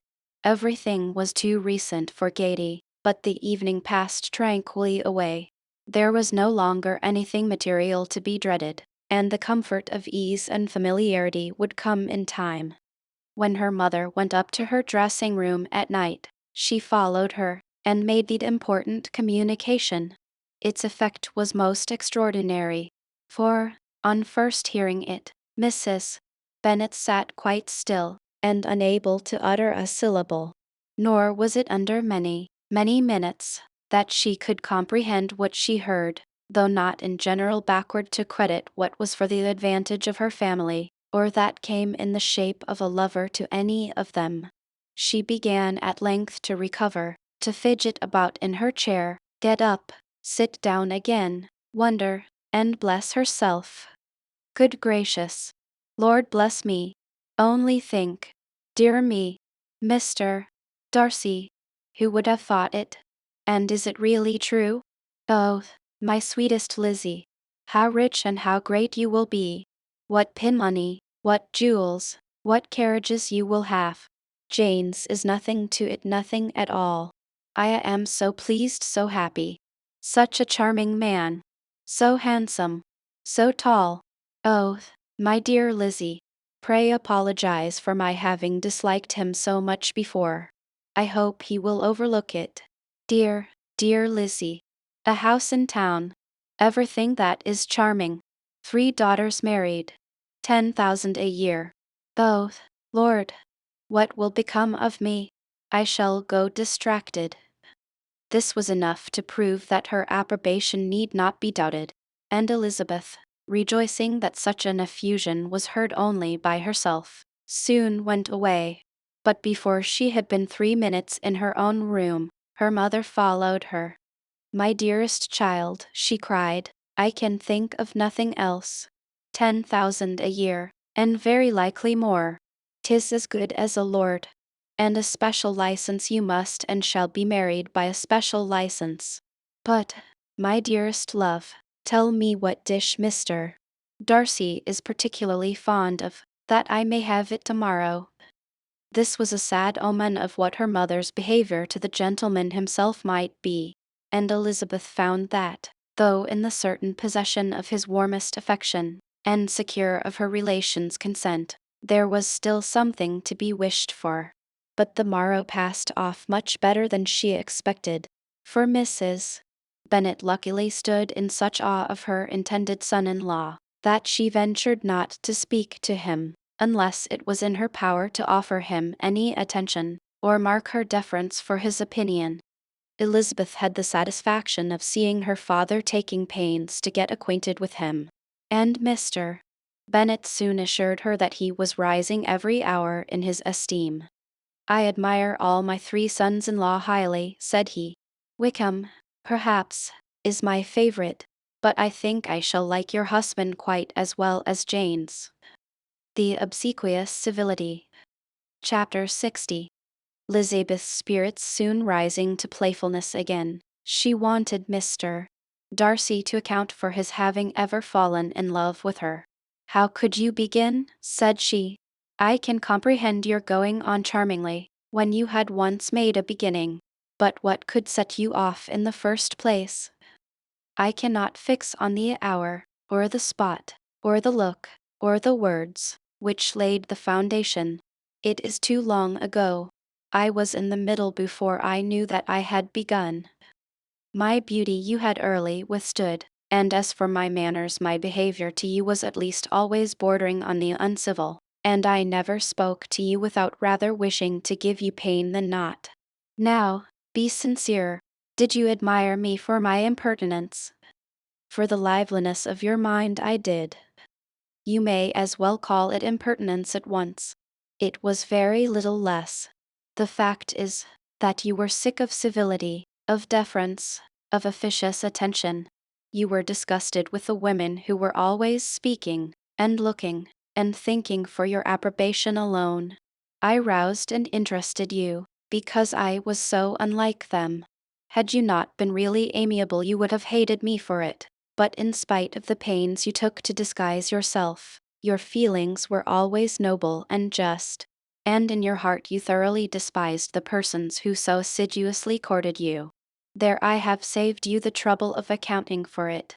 And really, all things considered, I begin to think it perfectly reasonable. To be sure, you know no actual good of me, but nobody thinks of that when they fall in love. Was there no good in your affectionate behavior to Jane, while she was ill at Netherfield? Dearest Jane, who could have done less for her? But make a virtue of it by all means. My good qualities are under your protection, and you are to exaggerate them as much as possible. And, in return, it belongs to me to find occasions for teasing and quarreling with you as often as may be. And I shall begin directly, by asking you what made you so unwilling to come to the point at last. What made you so shy of me, when you first called, and afterwards dined here? Why, especially, when you called, did you look as if you did not care about me? Because you were grave and silent, and gave me no encouragement. But I was embarrassed. And so was I. You might have talked to me more when you came to dinner. A man who had felt less might. How unlucky that you should have a reasonable answer to give, and that I should be so reasonable as to admit it. But I wonder how long you would have gone on, if you had been left to yourself. I wonder when you would have spoken if I had not asked you. My resolution of thanking you for your kindness to Lydia had certainly great effect. Too much, I am afraid. For what becomes of the moral, if our comfort springs from a breach of promise? For I ought not to have mentioned the subject. This will never do. You need not distress yourself. The moral will be perfectly fair. Lady Catherine's unjustifiable endeavors to separate us were the means of removing all my doubts. I am not indebted for my present happiness to your eager desire of expressing your gratitude. I was not in a humor to wait for an opening of yours. My aunt's intelligence had given me hope, and I was determined at once to know everything. Lady Catherine has been of infinite use, which ought to make her happy, for she loves to be of use. But tell me, what did you come down to Netherfield for? Was it merely to ride to Longbourn and be embarrassed? Or had you intended any more serious consequences? My real purpose was to see you, and to judge, if I could, whether I might ever hope to make you love me. My avowed one, or what I avowed to myself, was to see whether your sister was still partial to Bingley, and if she were, to make the confession to him which I have since made. Shall you ever have courage to announce to Lady Catherine what is to befall her?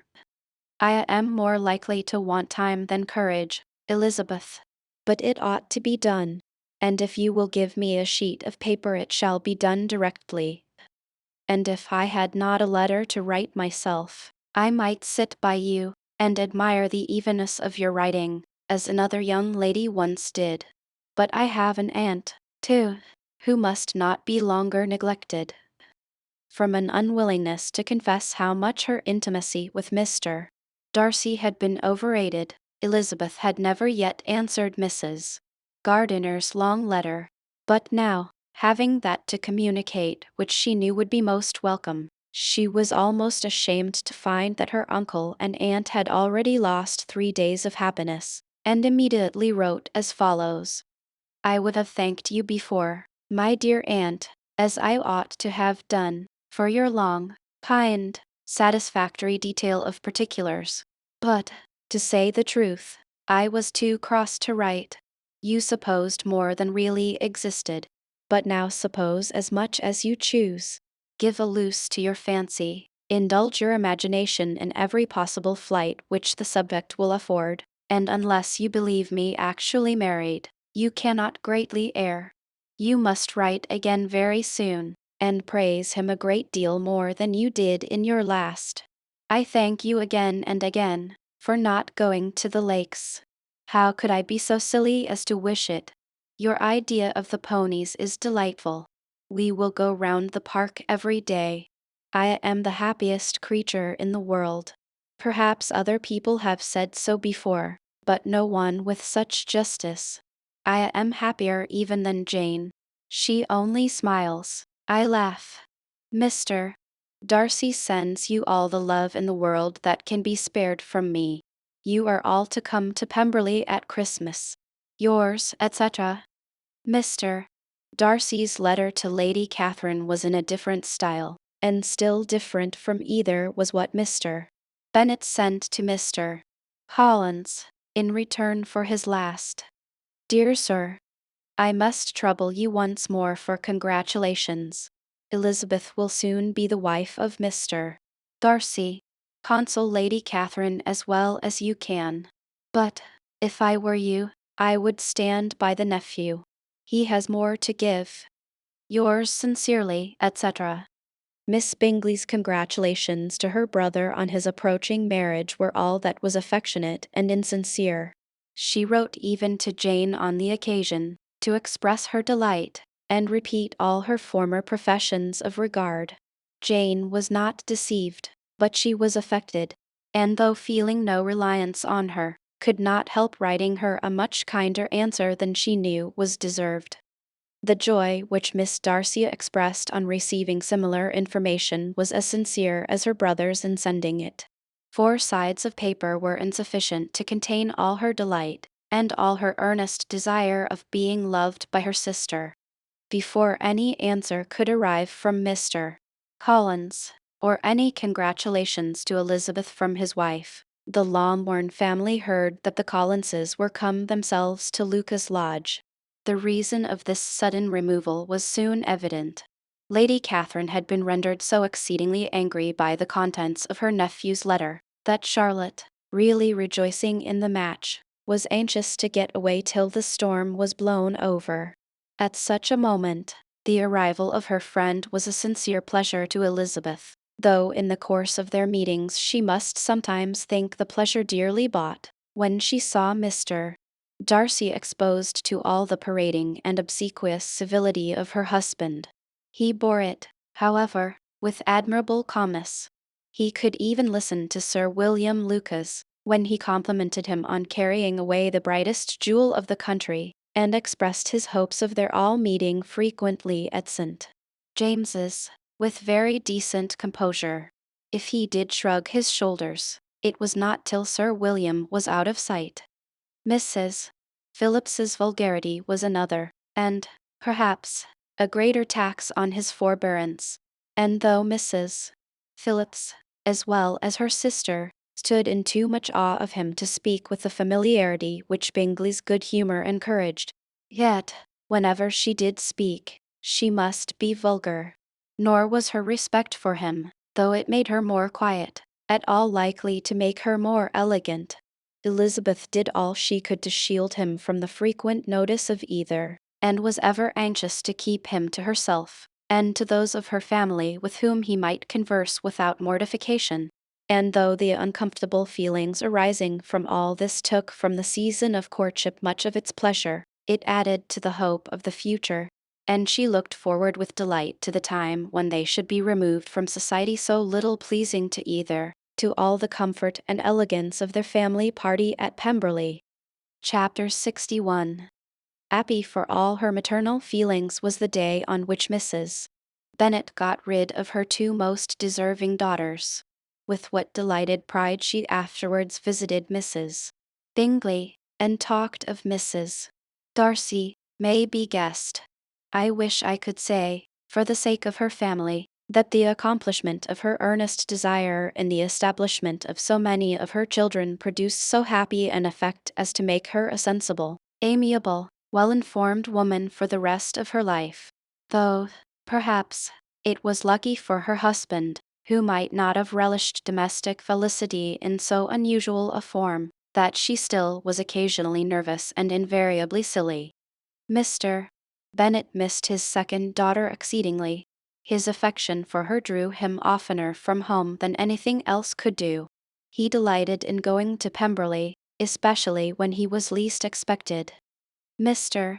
Bingley and Jane remained at Netherfield only a 12 a month. So near a vicinity to her mother and Muritan relations was not desirable even to his easy temper, or her affectionate heart. The darling wish of his sisters was then gratified. He bought an estate in a neighboring county to Derbyshire, and Jane and Elizabeth, in addition to every other source of happiness, were within 30 miles of each other. Kitty, to her very material advantage, spent the chief of her time with her 2 elder sisters. In society so superior to what she had generally known, her improvement was great. She was not of so ungovernable a temper as Lydia, and, removed from the influence of Lydia's example, she became, by proper attention and management, less irritable, less ignorant, and less insipid. From the further disadvantage of Lydia's society she was of course carefully kept, and though Mrs. Wickham frequently invited her to come and stay with her, with the promise of balls and young men, her father would never consent to her going. Mary was the only daughter who remained at home, and she was necessarily drawn from the pursuit of accomplishments by Mrs. Bennet's being quite unable to sit alone. Mary was obliged to mix more with the world, but she could still moralize over every morning visit, and as she was no longer mortified by comparisons between her sister's beauty and her own, it was suspected by her father that she submitted to the change without much reluctance. As for Wickham and Lydia, their characters suffered no revolution from the marriage of her sisters. He bore with philosophy the conviction that Elizabeth must now become acquainted with whatever of his ingratitude and falsehood had before been unknown to her, and, in spite of everything, was not wholly without hope that Darcy might yet be prevailed on to make his fortune.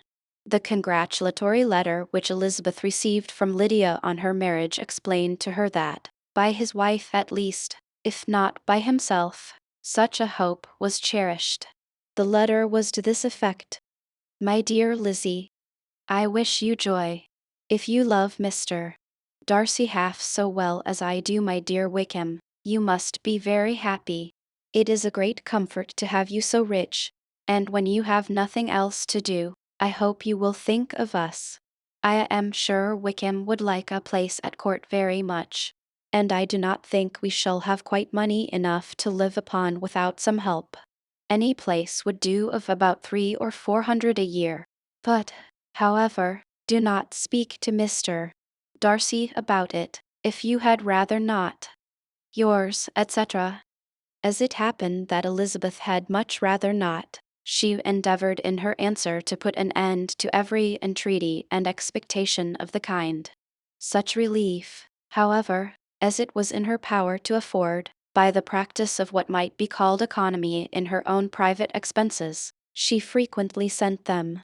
It had always been evident to her that such an income as theirs, under the direction of 2 persons so extravagant in their wants, and heedless of the future, must be very insufficient to their support, and whenever they changed their quarters, either Jane or herself were sure of being applied to for some little assistance towards discharging their bills. Their manner of living, even when the restoration of peace dismissed them to a home, was unsettled in the extreme. They were always moving from place to place in quest of a cheap situation, and always spending more than they ought. His affection for her soon sunk into indifference. Hers lasted a little longer, and, in spite of her youth and her manners, she retained all the claims to reputation which her marriage had given her. Though Darcy could never receive him at Pemberley, yet, for Elizabeth's sake, he assisted him further in his profession. Lydia was occasionally a visitor there, when her husband was gone to enjoy himself in London or Bath, and with the Bingleys they both of them frequently stayed so long, that even Bingley's good humour was overcome, and he proceeded so far as to talk of giving them a hint to be gone. Miss Bingley was very deeply mortified by Darcy's marriage, but as she thought it advisable to retain the right of visiting at Pemberley, she dropped all her resentment, was fonder than ever of Georgiana, almost as attentive to Darcy as heretofore, and paid off every arrear of civility to Elizabeth. Pemberley was now Georgiana's home, and the attachment of the sisters was exactly what Darcy had hoped to see. they were able to love each other, even as well as they intended. Georgiana had the highest opinion in the world of Elizabeth, though at first she often listened with an astonishment bordering on alarm at her lively, sportive manner of talking to her brother. He, who had always inspired in herself a respect which almost overcame her affection, she now saw the object of open pleasantry. Her mind received knowledge which had never before fallen in her way. By Elizabeth's instructions she began to comprehend that a woman may take liberties with her husband, which a brother will not always allow in a sister more than 10 years younger than himself.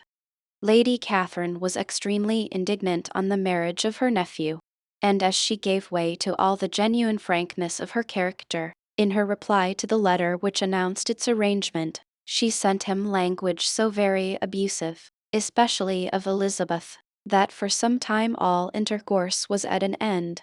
But at length, by Elizabeth's persuasion, he was prevailed on to overlook the offense, and seek a reconciliation, and, after a little further resistance on the part of his aunt, her resentment gave way, either to her affection for him, or her curiosity to see how his wife conducted herself, and she condescended to wait on them at Pemberley, in spite of that pollution which its woods had received, not merely from the presence of such a mistress, but the visits of her uncle and aunt from the city. With the Gardiners they were always on the most intimate terms. Darcy, as well as Elizabeth, really loved them, and they were both ever sensible of the warmest gratitude towards the persons who, by bringing her into Derbyshire, had been the means of uniting them. Chiswick Press, Charles Whittingham and Co. Tooks Court, Chancery Lane, London,